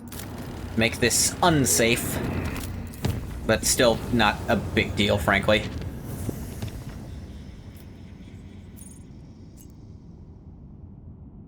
The Litoribum Maledicta is an uncharted system. You have to make more tea to fill the void in your heart? I mean, yeah, probably.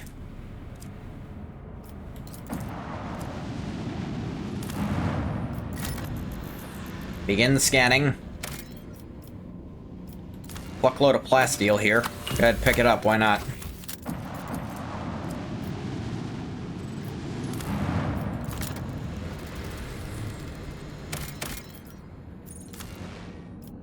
Take the provisions. Wasteland Wayfarer. Sure, why not?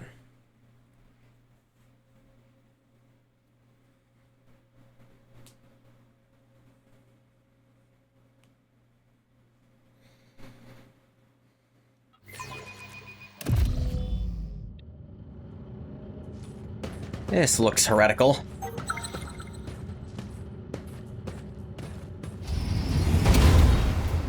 That looks bad. Let's see. Pascal, open this for me. Control panel is being uncooperative. You know enough about machine spirit behavior to conclude it is not malice making them refuse to comply, but a higher priority order they are executing. After repeating the command entry protocol 3 times, all the appropriate prayers, Tech Priest says in a gloomy, raspy voice, "The machine spirit controlling this airlock is too simple and guileless to be tricked. Be easier to deconstruct this airlock than to compel it to open." Rogue Trader speaking, we're having difficulties here. White noise of static is all you hear in response. Either the Voxmaster cannot reply or she is brazenly ignoring you, or comms are being jammed. None of these possibilities bode well. I'm gonna guess it's not the second one, because she's not done that. Hear a strange sound that reminds you of dripping water. A clattering of something sharp against metal.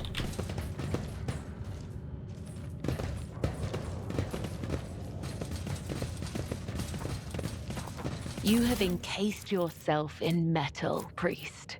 You may trick age this way, but you cannot trick death. This unit's service life is not determined by entropic degradation. The Omnissiah determines all. He is greater than entropy. Neat.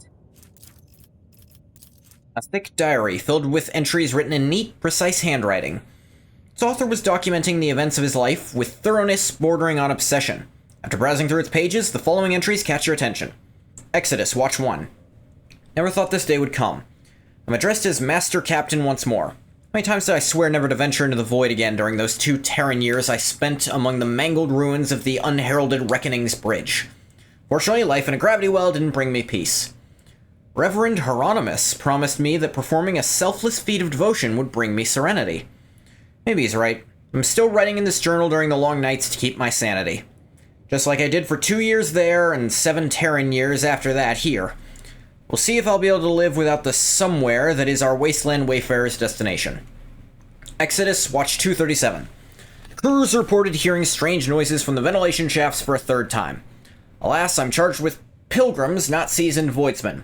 The venture scares them, and they've already managed to make up their share of absurd ghost stories. I asked Reverend Gravik to calm them down. He's the official head of the pilgrimage, so they ought to listen to him. Watch 240, not long after. The vent inspection is finished. Just as expected, there's nothing to worry about, just some torn tubing striking the hull. Watch 239, a bit later. Reverend Hieronymus was wrong. Faith does not bring me peace. I prefer not to take any sides in the theological dispute that's broken out aboard our vessel, ignoring the debates altogether. I'll let Reverend Gravik handle it. Slightly concerned about this schism, but as long as both groups are peaceful and agree to follow my orders, they can bicker and shout all they want. Watch 810, a while later. Wow. Great day's arrived. The Wasteland Wayfarer has successfully landed on the planet's surface. Wonder if it'll ever leave it. A settlement is already being built down the hill. Its official colonial designation is III 649 Minoris. But Reverend Gravik says he's going to name it Jessavon. When we first stepped onto the surface, Reverend Gravik's congregation and the Nourishers used different airlocks to leave the vessel. Seems like they've ceased any and all communication. 1212. Today, the last pilgrims left the Wayfarer for Jessavon.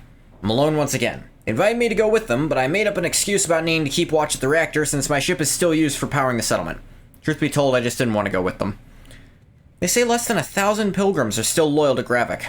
Services at the main temple are performed by the Nourishers, and the St. Drusus statue is cut only up to its knees. Can't understand their beliefs, but I don't think they'll help me more than Reverend Hieronymus' faith.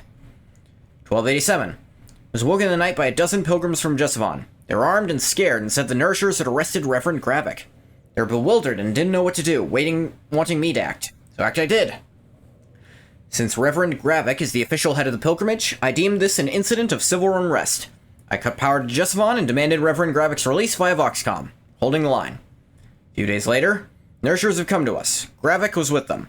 He was calm and said the conflict had been resolved. He took the confused pilgrims and their guns with him, and I restored power to the settlement. I have no idea what's going on. I might have an idea. Peace, the watches of no consequence. Today I received the brotherly kiss, and now I believe. I can clearly see the spiral path among the stars set for us by the Emperor Progenitor. Now I can hear my brothers and sisters. I'm finally alone no more. Yeah. Fucking gene stealers.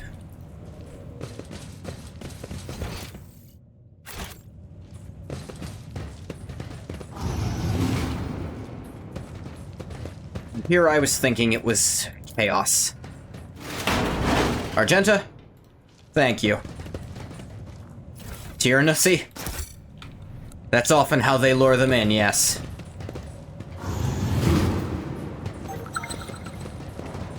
Dealing with goddamn Tyranids all day, though. Metal box was brutally forced open. Why would the ship's owners break into it if they could simply turn the key?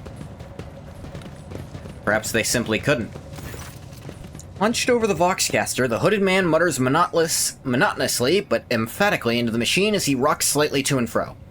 Light of distant stars, our Emperor Progenitor wanders warily. With thoughts and visions of us, he sends us particles of his light. Though his body suffers, his mind lingers on us. Let us therefore nourish him with the light of our souls, with our prayers, with our faith. Argenta frowns.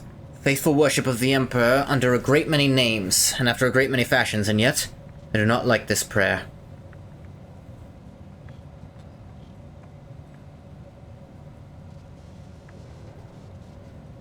Put your hands up, take off your hood, and don't make any sudden movements, or else you'll be dead before we're properly acquainted.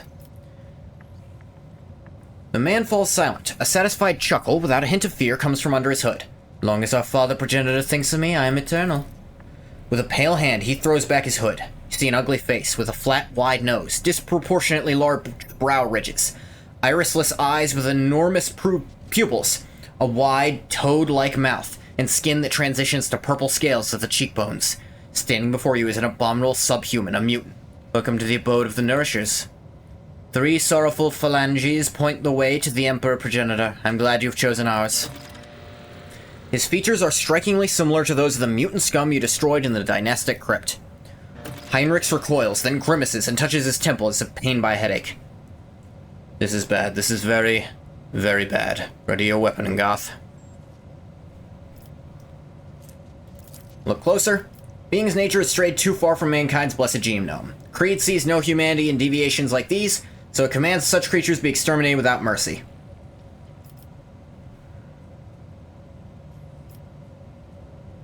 I understand this to be a trap, am I correct? Indeed, afflicted one, you have nowhere to run. Mutant shrieks, grinning. May the grace of the Progenitor be upon you! His words are piercing, becoming a shrill echo of 100... voices? Minds? Growing ever louder, it torments your mind. Before you know it, you reach for your weapon. I will end your heritage! You hear a clanging echo growing louder in the empty modules. Like hundreds of clawed limbs striking bulkheads and grabbing onto bars. Whoever is advancing upon you, there are a lot of them. You gotta run for your life before they trap you in this crammed Vox cabin. Argenta's expression brightens. Countless foes in a cumbersome position. Oh, Emperor, I thank thee for giving us another chance to taste the sweetness of battle and the solemn joy of courageous deeds. Pascal, give me a hand here. The Vox spits out a torrent of static, through which you nonetheless manage to catch fragments of words spoken by a voice not unlike that of your Voxmaster. Von Valent, command, lock. Signal is lost before you manage to say anything. Fuck. Heinrichs, evidently at the end of his patience, growls through gritted teeth. We must get out of this trap. We've gotta fucking go. Gaze falls on a rune-covered control panel near the Vox receiver.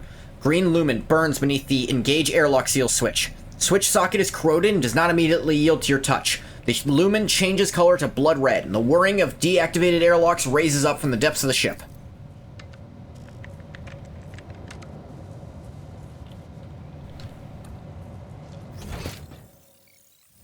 Yeah. So... oh man, they're making this an actual cutscene.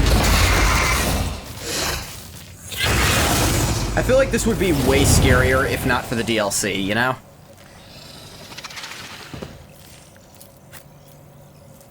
Hunted. Is to become prey. Heinrichs, you're up front, because you can take hits. Everyone else will move surely but swiftly behind you.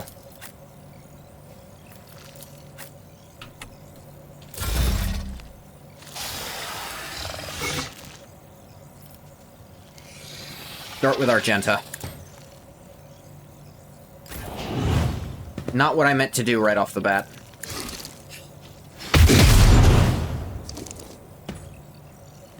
Do you think Ruka will accept your apology for failing to show up? I don't know. He's He's pretty ornery about that. He was saying, like, I don't know, bathwater must not love us.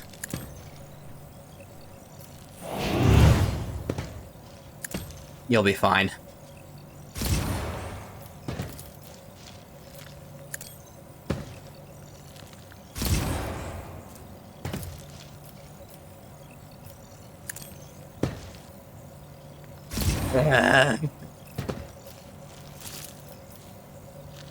Laser its brains out. Yeah, that... Oh, fuck me, Heinrichs.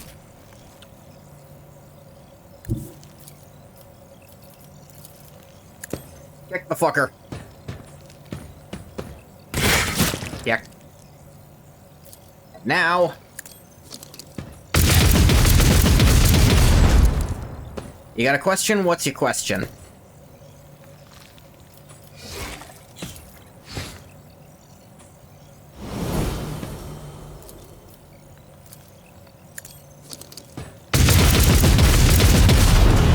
Filled him with so much lead he ran away. But where to is the question. Do, as the saying goes, bros come before hoes. Okay, so that saying only applies if you... Well, yes, that saying applies, but... Recall the definition of a hoe. It's one you don't... It's a woman you don't care about. So if it's someone you actually care about, then no. If you don't care about them, put your friends before them.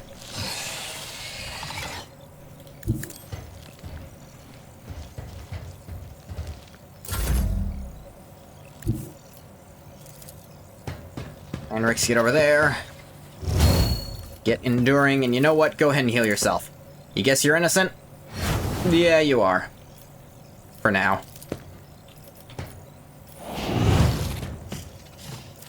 Give us the word.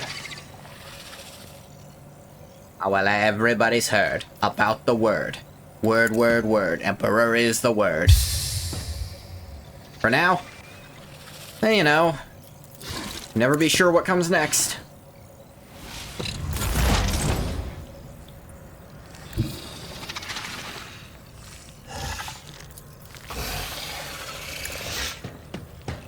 That scout, get its ass.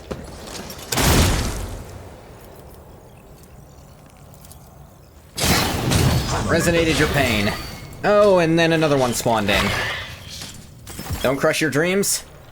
Not quite what I was implying, but...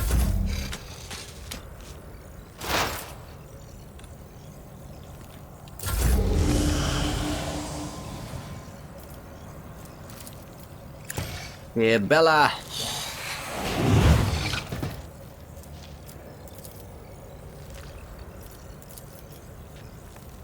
You'd have to be able to see that.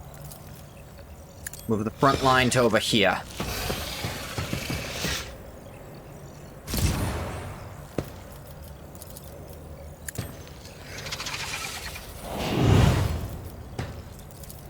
Give this a blitz stratagem.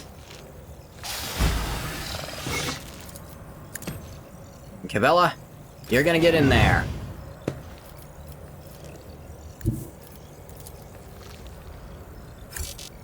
The path is blocked. No, it's not.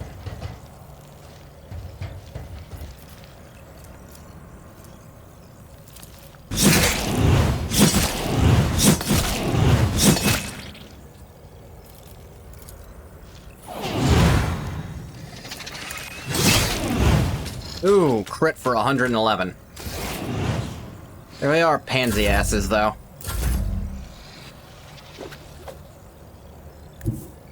Pansy ass gene stealers.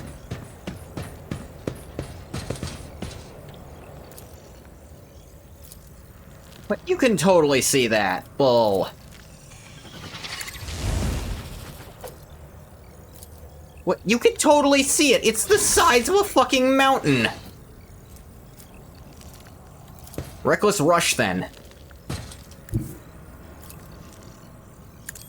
There. Fill it with holes.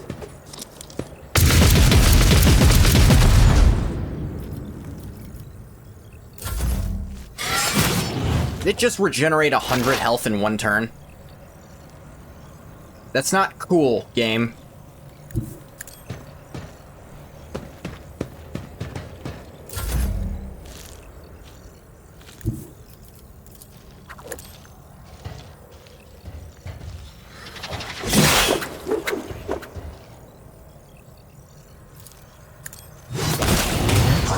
These things just keep fucking coming.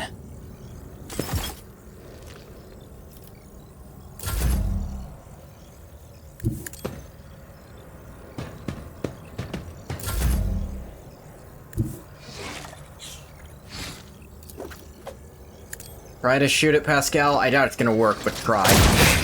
Oh, you hit it. Ow.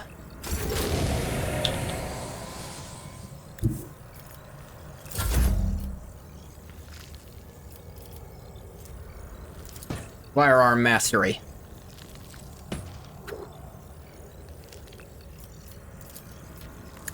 And kick the bastard.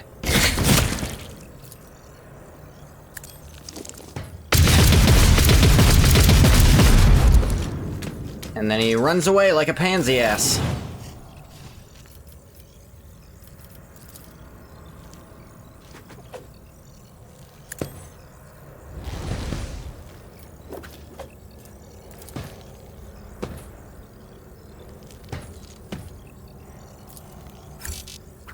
No, go over there first, then start the shooting.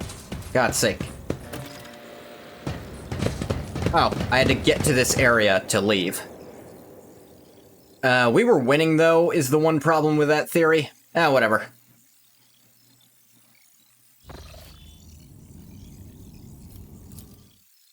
I don't know what they were on about. I was winning. Shouldn't we nuke this from orbit? I feel like Exterminatus on a Gene Stealer cult is warranted.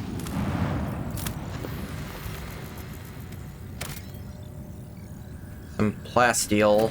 I'm kind of good on plasteel now.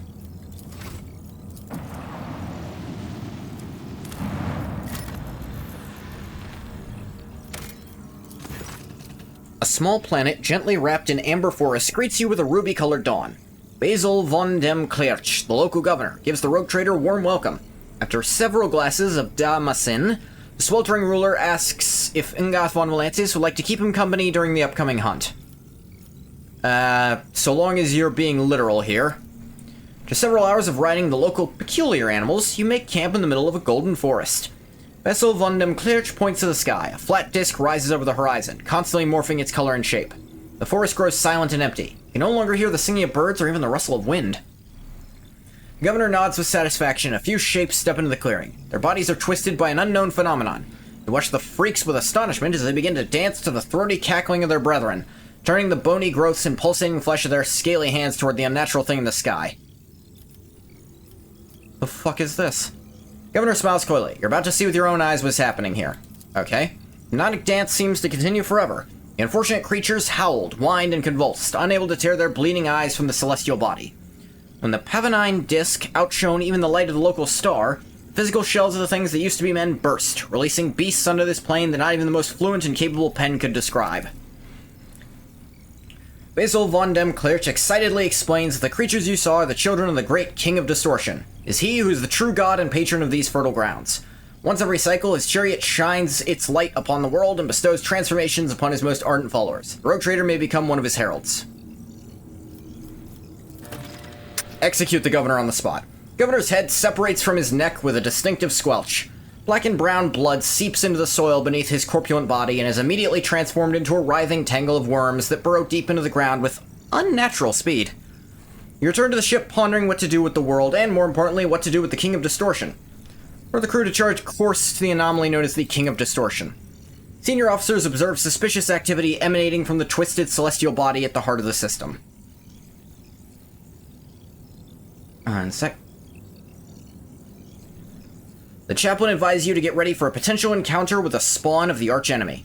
So it may be wise to reconsider unless you have holy relics, sacred wards, or blessed effigies of the Emperor. I have some of those things. Aflame with a plethora of colors, the distorted celestial disk trembles slightly beyond the endless windows on the captain's bridge as the rogue trader ship approaches its center. An otherworldly voice, cold and enveloping, enters your mind. What could this puny wretch possibly offer a king? Continue. The officers on the bridge look around, perplexed. Their eyes are full of terror and confusion. Many clutch their heads and let out long howls of pain. Some empty their stomachs, but most, pale and exhausted though they are, have joined the Lord Captain in resisting the entity's influence. Let's see. Ask who you're talking to. Command the entity to release the minds of the Amber Worlders from its grip. Become the herald. Leave it alone. King's mocking laughter rings in your ears, and a deep red trickle runs slowly from your nose and over your lips, leaving an aftertaste of salt and metal.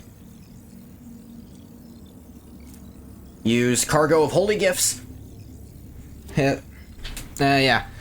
Ship-wide, 1,000-voice prayer service over holy relics for the protection of Amber World, the Imperium, and your own souls. I received 2... Oh, I actually got back my use.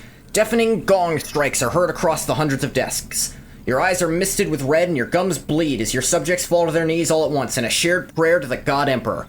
Holy relics from the ship's temples melt from the ardor of your speech, and the entity screams and writhes inside your brain, struggling to break out.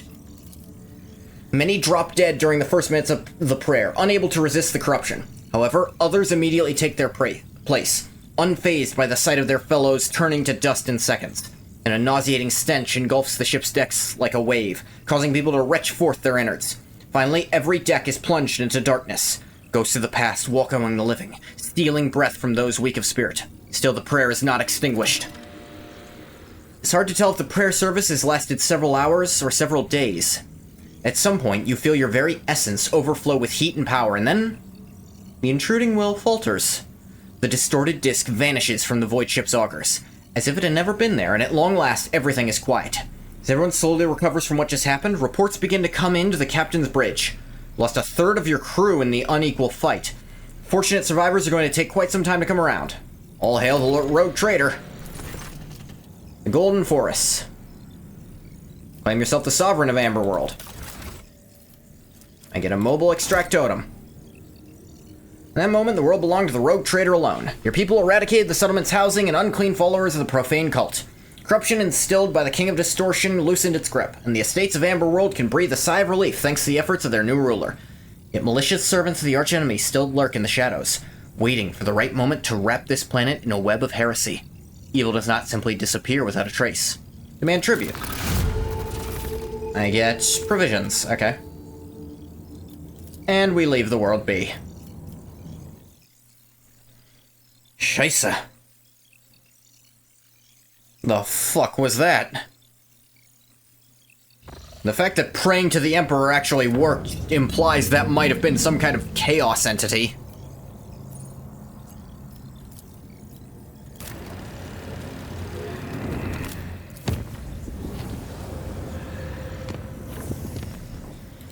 We got an Aldari cache here.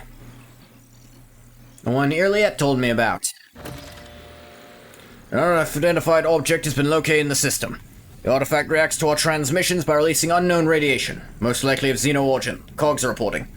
Want to get a closer look, we need to close the distance between the vessel and the object.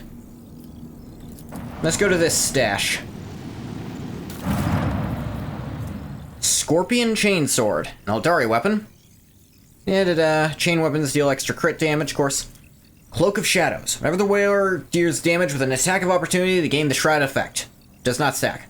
Only as the wearer has the Shroud effect, becoming the target of an attack, they automatically dodge. After that, the Shroud effect is removed. That's okay.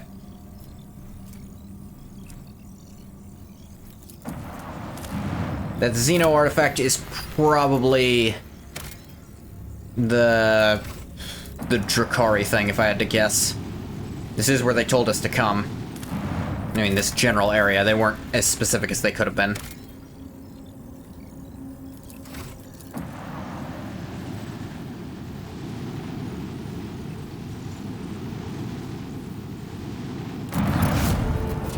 Obtained ship components.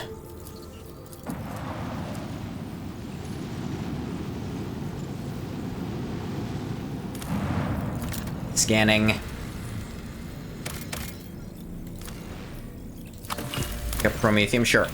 First looked like the snowy and desolate planet was devoid of surprises. The yellow and orange flickering of the lumens and the notifications from the auger system informed the officers there was a small colony that survived in spite of the harsh climatic conditions. All attempts to hail the colony have failed. And a scouting party. The explorers report the dismal condition of the settlement and its inhabitants. Their skin is translucent and pale, their icy blue eyes see practically no color, their language is rough and guttural, and their stomachs cannot tolerate anything except a stew made from local roots and mosses. Yet they are subjects of the Imperium, still loyal to the Emperor. They have mistaken your people for his emissaries. Find out what happened. It's not... Would you call that a mistake, really? The local elders woefully reminisced about times long gone. Most of them were still sheltered in their mothers' wombs when snow first settled on the verdant fields. Hail ruined the crops and frost hardened the soil. Plants and large beasts that could not sustain themselves were the first to go. They're soon followed by birds and other small animals. Most people in large cities perished, unable to warn themselves and their families. They say the governor and his entourage left the world in the first days of winter, taking all the provisions and fuel with them. No one responded to the pleas from this dying world. The stars remained deaf to the messages transmitted by the planet's Vox stations. These abandoned subjects of the Imperium still managed to save the machines and other valuables, but they were of little use without a supply of Promethium. Yet those who survived eventually adapted to the tribulations of the God Emperor had bestowed upon them. Abandon them? No. Take any machinery and abandon them? No. I've got plenty of Promethium, so I'd say the gift of Promethium sent tech priests to perform the rites of generator maintenance. When the maw of the first generator belched forth a furious roar and black ash started falling from the sky instead of snow, the locals laughed and danced, trying to warm their limbs after decades of cold. They called down blessings upon their unseen savior, a rogue traitor from the Von Valancius dynasty, and thanked the God Emperor for the fortuitous encounter. Actually got some stuff. The explorer's departure was accompanied by shouts of grateful approval, not to mention their many parting gifts.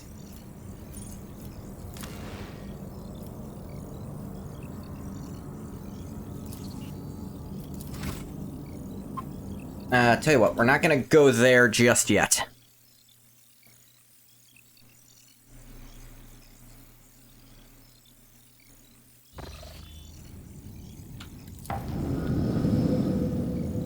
There was a route between these two.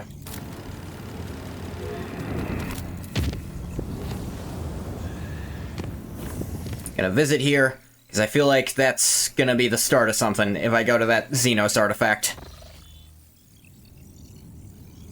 Oh, we got some enemies of humanity, do we? Scanning.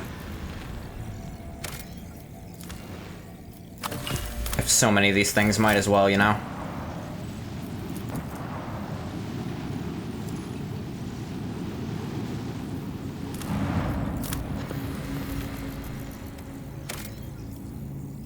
Not for 2, though. For 8, for sure, but 2?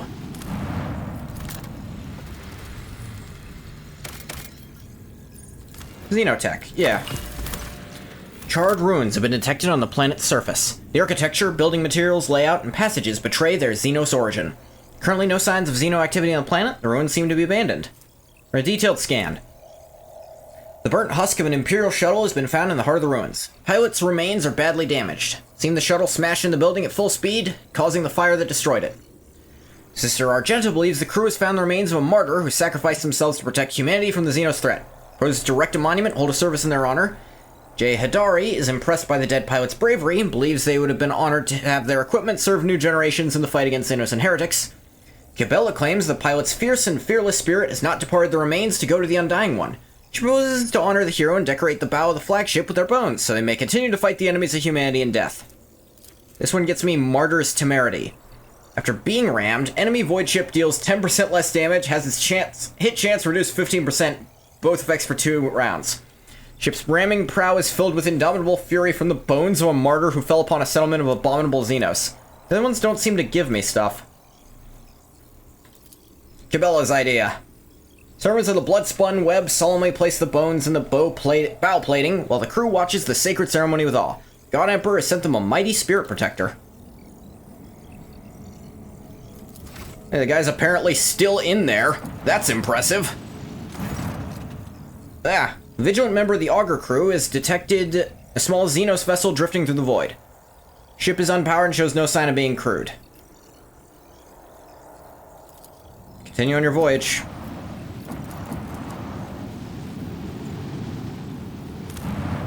Scan. Ooh, adamantine. Need that. Reminds me, is that enough to do that thing I need? Oh, Veabus. Lord Captain, the astropathic choir has caught glimpses of horrifying visions from Veabus 6. Something has breached the colony from underground. Soon after a new sector of deep tunnels had been put into operation, it was overrun by monsters. They lurk in the darkness, swarm in the shadows, attack quietly, leave nothing in their wake, consuming flesh, plasteel, and rockcrete. The churning of 1,000 claws heralds their approach, and desperate cries can be heard in the silence of the tunnels. Praise be to the Golden Throne, these creatures do not seem to be interested in getting to the surface.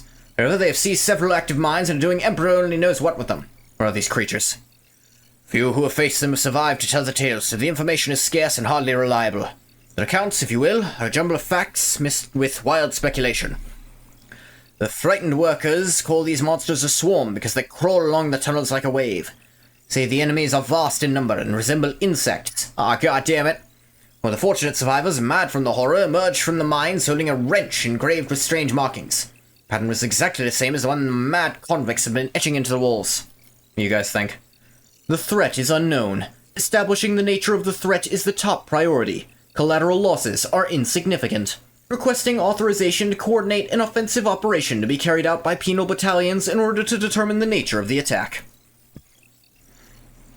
We have to block off this threat and protect the people. To do this, we must blow up the tunnels, but to make sure the plan works, it has to be done in areas currently occupied by this unknown enemy. Sure that a dozen brave souls can be found in the colony, ones willing to accept the grace of martyrdom and carry the explosives into the darkness below. Get a carapace fragment if we do Pascal's. Negates all energy damage dealt to the wearer, but it cannot occur more than 3 times per combat. Don't take a lot of energy damage in general. I trade people to do the same thing. Convicts ready to atone for their misdeeds through the honor of martyrdom. Give them explosives, send them to blow up the tunnels. We'll seal our enemies underground. Master the Inferno. All allies gain 10 demolition, then heal 10% more fire damage. 10 demolition's nice. Visaline and Promethium becomes a raging, all-destroying force in the hands of the rogue trader. And give up Promethium to do the same. Heed my words, for I ask of you to kindle the flames of faith in your chest, against which no corruption can stand. Making the sign of the Aquila, those chosen to carry out his will descended into the darkness without a single complaint or groan. A series of tremors shook the mines. The monstrous roars of crumbling earth filled the empty tunnels. Clouds of toxic smoke erupted from the depths of the mines. The blockage of stone and dirt has separated people from the terrible invaders, whoever they were. That's badass.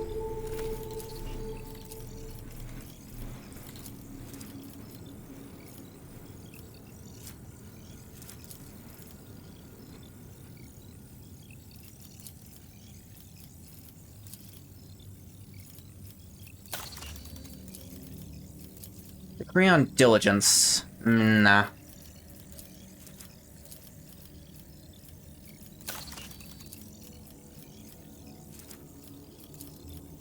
Motive force. Just need explorers to get that last one.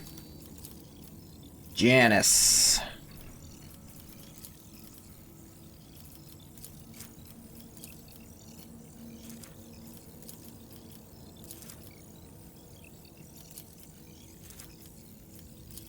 Is it on Fellstone? This is the last thing I needed tech for.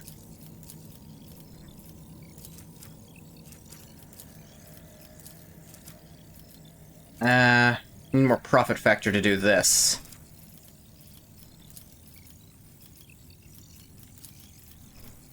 Need mechanisms to do this, and I kind of need more of this. Let's get these enemies of humanity, whatever they might be. We're gonna blow them the fuck up!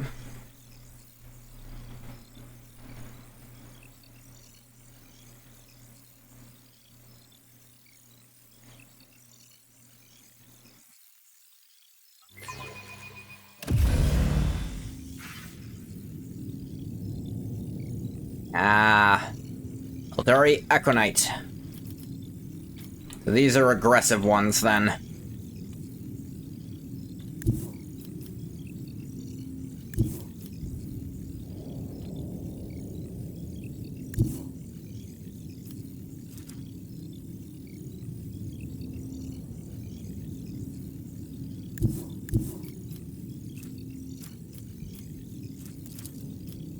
Alright.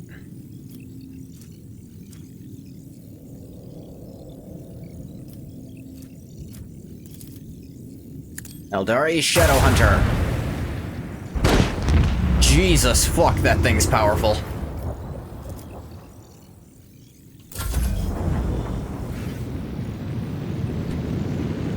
Now we play the waiting game.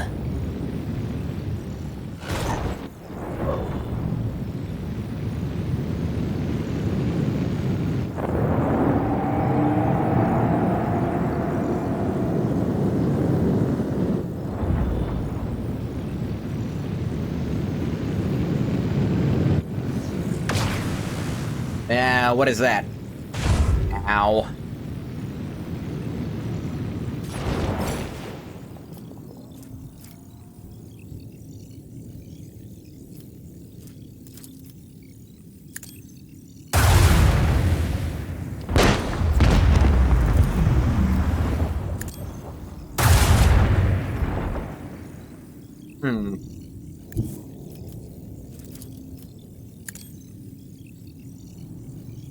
Terminate the neutron torpedoes.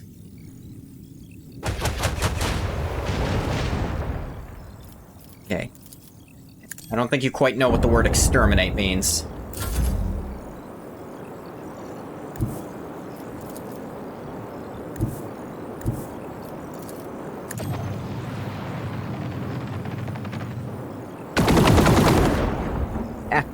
Get fucked.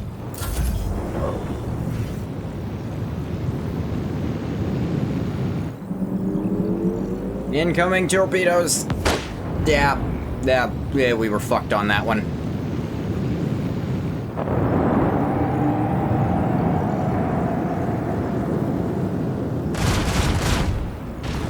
I revel in the spectacle of their glittering ruin. Yeah, that one missed.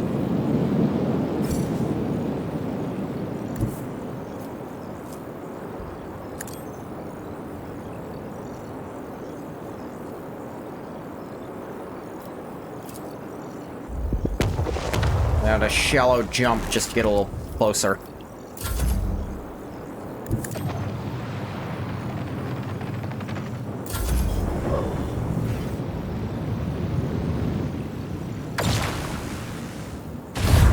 Ouch.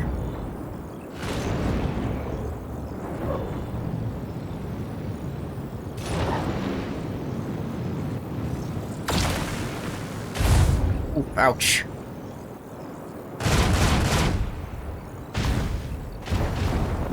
Alright, you got the torpedoes at least.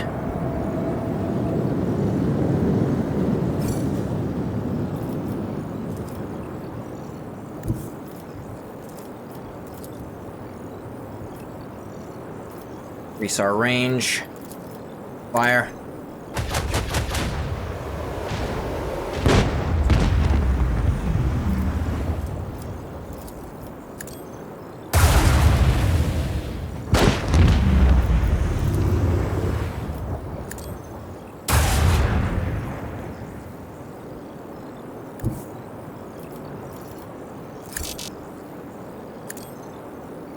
Will be used during the end phase.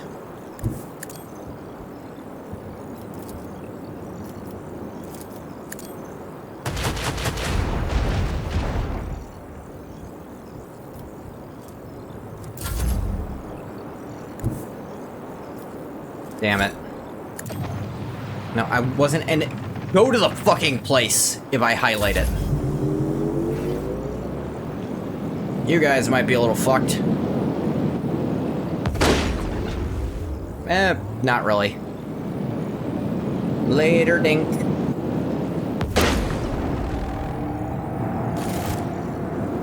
Victory!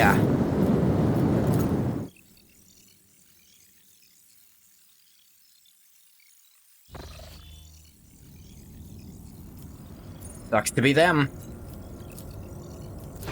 Get a hull repair.